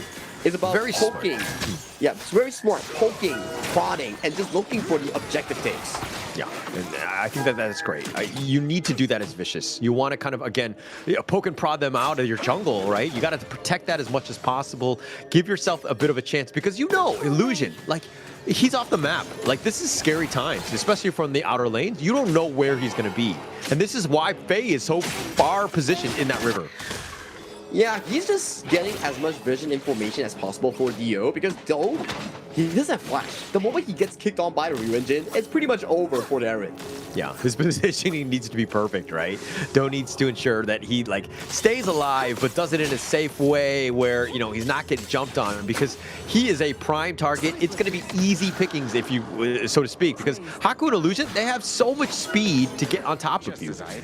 And Do as well. That's an interesting build, right? Like, we talk about how much engage that NS actually has to damage this Eren, but take a look at the Eren build. He's going for the magical damage build, the Golden Blade as his first item, so he can branch into situational items like the Splendor, like the Ardent Dominion. All these are good defensive items to counter out against like heavy engaged compositions from Nongshim. I think it works. I think it works because you need that way to just survive because you know he's going to be targeted. Like if you're looking at the rest of the lineup, like Kyung9 and Faye are going to wait. Maybe Faye's up front and then he goes in and then Do will go there. Nongshim are going to look to target him quickly, right? He needs to have the Sage Sanctuary. He needs the secondary, like, whatever it is to just stay alive. But now Sweet picking up the Titan. Yeah, they pick up the Tyrant though, but on towards the cross map, Haku does get the counter on towards the Crimson Golem here. So in terms of personal growth, it values NS more than it values the VC. But VC, they do have the 90 seconds of Tyrant available for potentially upcoming fights. And I like the way that Sway generally plays on the Fade, where it's a little bit more passive, taking objectives when he needs to. Vicious will group up for that. But the biggest piece to this is that you want to secure your buffs, and to try to invade and take away Haku's blue once in a while, it doesn't seem like Vicious have been really willing to do that. I think it's not about willing, it's about difficulty, right? Nongshim is playing really well in their mid lane control, and also Ratel is constantly out pushing Kyung9. So there hasn't been moments where you can actually voluntarily invade against the side of Nongshim jungle. But your jungle is being taken away. I mean, you can see that it looks like Haku right now is dealing with Sway. They're trading blow for blow, but now Cliché showing up. He tried to go in, but Sway goes in. He actually gets first blood on the Haku. Cliché actually played that so well. He walked up, baited Haku to dash in with the Moonblade, and then he took a step back so his ultimate doesn't get refreshed by the Lunar Mark. That was super well played by the hands of Cliché and Sui. Smart right there. And I mean, the fact that they were 2 versus 1, Haku, you know he's going to fall for the bait. He's so aggressive. When there's like first blood on the table, I'll be willing to take that. But Vicious now put pressure on this bottom T1. Raging Sea used to deal with his minions, but it doesn't look like it's going to be in time as the bottom T1 gets taken down. Beautifully played by VC. They got Haku, they got the bottom tower, and now the game is wide open for their own control here. And Haku is slightly slow on his jungle rotation here, so he's not as available compared to Sui to start making plays on towards the Gorge. You need just more time, right? Giving up first blood, probably not where you want to be, but you can never really count out Haku. He will find ways to kind of get that farm, but now he decides to take it out on his ex-teammate there as Kyung9 just punches him away. Yeah, Kyung9 with a really fast and good reaction ultimate to save himself from any hassle that Haku wants to propose. But that's going to be yet another big cooldown that's being expended for the majority of the team fight here. So I think this side lane will fall in favor of Nongshim. But take a look at Cliche. He's tailing behind Kyung9 in case of anything that's going to be erupting in towards that clash. Yeah, Cliché's been like the shadow of Haku. Like wherever he goes, he's just like waiting in the wings, seeing if he wants to go a little bit ham. Because if he thinks, Haku thinks that there's like a 1v1 that I can go for and I can get that kill, you know that he's going to be taking it like 9 times out of 10. But now with Cliché waiting in the wings, he has to play a little bit more scared. It's a Haku playstyle, right? He sees, he goes, he conquers, or sometimes he doesn't conquer, you know? It's a give and take thing. He doesn't conquer all the time, let's be very honest. His success rate is not 9 out of 10, but he will go for those aggressive plays 9 times out of 10. That's just the way Haku is. It's feast or famine. He's incredibly fun to watch either way. Yeah, you know who are victims towards the aggressive play? IKL and PKL fans, man. They know. Too soon, man, too soon. Oh, they're gonna be flaming me in their IKL Sarkis group. I know for a fact. I've seen that group before. And now it looks like Illusion in this top lane dealing with 2 members of Vicious here. This is a part where Do has been, quiet. Like he's 300 gold behind Siri. He's been just farming well, but again, he hasn't died, which is the biggest factor in this one. I think he's in a comfortable spot, right? He has the boost of fortitude, he has the Splendor here, and Illusion is not getting the most gold in this game, so it's really difficult for Illusion this game. Haku looking to go for the steal, doesn't have the smite, but Sway does, and it looks like now they've gotten Haku with a bad spot. He's stuck in, the Heart of Jade Seal snipes him out, but it looks like they're going to trade away Do, and the flash away by Faye, but they've gotten Cliché. Siri just mowing him down, give the man a triple. That was beautiful by Rattel. He goes ship anchor in, pulled in 2 players, and set the pacing for Siri to get that triple kill here. That was such an amazing setup coming in by Rattel's Ata. And I gotta say, Haku, he's been missing a lot of ultimates here.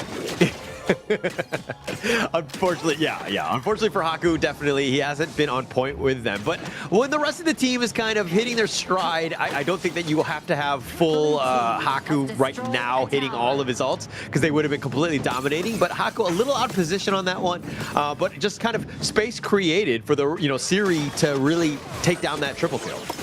And topside though, we see a bit of an aggression here coming in from Faye. Goes in for the Tremor Smash. Tremor Smash on to 3 with that Jaded Seal. Is it going to be enough? Namu just barely staying alive. Swee's going to be killed. They actually didn't have enough. 2 members down from Vicious. It was the perfect setup by Faye, and they weren't able to capitalize. That was looking so good with Faye jumping into multiple members and Cliché getting the board in, but Sweet unable to get that finishing kill onto any single member of Nongshim Redforce here, and with that, what's supposed to be a 1,000 gold lead for VC immediately turned into a 3,000 gold deficit in their hands alone. Oh, Kyung9 though, finding Illusion with that truth, and now Namu's there with that Raging Sea, and Rattel just trying to lock him down. The ghost ship says, nay, you may not go. Kyung9 actually just trying to walk around it, but he gets pulled back. Rattel going for everything at this point. Now 3 members, the Tremor Smash on top of him. It looks like Rattel trying to just stay alive. He's just barely staying on, but the Jade Seal will take him down, but Namu gets the revenge on the Sway. Fights after fights after fights. There's no stopping between these 2 teams, but amongst these fights, who's benefiting? It's Nongshim Redforce. All the minions are crashing into the tier 2s or VC, and all the minions as well doing light work of their base. With that, let's check out the instant replay what exactly went down. VC's Kyung9 found a good truth mantra on towards Illusion, and everything else, it was just history. Sui jumping in, Kyung9 being executed here, blow for blow, but in the end, it benefited Nongshim Redforce. All the objective goes into the hands of the Ultimate Red. The ultimate red. In fact, I mean, it's because of Siri's play. Vicious doesn't seem to is not able to find Siri. And now, Do running for his life, staying alive. Kyung9 was there, but now here comes the flank, the ambush, if you will. Do, all the truth from Kyung9, keeping him alive, but he sacrifices his life for the greater good. Siri with yet another kill. That's going to be a 30 seconds timer without the primary follow-up coming in for the Dharma here. Minion waves, Vanguards are marching in from top and mid lane here. This is going to be a difficult 4v5 for VC Digest. I mean, it's going to be way too long. The Raging Sea's been used. Do is going to have to go golden, but he too will fall. He joins the dead of Kyung9 and Haku looking to go in. Tries to find Cliché, not able to do so, but they take towers instead. The mid T3 down. Faye looking for the Tremor Smash. It's on to 3, which is great, but there's no follow-up damage. Faye all by himself. They're looking to go for the Crystal, but Illusion's going to be picked off, and they're trying to go for this, but Siri's going to be killed. Sway with that double right now. Kyung9 pushes him away, and with this Vanguard, Haku trying to end this game. Kyung9 all by himself. They go for the Crystal, and Nongshim with yet another game. What a flaming hot game this time around. So many fights occurring on towards the full map here, but in the end, it all went into the favor of Nongshim Redforce. Especially the key turning point has to be on the hands of Ratel's Ata here. Setting up a triple kill for Siri, and after multiple fights, he was engaging, sustaining the fights, lasting till the very end, up until the Crystal's explosion. Ratel played so well. I mean, So set well. it up, right? But Siri, Siri will probably have all the stats. He'll probably get the MVP because it looked like he got all the kills and everything, but it really was the rest of the team. Yeah, we're gonna have to see. I know Alexi Shirano is in the chat, but Ratel really deserves his MVP. We're gonna have to see if he gets it because again, I think it was really well deserved by Ratel. Namu played as well with those Raging Seas. It was kind of on point, but Siri, that's just all you need. All the kills are gonna go his way. I mean, in this case, right, it was looking good for VC in both games, where they managed to find the lead, they managed to find all the wins that they're looking for to set themselves up into a good success. But the problem is, as games pace into the mid-game, they start to lose focus and start to lose direction what they exactly need to do. They're just going into the Nongshim tempo, fights after fights after fights. Yes, you get kills back and forth, but in terms of minion waves, in terms of towers, it all went into the favor of Nongshim. Nongshim are fighting with a purpose, right? They're going in, and then at the same time they're taking the towers, right? Like you're getting some sort of value. It's one thing to win a team fight, but if you don't take down like an objective, it's like, what's the point of fighting? It's like, yeah, there's a little bit of a shift in terms of net worth, but this is something that can be switched sides at a moment's notice. But if we're looking at the gold graph here, Nongshim, I mean, things were not great 5-6 minutes. There were times where Vicious were taking advantage of this, but Nongshim understanding the objectives, taking them down, and this is why that gold graph shifts in their favor. Yeah, they were just getting fights after fights, right? This is the early game where Haku got baited heavily by Sui and Cliché. But check out this one. Look how the Ata plays. Yes, we can see that Dio actually goes in for a really aggressive flank without flash. This is the weakness of not having flash. You get caught out, get pulled in, and then Ratel comes in, pulls in 2 members right into the walls, and even this play as well.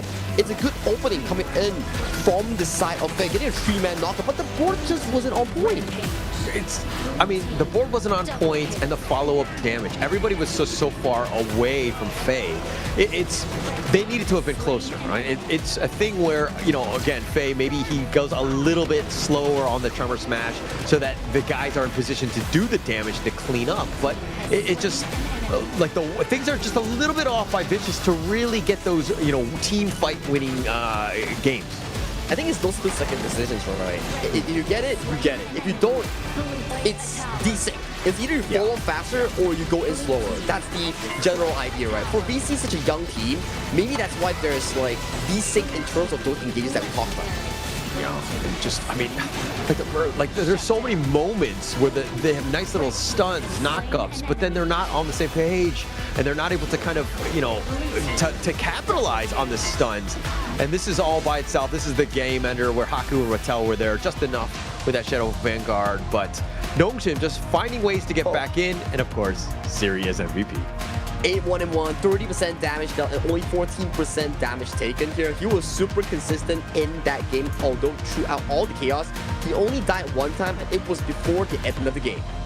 That's the only time that you really need, right? I mean, he was flawless throughout. He just did such a great time in terms of the ensuring he get those kills because they needed his damage, right? And the rest of the team set it up for Siri to have a great game. Just a good team win, not just with Siri as MVP though.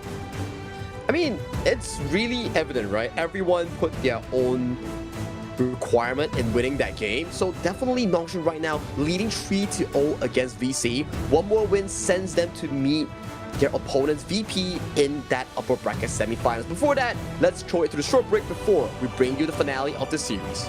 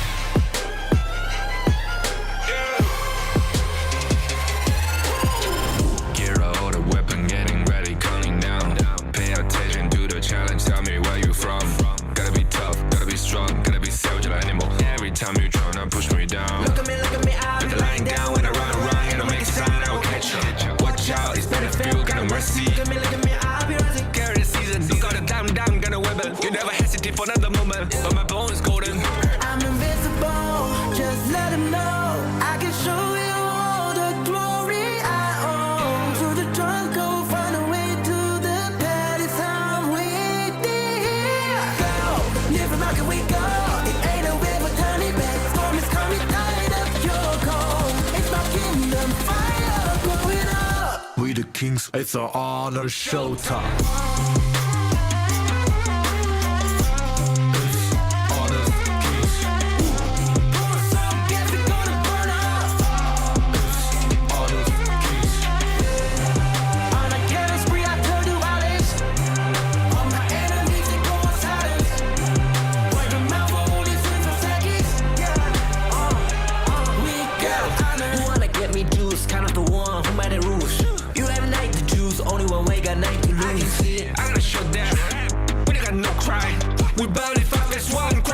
You can cheat. First blood, double trouble, then I take a pen, I kill. All you do is sweat and look at me stay victory. Say. I've triggered my soul down. Follow my pace. We the champions, screaming, I'm invincible. Just let them know I can show you all the glory I own. So the drunk go find a way to the palace I'm waiting. Go, live and rock and we go. It ain't a river, turn it back. Storm is coming, tired of your call. It's my kingdom, fire, blow it up. We the Kings, it's an honor showtime.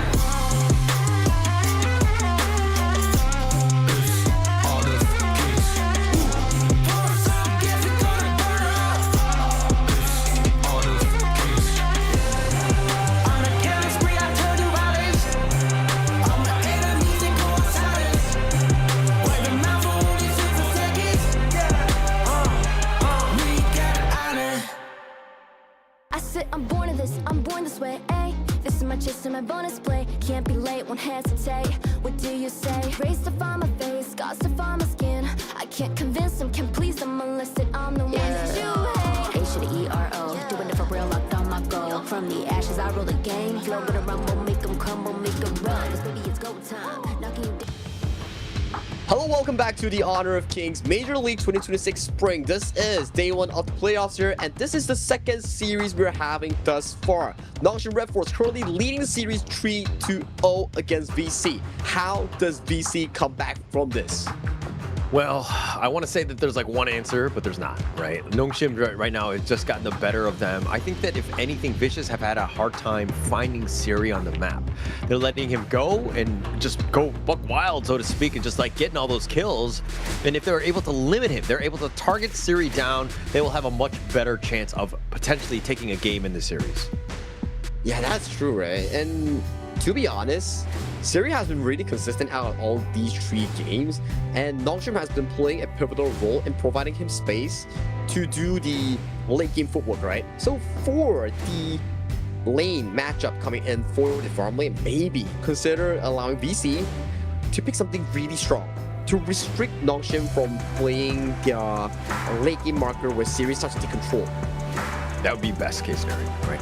And again, just limiting Siri, that's a starter for them.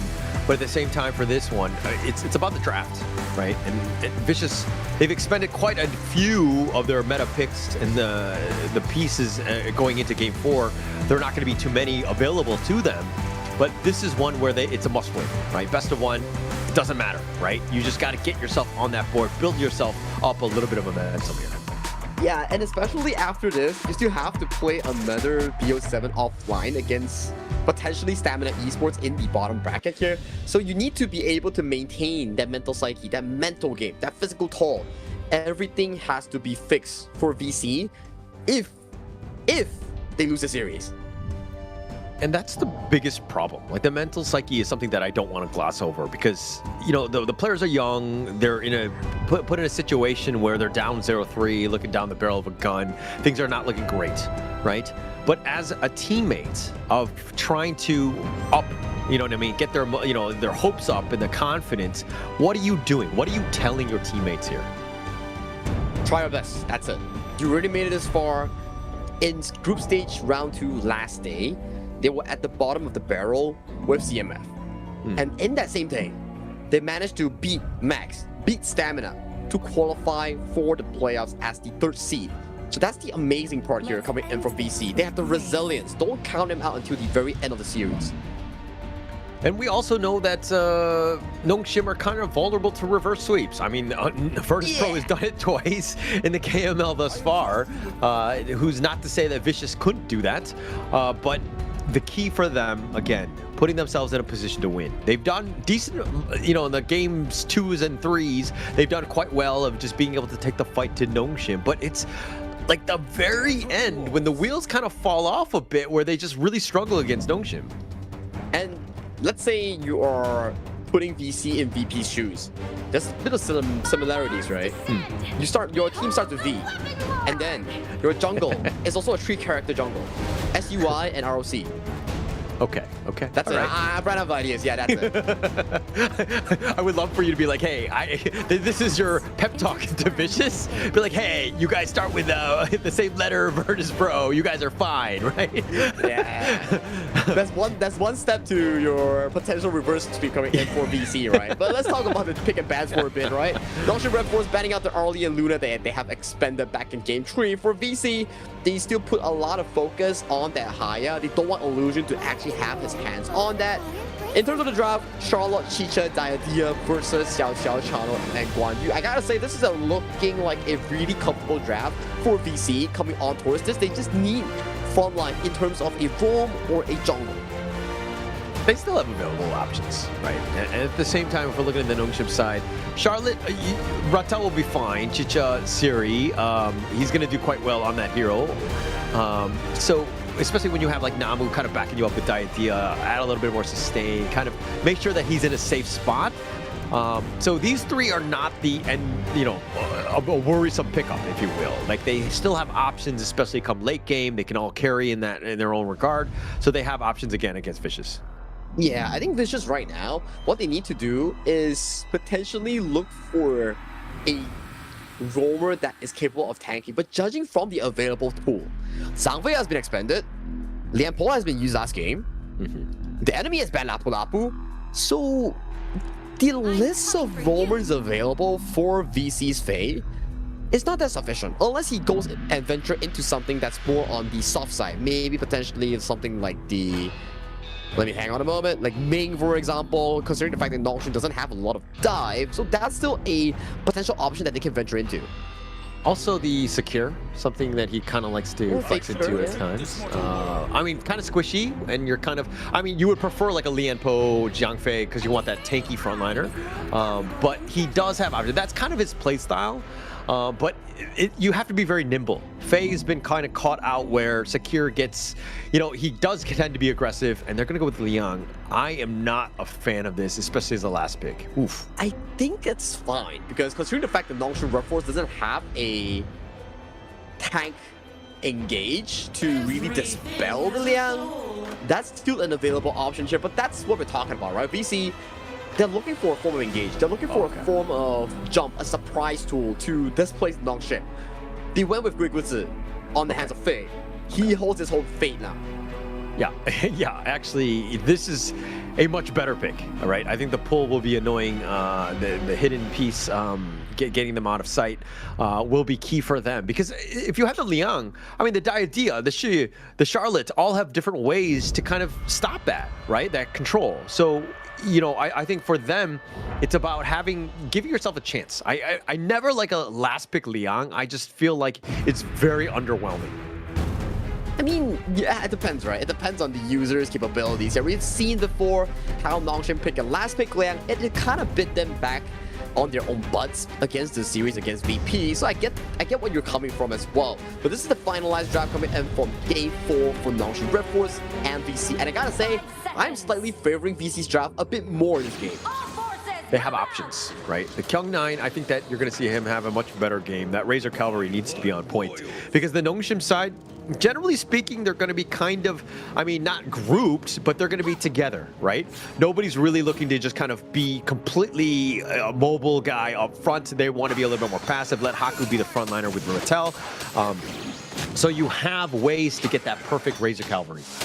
Yeah, I think that's the general game plan coming in for VC, utilizing the strong engage that they actually have to displace Nongshim Redforce here. And throughout the early game as well, we do see some of a good start for VC. Kyung9 gets the power lead, mid lane gets a decent push here, and Fei might get a nice pull here on towards Fei.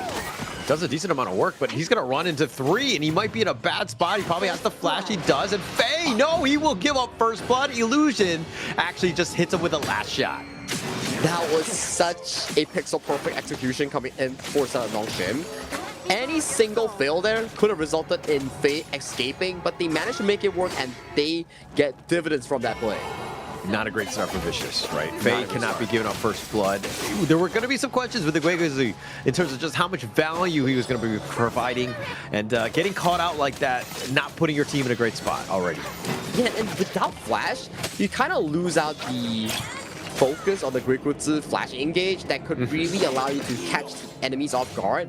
A good job by Dio though, he did get that sonic signal on towards that camp and get himself a freebie there.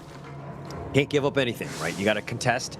And now look at Kyung9. Look at how much pressure, how much space, right? And now Illusion has shown up because they know that, hey, they have to kind of help out Rattel. He's all by himself. This is kind of a feels bad man, though. Well, Kyung9 uses the ultimate, uses the sprint, tries to force the positioning coming in from Illusion here. Gets to walk away towards safety while pulling the attention of 4 members here. Meanwhile, Haku here, what are you doing, buddy? That's not your bush. Yeah, not your brush at all. It looks like they've gotten just enough, and Vicious, they get the revenge kill on that one, and now they're going to equalize in terms of the score line, but they want the Azure Golem. A great start for Vicious. And this might be an opening play here coming in from VC to get control on towards Rattel. Beautiful stuff coming in for the side of Vicious.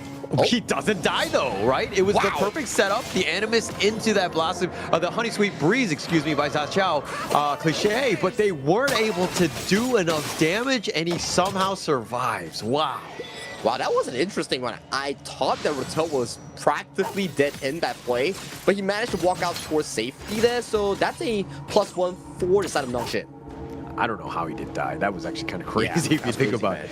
It seemed like Vicious like pulled their punches at the end. They're like, you get the kill. No, you get the kill. But now they've got 3 members and they will not make the same mistake twice. Oh, they do! Hey. He somehow survives again. That was crazy. Everything landed coming in for the side of VC, but you know for a fact that they are suppressing Rattel in this specific matchup here. He's been losing waves after waves after waves, so check out the goal discrepancy here. Kyung9 currently at a 2,100 comfortable. Rattel only at 1.6k, meaning Rattel lost at least 2 to 3 waves due to these plays. So it's almost like the kill, I mean, it would have been gravy, obviously adding that value, but the fact that you're limiting Rattel and he's got to do the walk of shame back into the lane, like you slowed him down. So it's a win-win regardless. It might actually be better than kills at times. Correct. So the kill is an additional. If you can make the enemy lose minion wave to the turret, that's like EXP, gold, lost to no one. You're just losing it because you lost lane. I mean, he struggled because of the fact that they have 3 members up there. They've been like forcing it out. It seems like the rest of Vicious are kind of losing in the sense that you've committed quite a bit, and all you've done is really kind of taken away some of the XP and that gold into Rattel's hand, but you haven't gotten those kills. Yeah, exactly the case, right? And I'm quite interested to see the sprite link setups for the side of VC. It seems to me that's a lot of run-Z setups to give you the additional movement speed to rotate towards side lanes here. So it seems like pro play nowadays, most of the people that we see all use run-Z and Big C. Oh, the Honey Sweet Breeze onto Namu. He's actually taking some tower shots, but he barely survives. And they finally take that T1 down, but it took an army. It took all 5 members of Nongshim to ensure that they secured it. But Vicious were trying to hold on, but they've traded away. I mean, the bottom T1 was open as well, so they have, you know, an avenue of attack in that bottom. That was a scary one. They were tanking so much turret damage here. Haku gets caught out, though. The Honey Sweet Breeze onto him. Haku, he's going to actually hound on back. He gets on out. The Overlord punching him, just kind of like, hey, why are you walking into my lair? But Haku will walk away again, just barely surviving. That was too close for comfort here, coming in for the side of Nongshim. Redforce jungler here does manage to get himself with the hound towards safety. At the very least, this early game, although it's looking very VC dominated, goalie wise, it's pretty 50-50 thanks to the Dynasty goal taking. And that's how small the game, you know, the small little mistakes, dare I say, by Vicious. If they're able to get a couple kills under Rattel, just, you know, barely letting Haku go as well, those were options that could really have helped Vicious to build a bit of a lead. Good on towards the side lane, but does get caught by the 100 speed Breeze once again and gets eliminated here. Kyung9 finds a Razor Cavalry here, but there is no follow-up here. Faye gets pushed back by the run-Z here. Still gets the survival chance for Rattel, but that is a 1-for-0 exchange, and the rotation favors VC back towards the mid lane. And only taking Haku down. I think that Vicious, I mean, yeah, they could have wanted more, but Rattel just too fast. The way that Nongshim were able to disengage is really on point, but the Azure Golem, this is going to be the target that they want. Sway will steal that one up. Good pickup here coming in from BDC here. The idea is really simple. Get the kill, force the rotation to be slow, and then take absolute jungle control against Nongshim's Haku here. Very well done thus far by the Vicious Esports. We have seen this from time to time. Every time Vicious in the early game, they have such a key idea of what to do, but when 10-minute mark hits, that's where they start struggling in the game.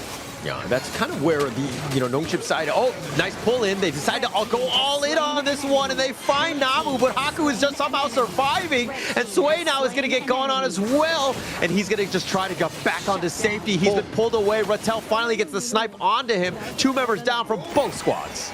Well, Cliché here finds a beautiful 100 speed Breeze, does get the umbrella right into the face of Rattel. He still survives, but not a Razor Cavalry. That's the second one right now coming in from Kyung9. Kyung9 gets pinned, gets hit, gets targeted by the failed arrow, but he doesn't fall. Overall, a 3-for-3 in favor of neither parties here. But Nongshim does get premier tower damage and the mid-tier 1 coming in for this early game.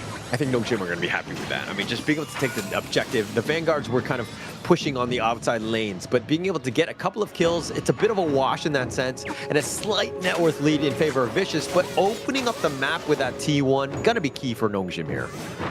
And I think that was a bit of a misplay here coming in for the side of BC. That was a 4v5 in favor of them. They got the initial pull, but DO, he was all the way in the front phase of Haku, and he got punished heavily for that. Yeah, definitely got punished on this one. And now, who might be punished on this is just going to be the Azure Golem. As Sway smites it out, Haku actually hounds on forward, and he uses his Heaven and Earth mode, the Razor Cavalry on the back, and with that push in, Illusion in a bad spot, they actually get the pickup on Namu as well, and Kyung9 is looking to just run him down, but Siri now turns his attention onto Kyung9. They're going to look to trade. Sway with a double, and now Rattel taking down Kyung9 finally.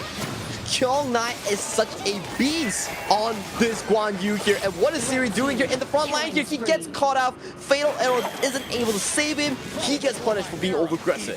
Yeah, Vicious are going to make them pay. They're going to take their own mid-T1. 4 members down from Nongshim. Things have kind of shifted in this one. 2K favor in net worth lead in favor of Vicious. They've done a great job of putting themselves in a great spot here. Maybe this is the comeback material that they need to push themselves into this VO7 here. Things are looking good in terms of scaling. They have Cliché, they have DO, some of the best late game heroes for the side of VC. And for Nongshim Redforce, the only late game that they have lies on towards the hands of Rattel, who got repeatedly punished by the trio coming in from VC in that early game, because things are starting to look really good for VC as of now. And it seems like Nongshim are getting caught out. I mean, Vicious have done such a good job of, with that jump, and now with that speed, Kyung9 is going to be there. The pull back in by Faye, and it looks like Rattel trying to fight with that power grenade, trying to at least get Cliché, not able to do so. So close though, that was a lot of damage landing on towards Cliché's face. But Rattel, what was he doing there? That was all the way in towards the middle side without a turret's aid here, so that's not really ideal. But in terms of turret trading here, we do see side for side here, top tier 2 traded for bot tier 2 between these two teams. Yeah, Doe will take the top T2. I think that they'll be happy with that trade. But Siri on the other end, this is a good one for him, right? You need to create the space, take advantage of the space that's given to you, and now Siri on the run. The hounds have been loosed, and it looks like they will find Siri. They knew exactly what brush he was going to be in. He's fighting 1 versus 3, an impossible ask of Siri. That is a really uncharacteristic fall off here coming in for the side of Nongshim Redforce Marksman. With that, this Shadow Tyrant should go uncontested in the favors of VC. This might be one of the largest and most consistent leads VC has harnessed throughout this game. Yeah, and throughout this entire series. I mean, I think that, they haven't really been able to kind of, take advantage of it. Nongshim have found ways to just claw back in, but this is a great one, right? In terms of the strategy, I think the pivot had to have been just focusing down Siri, finding him wherever he goes. And Siri has not had a good time. He's died twice already, and it looks like they're going to take up Rattel as well. Another great find for Vicious. What was Rattel doing there? Kind of like an over eagerness to find plays. Right now, the timers coming in from Nongshim Redforce are really scattered. One moment Series is there, the other moment Rattel is there. It's like on a loop right now. They're all just exchanging in that sense. But I think the biggest piece by Rattel is that you kind of need to kind of play it the way Nighty does, where you look at yourself as a farm laner, right? You just need to get yourself that net worth so that you can just take over the game. It looks like they haven't found anything in that regard. He's been dying too many times. And Faye has been really active in the map to find these big plays for his team. So far, he has found a lot of success. Many pulls, especially on for his Haku. This game, right? Cliché and Faye has been consistently impacting the side lane, especially the main person that has been impacted is Rattel. Every single rotation, Rattel. Every single gank, Rattel. Yeah, but there's diminishing rewards on that one. So at the same time, it's like, okay, it's great. Yeah, we've killed Rattel so many times, but they need to focus fire on other. I mean, they've done a great job on Siri, but Haku and Illusion are kind of making use of that space. Yeah, the space right now, I would say, for VC is way larger compared to Nongshim, because you can see, we did explain, Nongshim's draft is really mid-game centric that relies on Haku and Siri to find those big flag moments here. But due to the fact that a lot of these fights hasn't been 5v5 at the 10-minute mark, it's not looking too good for Nongshim Redforce. And in the late game, Chano, Xiao, Guan Yu, they do so well compared to Nongshim's draft. It's the vision score that VC have done so well on, right? They've taken advantage of it. Whenever the fights are happening, they're the ones initiating. They're the ones with Faye with the jump in pulls. They've gotten tremendous value and they've been able to convert those into kills. Yeah, and these kills are better than last game. Last game, kills were traded back and forth, but VC wasn't able to secure any form of objective help. But look at the jumping they dive in, they decide to go, and Haku is trying to deal with the back line, but he's going to be focus fired, and they take him down. Cliché will get this one, but what can they get in return? Rattel with a power grenade. Sui's going to dash away. They've got all 5 members from Vicious surviving and walking away after that kill on Haku. Vicious went in as a 5-man unit. Kyung9 tanked all the damage coming in from Nongshim, and he still went out with half of his health. You can see the damage coming in from Nongshim just isn't enough for this timer right now. There's just too much on the hands of Siri. Yeah, Siri needs a little bit more time. Haku not tanky enough, and he needs to kind of be on the the same side of the tower. He can't be outside fighting 4 versus 1 essentially, because I understand that he's trying to protect it, but he needs to kind of look for his own safety. He's died 5 times. This has been a terrible game for Haku. Yeah, quite uncharacteristic as we were to talk about here. So this is a good sign for VC, and everything is looking for them to potentially end this game. Even for the late game material here, Nongshim has 0 late game material. Rattel It's just not in this game, but nice ball here coming in for the side of Illusion. They get the nice little pick off, and now Haku, he's going to be killed as well. They've taken 2 members down, and now they're going to try to go for Rattel, who decides to go in. I don't know if that's the right target because he tries to go for Doe, and Doe says, I will take that one to go, as they've taken 4 members down from Nongshim. Yeah, 30 seconds on the dot right now. The crystal is exposed. Tier 3 goes down. Minion waves marching in. There's no one from the side of Nongshim Redforce to start defending this. VC takes their first game in this series. The first game of hopefully many as they look to find their way back into this series. The first game is always the hardest one, right? It's a statement game. It's saying, hey, we're not going out that easy. We're going to play to the bitter end. We'll find ways to get back at you, and they made Nongshim pay in this one.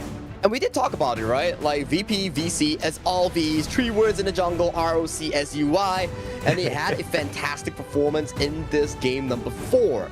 We did see before. VP managed to reverse sweep against Nongshim once in group stage and once in round 1. So maybe the last game is really the curse for Nongshim. It's always that match point, right? That's the hardest one apparently for Nongshim. They haven't figured that one out, so I guess this might be good for them. But they have, what, 3 more games to figure it out. They need to, because again, they don't want to be in the situation where they're going to an ultimate battle after they thought that this was going to be an easy series against Vicious, going up 3-0. 3-0 is a big statement, but how you finish is definitely going to be really, really important right now. For Vicious Esports, like we talked about, it's a good start. A fantastic one indeed. Out-fighting, out-rotating, out-macroing your opponents. Wonderful. It comes down to the worry that we had back in 1, 2, 3, game 1, game 1, game 2, and game 3, where you spend a lot of heroes here. How do you formulate your composition with the remaining bits that you have until game 6? We're gonna have to see, right? In terms of just what is available in terms of the hero pool. I think the Vicious have expended quite a bit, but the clear MVP on this one, the one that sticks out, Sway, right? 9, 1, and 7 on the Ying, just tremendous value, getting to the back line, and again, focus firing Siri, that was the biggest difference. A Faye, though, you gotta give props to the Roamer, but give some love to the Roam. That Guigutsu last pick did wonders for his team. He was just jumping multiple times on towards Haku, on towards Rattel, and every time sending his team, the full squad, into the backlines of the Nongshim Redforce squad. Yeah, it's all about that value, right? And getting into this one. And Vicious here, this is the gold graph, finally something that favored them as they were able to build it up, find ways to close it out, which is something that they've been struggling around in this series, right? And if you're looking into, the next potential, game, this is the way that they want to play. Vicious have gotten the better of Nongshim in the early games. Oh yeah, but this is the first few plays that Faye actually mispositioned himself, which led to an easy first blood for Illusion. But aside from that, everything went so well for side of VC. They played very well. This is the exact bounce back game. I mean, we wanted to see this earlier. They're still not out of the woods yet, but this is a great bounce back game, right? Again, looking at things as best of ones. If Vicious were able to pull off the Virtus Pro of the reverse sweep onto Nongshim, this would speak volumes for that team. And think if Nongshim were like, hey, we were up 3-0 and we just got swept, reverse swept, and now we have to play Stamina Esports later, that would be so frustrating. That's gonna be really a test of their stamina that actually happens here. So for this game itself, you can see the key decision making coming in for some Nongshim Redforce. They want to fight, but the timer of their respawn, the mid-game decision just isn't as clean compared to the first 3 games here. Hence, you can see VC continuously jumping in towards the backline, getting kills after kills after kills on towards the Nongshim squad. Yeah, Kyung9 actually played so much better this game, right? On the Guan Yu, finally, just this is the value that you're talking about. And with the way that he's able to initiate, this is the Kyung9 of old. We've been waiting for this Kyung9 to show up in the series. We finally get to see it now in that game 4. But a great play. But you were talking about the MVP. It had to have been Faye because of the amount of pulls that he had. He was just pulling everyone from left, right, and center. He was setting up majority of the plays. It's really difficult, right? You gotta pick between Kyung9, you gotta pick between the Faye's Animus Guigutsu. So definitely these 2 players, big standouts for me. Even though Sui was really consistent on that Ying 917 KDA, but without the setups, things could have been that easy for the side of VC. Yeah, nothing could have been that easy, right? I think that this series, each of the games, they had to have worked with it. There's not too many gimmies, right? They know each other too well to just kind of get completely stomped out. I think that going in even into game 5, Nongshim now need to be a little bit worried. They need to be thinking about closing this game out. They need to spend some power picks here. I think it's like what we talk about, right? The VP thing that did mental toll on tours. Then every time it's like 2-0, 3-0, they start wondering like, hey guys, how do we close off games? They start losing their focus in completing the, how would I say it? In completing the perfect game, right? The Nongshim of game 1 and game 3, game 1 and game 2, it was really nice to watch. But in game 4, they sort of lost their patience. As you can see, Ratel continuously faltering in the side lanes, and then randomly on towards the cross map, we see Seri all the way up by himself in the mid of the lane. So that's the situations that we want to figure out, like what's going on with Nongshim Redforce. Do you want to say it's a bit of a lack of focus, or is this more of just like, you know what I mean? Like, we're so far up, it doesn't really matter. Let's just have some fun and like give Vicious a chance. Like, I would think that as a team, you would just want to close out a series as quickly as possible. But what do you think Nongshim's thought process was here? I think it's mental, right? It's like, it's either, there's two ways, right? I don't think it's ever about having fun, losing one game to play more games. It's maybe about burning the draft against your opponent so you have a smoother game 5. It's a tactical decision, right? You pull out more picks coming in from the opponent, so in game 5 and game 6, they can't really draft to their expertise. You have more tools to draft the perfect composition to go against your opponents here. Or the second option, they lost focus. They are affected by the VP reverse sweeps. So in every time in the match point, they start to shake. They start to loosen up. Okay. I'm just wondering if it's just like Nongshim's just like, hey, you know, let's test ourselves. Let's go to the ultimate battle after being up 3-0. Let's assume that we're going to do the same thing against Virtus. No, I'm just kidding. They did probably not do that. Don't listen to me. They need to close this game out in a hurry. I think that Nongshim right now, this is one where you got to look at this as like, again, for yourself, to just put pressure on to close out the series. Don't give your opponent anything. It's like a whole thing about no quarters in the end. It's very important for them to actually close out the series now because VC is starting to build momentum. We saw in game 2, game 3, VC was always in control, but due to undeniable factors of Nongshim's comeback, VC lost the control that they actually found for themselves. So right now, in game number 4 that they just played, they were so good. Every team fight, every initiation fell in their favor here. So for VC, they found the idea is to put Cliché on a tempo making machine with Fade. Then they can open up the map and start snowballing the lead for their side lanes. Well, you want a tempo? I mean, they're going to start it off with a Haya here. I mean, this is a hero that can really restrict team fights because you isolate somebody, you kind of just put them into purgatory, so to speak, in this arena with you. But what are you looking to do? How do you counter that come team fight? Because he chooses whoever he wants. What is the sort of play? Now, Nongshim has already gave you your answer here. They have picked the Direnjie, and I believe in a short while, they will also pick the Agudo here, and those will be two key counters in removing the ultimate coming in from Cliché. So quick update. Direnjie S2, which is the legal immunity, can cleanse and remove the pull coming in from Haya before you jump into the Musuke Mirage. It's doing the link. Same for Agudo. When you link Agudo and she throws out the furball with her ultimate, also removes it here. So that's definitely going to be the key playmaking style coming from Nongshim here. Okay. If they're able to pull that one off, I think that that would be key here. But, I mean, when you've got also the Motsu, who's been also an absolute menace in the KML thus far, I think it's, what, 6-1, has an 85% win rate. It's been a very strong hero, especially with that new Ultraman skin. It's kind of, you have like a nice little 1-2 combination with like the Cannon Blast stun into, you know, the Musuke Mirage if you need be. Yeah, I think those are definitely good setups here, but that's the Agudo Direnjie that we talk about here from Nongshim Redforce. They showed a lot of success with this composition back in KS4, where they were steamrolling every single team with this specific setup here. Now, coming into the second phase of the pick and bans, Nongshim doesn't really have any remaining strong tank frontline aside from Lian Po, but I believe VC will try to lock out majority of Namu-san's pool. Oh, they're going to ban out the Karuta instead. This could be... I mean, you have openings, right? I think that Nongshim right now, if Namu is able to get one of those, again, like the Zhang Fei types with those Umbrella Outbursts and those control, I think that you're going to have a much better time. Because, you know, the team fight capability from Vicious, it's more about isolation. It's about bursting somebody down as quickly as possible. So you want to be tanky. That's true here, and you can see Nongshim's direction is to ban out all the available counters to the Agudo jungle. The Lam, the Luna are all removed from the pool.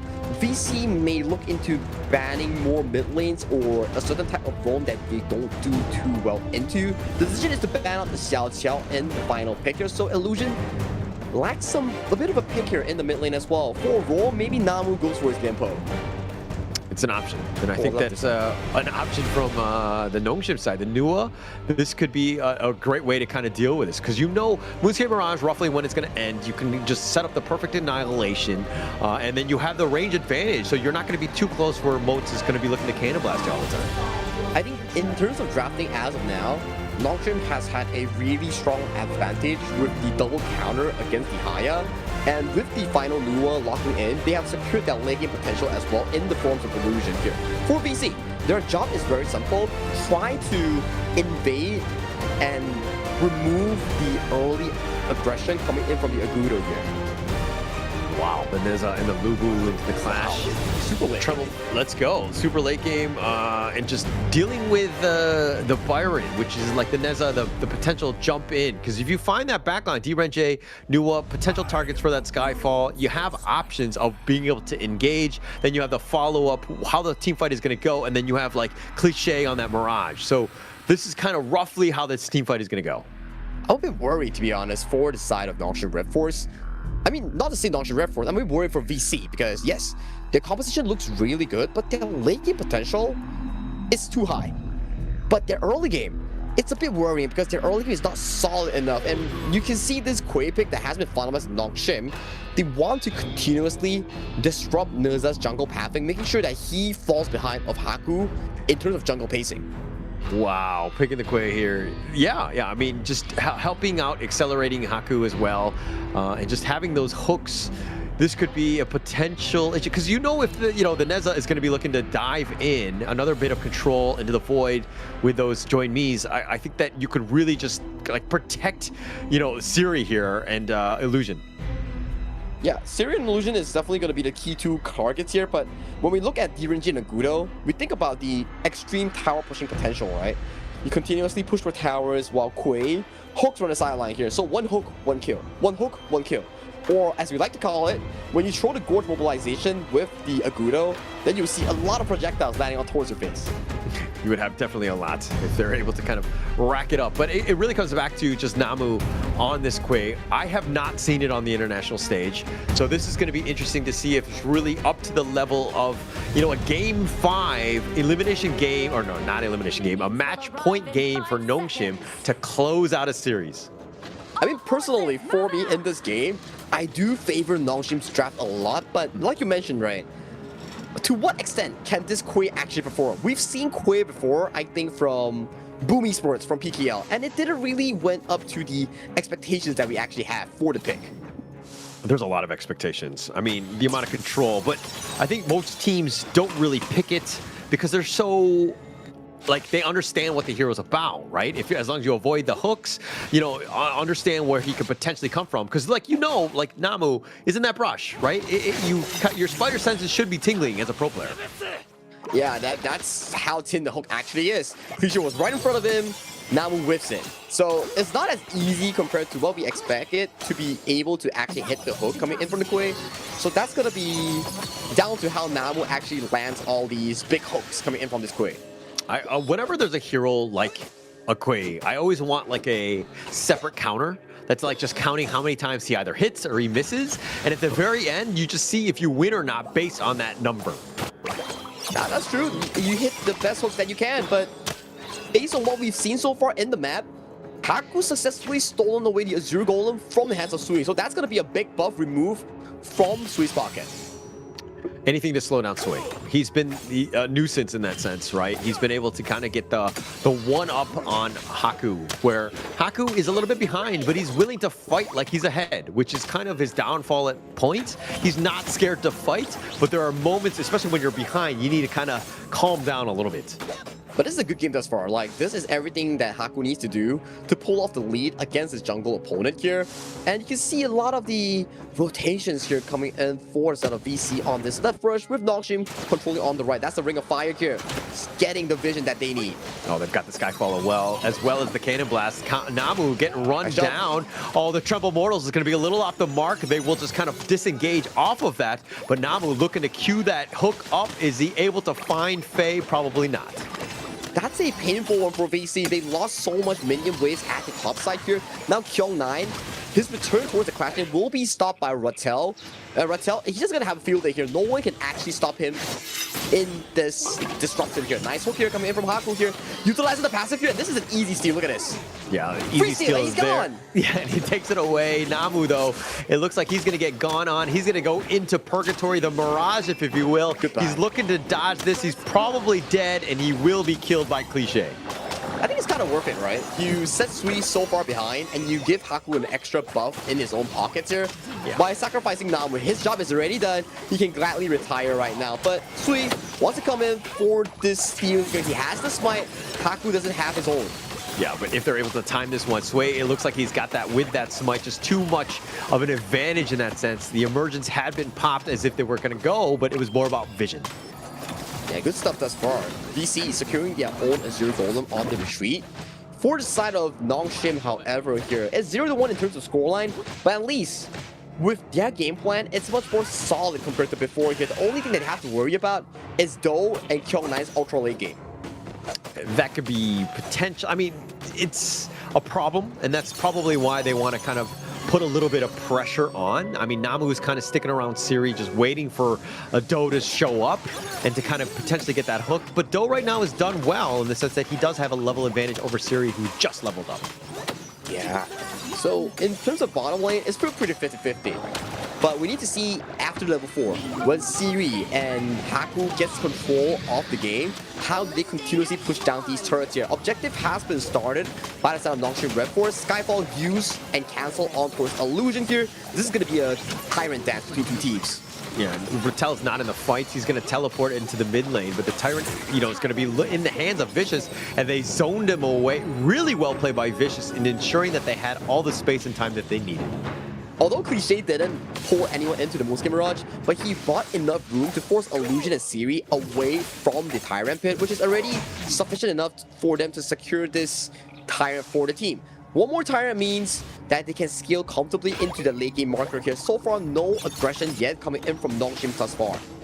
Not at all. I mean, it's losing the Tyrant was pretty huge for them. And this is also something that we've seen from the Nongshim side of, like, how much value are you going to get out of the Quay? Like, I feel like they should have had a kill or two by now, and they're not able to chase down Faye, who just gets himself on out of this. I thought they actually hit any single hooks this game on the Koi aside from the neutral objectives here. So Namu is still waiting for his first official hook in this game. Are you saying that Namu's a bad hooker? In terms of what? Oh, in terms of Honor of Kings, of course. I mean, so far he's been missing majority of his hooks, so I guess you cannot say he's bad. He's just inaccurate. Yeah, okay, all right. We'll give him a little bit more time. I mean, he hasn't been able to, we haven't seen too many. I don't think we've seen a single hook, but when he does, hopefully it's a team fight winning one, because again, he needs to create that space. He is pretty much the guy, but it looks like Rattel doing a little bit of work with Haku, and the Tremble Mortals used defensively, he'll just kind of keep him alive, but for now, and now the Skyfall tries to go right onto Haku. Here's the emergence. The counterplay upon counterplay has been used, but in the end, both sides, Kyung9 gets sniped out. Creation block after creation blocks gets to guarantee CC and utilizing the ultimate flash to reposition to get that final kill here in the mid lane here. Namu gets close into the Moonskine Mirage, but once he comes down, Cliché is gone and goodbye. Yeah, as long as Namu is just like, as long as I'm alive, you know exactly where I'm going to be. Cliche, you know, sacrificing or trying to go all in on Namu, not able to get the kill, and he pays with his life as well. Great turn of events for Nongshim. Well, that's very well played, right? They got the top lane turret as a trade for the bottom lane and 2 back-to-back quick kills. Haku here going aggressive against Do. Oh, the emergence on point. The Skyfall used again as the counter. The Annihilation, another snipe out. Illusion has been on point as Do is down for the count, and now Sui can't deal with 2 members. It looks like he, with 2, will fall back. He just doesn't miss on these annihilations here. Back-to-back hits on the target here. My goodness, Illusion, he's on fire right now. Absolutely on fire. And so you're kind of thinking, oh, Namu's not hitting the hooks, but Illusion is hitting his annihilation, and that's pretty much all you need because it's the killing blow. That's the most important one. This is why coming in from Namu here. Valiant effort though, but they still got the mid-tier 1 and the Crimson Golem here. Goalie-wise, they pulled it to a 3,000 healthy in favor for the side of Nongshim Redforce here. This is what we're looking for. The Direnji Aguru composition that is capable of tearing towers down super quickly. All right, there are not very many moments when I watch the Honor Kings Esports and these guys play where I'm like, oh, I can do that. But when I saw Namu do that flash hook play and he completely missed, I was like, I can do that.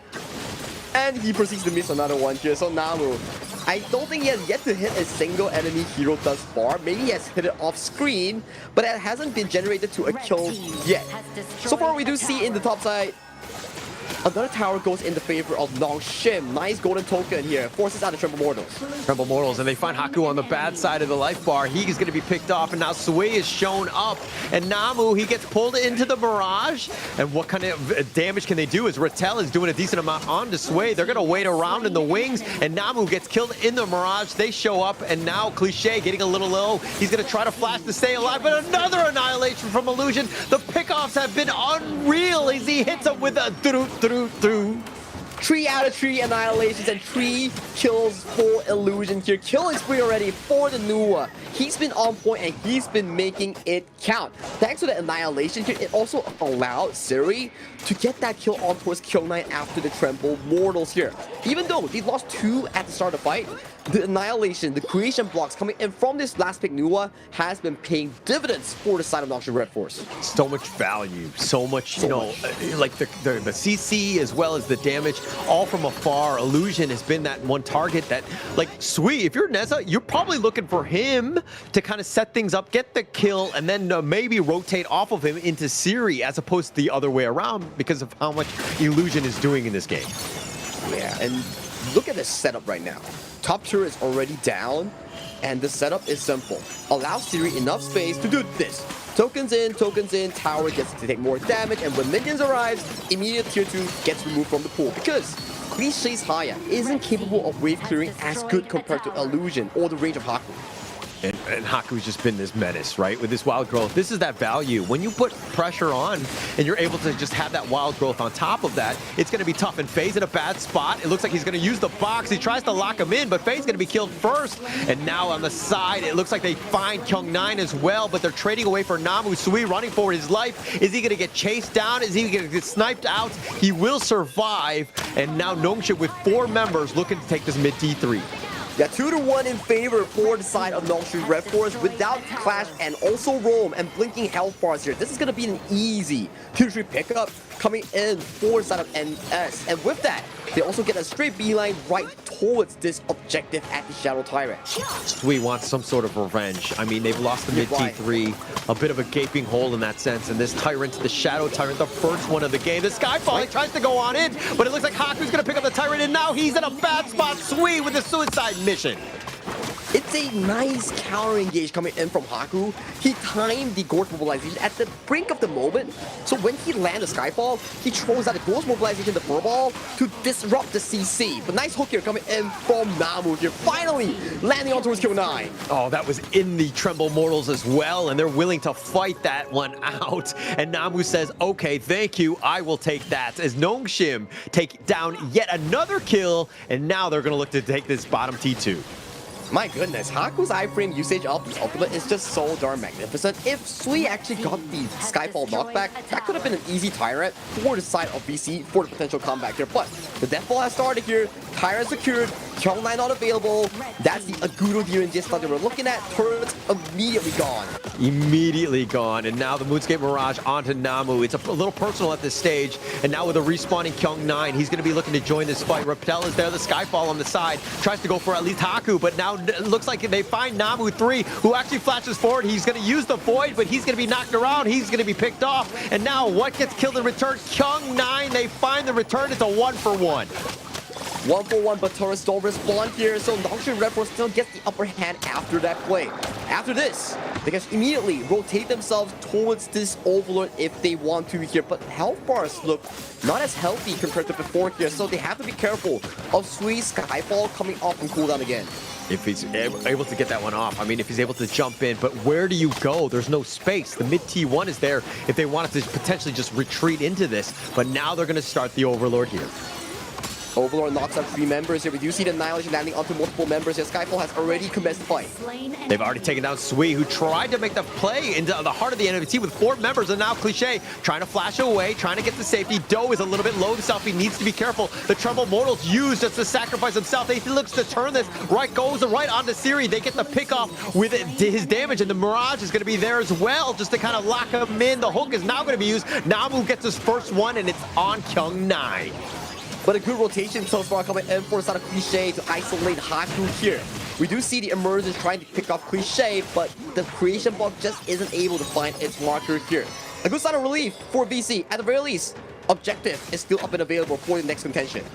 It's going to be up for that, and they're going to be able to contest because of the fact that Haku and Siri, both of the main damage dealers, are down from the side of Nongshim. So Vicious, even without Kyung9, this is something that they could potentially go on, and they're going to find the Skyfall onto Rattel. That might have been just a speed burst, but now they turn their attention on the Overlord. Yeah, once again on another Shadow Overlord take into the void. Completely misses the Cannon Blast. He's going to actually connect onto Illusion. Now with those creation blocks, the Annihilation doing a decent amount of work. Doe is actually sidestepping most of this. So he's taking out the Overlord already, and now Haku's showing up. He actually gets the Gorge Mobilization. Doe is down for the count. Rattel is now on the chase. He wants to go at least for Faye, just get some sort of catch. Haku's in rollout mode. He decides to go in with that Snowball with that Gorge Mobilization. No stun. That was a perfect hook coming in from Namu. Although we keep saying that Namu's accuracy hasn't been great, but that was a lucky 7. He hit the marksman there. That was amazing coming in from the side of Namu here. And with that, Super Minions are marching in from 2 ways. Oh, another hook. He finds another one. The Trouble Mortals used in return, trying to keep him alive, but the Mirage is going to throw him into the pit. Sui trying to fight for his life with 1 versus 4, but he's being focused, and he will be killed by Siri, who's doing a decent amount of work. Cliché is trying to run back to the fountain. Rattel is going to be there. They have the creation blocks, but they deal with the Vanguard. If anything, they don't have the minions. Nongshim have gotten the kills, but they don't have the push because, again, the minions are too slow. Now it's coming over to the front end here. They decide to pull off and go for the Shadow Tyrant retake here. This is a back and forth game, but Namu has been consistent at the end parts of this game, hitting back-to-back hooks on the mid and farm lanes coming in for VC. With this Shadow Tyrant secured, Nongshim wants to recuperate and look for the next potential push, mainly on that top lane. Oh, the Annihilation. Oh, Illusion gets the steal. I mean, it's better than a kill in that sense because you're taking away the blue buff, which is kind of key at this stage. So they've done a great job. Illusion has been hitting his marks. He's been hitting every single Annihilation, and every one of it has been really beneficial for the side of Nongshim Redforce. Check out some of these key itemizations that we have on our screen. Illusion, 4-0-10, working his way towards the 7th rep, already have completed it, so after this, his damage will skyrocket to a different level. In the meantime, this setup coming in for the side of Nongshim Redforce, they are looking to go for a potential hook. Don't have to force a flash. Yeah, they find Sui, though. He's going to be looking to go. The box has been used as well, but they've got Kyung9. That's going to be a huge piece. Rattel with a force field suppression, doing a decent amount of work. Sui's trying to run for his life. Doe has been killed as well. Sui just going for the backline. They find Haku, but Cliché now, he's just trying to stay alive. He, too, will fall. Faye with the Cannon Blast, the hook in just for good measure. They've got a team ace. Nongshim are going to roll it down off of this one. Take game number 5 as they have the top lane pushing, and they will move on and meet Virtus Pro. It's a back-to-back reunion between VP and Nongshim Redforce, and no one can stop them for this faithful reunion here. VC, they took 1 game, but it wasn't enough to make a comeback against the Ultimate Red. Nongshim Redforce, our second semi-finalist in double bracket. very good game, I mean, by Nongshim there. Being able to close out the series, they finally needed to have that one piece. I mean, we were kind of like, you know, pointing fun a little bit about Namu 3, but in the end, he was able to hit the right hooks, and that was kind of what you needed to do to really close out this game, because there were some moments that were like, things are not looking good. They need that one little bit of CC, and it seemed like it was just enough in the end. It's not about how many times you fail, it's about how many good times you hit, and Namu definitely proved all of this wrong. But I think if we want to highlight a key member, my goodness, Illusion's Nuwa. That was crazy. That was just literally crazy. He's got to be MVP on that one, right? I mean, the amount of kills, things were very close, but then just the last annihilations, getting those kills was just enough to give Nongshim kind of that, a bit of a snowball. Yeah, I think in terms of the early game, it was pretty back and forth. We do see a very smart start coming in for Nongshim Redforce, hooking out the buff and utilizing the Agudo's release spell to get a free buff in towards their own hands as a counter here. And I think that happened like 2 or 3 times, which really limited Sui's farm on the Nerza jungle to put him really behind, which it goes back to our question here. Who can stop Nerza from farming? And that is the answer that Nongshim Redforce has presented in this case. They had all the answers, right? I think in terms of a draft, it was good enough, right? There were some moments where you're kind of like cliche with the Haya, doing a decent amount of work with those pull-ins to kind of give them a little bit of an edge. But in the end, it seemed like they just had enough to deal with Sway. I mean, yeah, he was on the back line, but they were so good with the target prioritization and just killing him when he would just dive deep. And check out the KDA, right? 2-0 and 13 on Rutsel, 7-0 and 12 on towards Illusion. I think he's involved in almost every single play without dying a single time on this newer pick. Absolutely amazing, right? I mean, 7-0-12, but also series 7-1 and 10. He died a single time, so I guess shame on him for dying that one time. He probably won't get MVP because of that, but Illusion was just too much. I mean, 136,000 damage from afar and not dying a single time. You have to give the man MVP, right? And only taking 25,000 damage on the Nuwa here, considering the fact that there was always backline threat like Kyung9, Sui always jumping on towards you. He was playing marvelously and always staying at a unreachable end. This man, my goodness, super well done by this Nuwa. Yeah, and also whenever the Skyfall would go in, it was like looking to be like a 1v1. Like Sway was always looking for that advantage, but then you could see that Nongshim were like, okay, I need help, and then he would always emerge on top of you. So they would turn that into an advantage for them. I think it also comes down to how they play the team fights. When Sui comes out with Skyfall, creation blocks, the DRNG's golden token, all were the blocking factors coming in against this Sui. Yeah, it was just like the counterplay, the way that they did this was just super smart. And, I mean, can we talk a little bit about this Lubu pick? I'm just like, I get the true damage, I get the fact, but like the Trouble Mortals is like a non-factor. People just walk out of it. Like, it just seems like a very underwhelming pick at the end of the day. I think it makes sense, right? Like, they want to go for the ultra late game, but the problem is the DRNG and also the Agudo one is just such a strong deathball in making sure that this double side lane coming in from BC was just too greedy. They couldn't stall for the late game. Late game Lubu needs like what, 4 to 5 items, where the Haya pulls in someone and everybody groups up at that circle wait for Haya to come out. Lubu jumps in, and just does all the damage here. I mean, actually in this team fight alone, I think Kyung9 got a lot of value with this nice Tremble Mortals, but I mean, in hindsight, it makes sense, exactly as you're saying, like post-Mirage, but we never really saw that too much, right? It just seemed like the rest of Nongshim were waiting in the wings. They would like plop out their own wild growth, they would have their own annihilation queued up for when the appearance happened. It just seemed like they had their own answers that actually outplayed and countered the Lubu themselves. It's just a very difficult pick to execute, right? You need everything in line. Execution, team fight, items, and all of that were mitigated by the execution coming in from the opponents, which is Nongshim Redforce.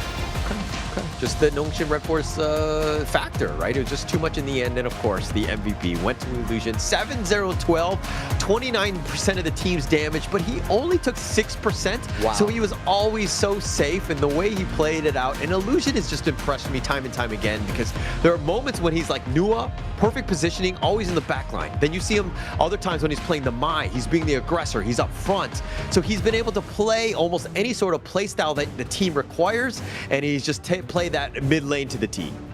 very flexible of a player as we speak, right? Knowing his limits, knowing what he needs to do in different roles and categories of mages here.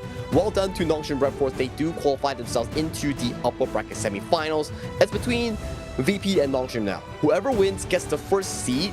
Not first seed, they get the first slot going into the EWC later on. But we still have to see who's seed 1 and seed 2 after the conclusion of the entire playoffs round. Yeah, and that one's going to be an interesting one to watch because, I mean, if you win that one, you're basically, like, actually for both of these squads, right? Even if they lose, that you win one more series, you're into the KWC, right? You're top 3 already.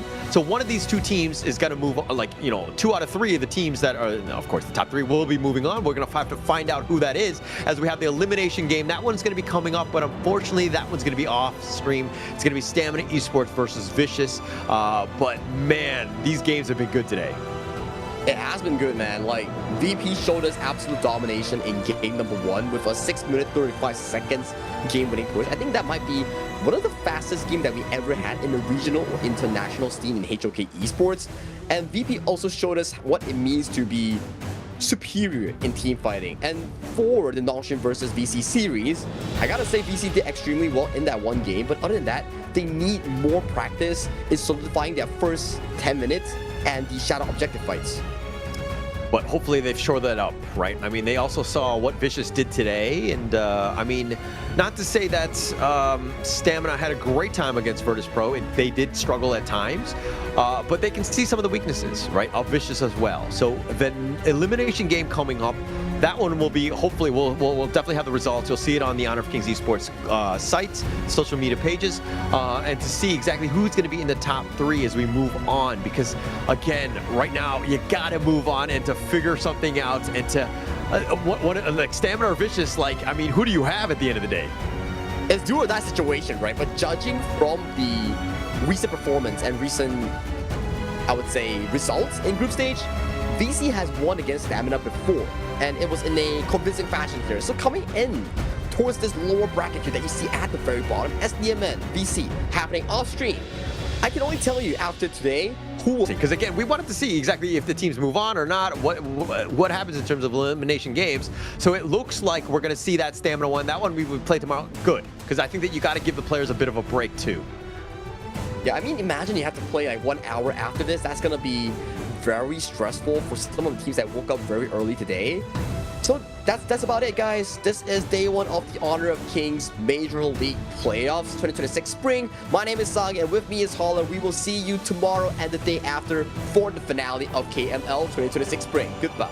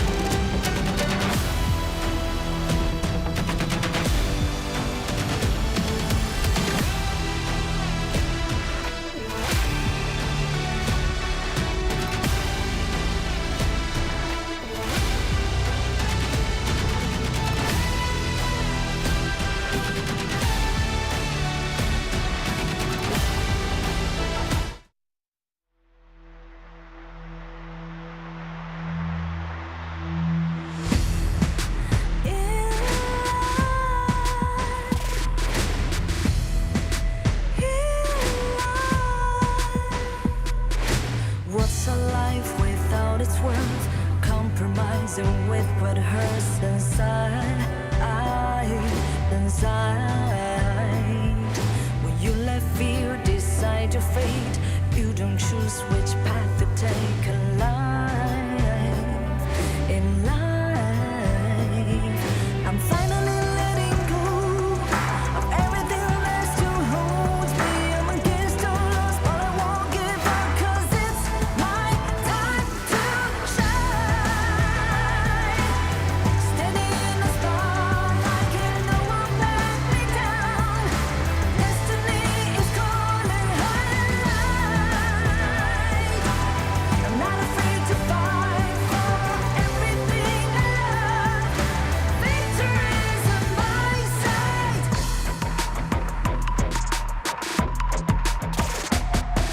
The more we lose, the more we gain. The more that nothing stays the same.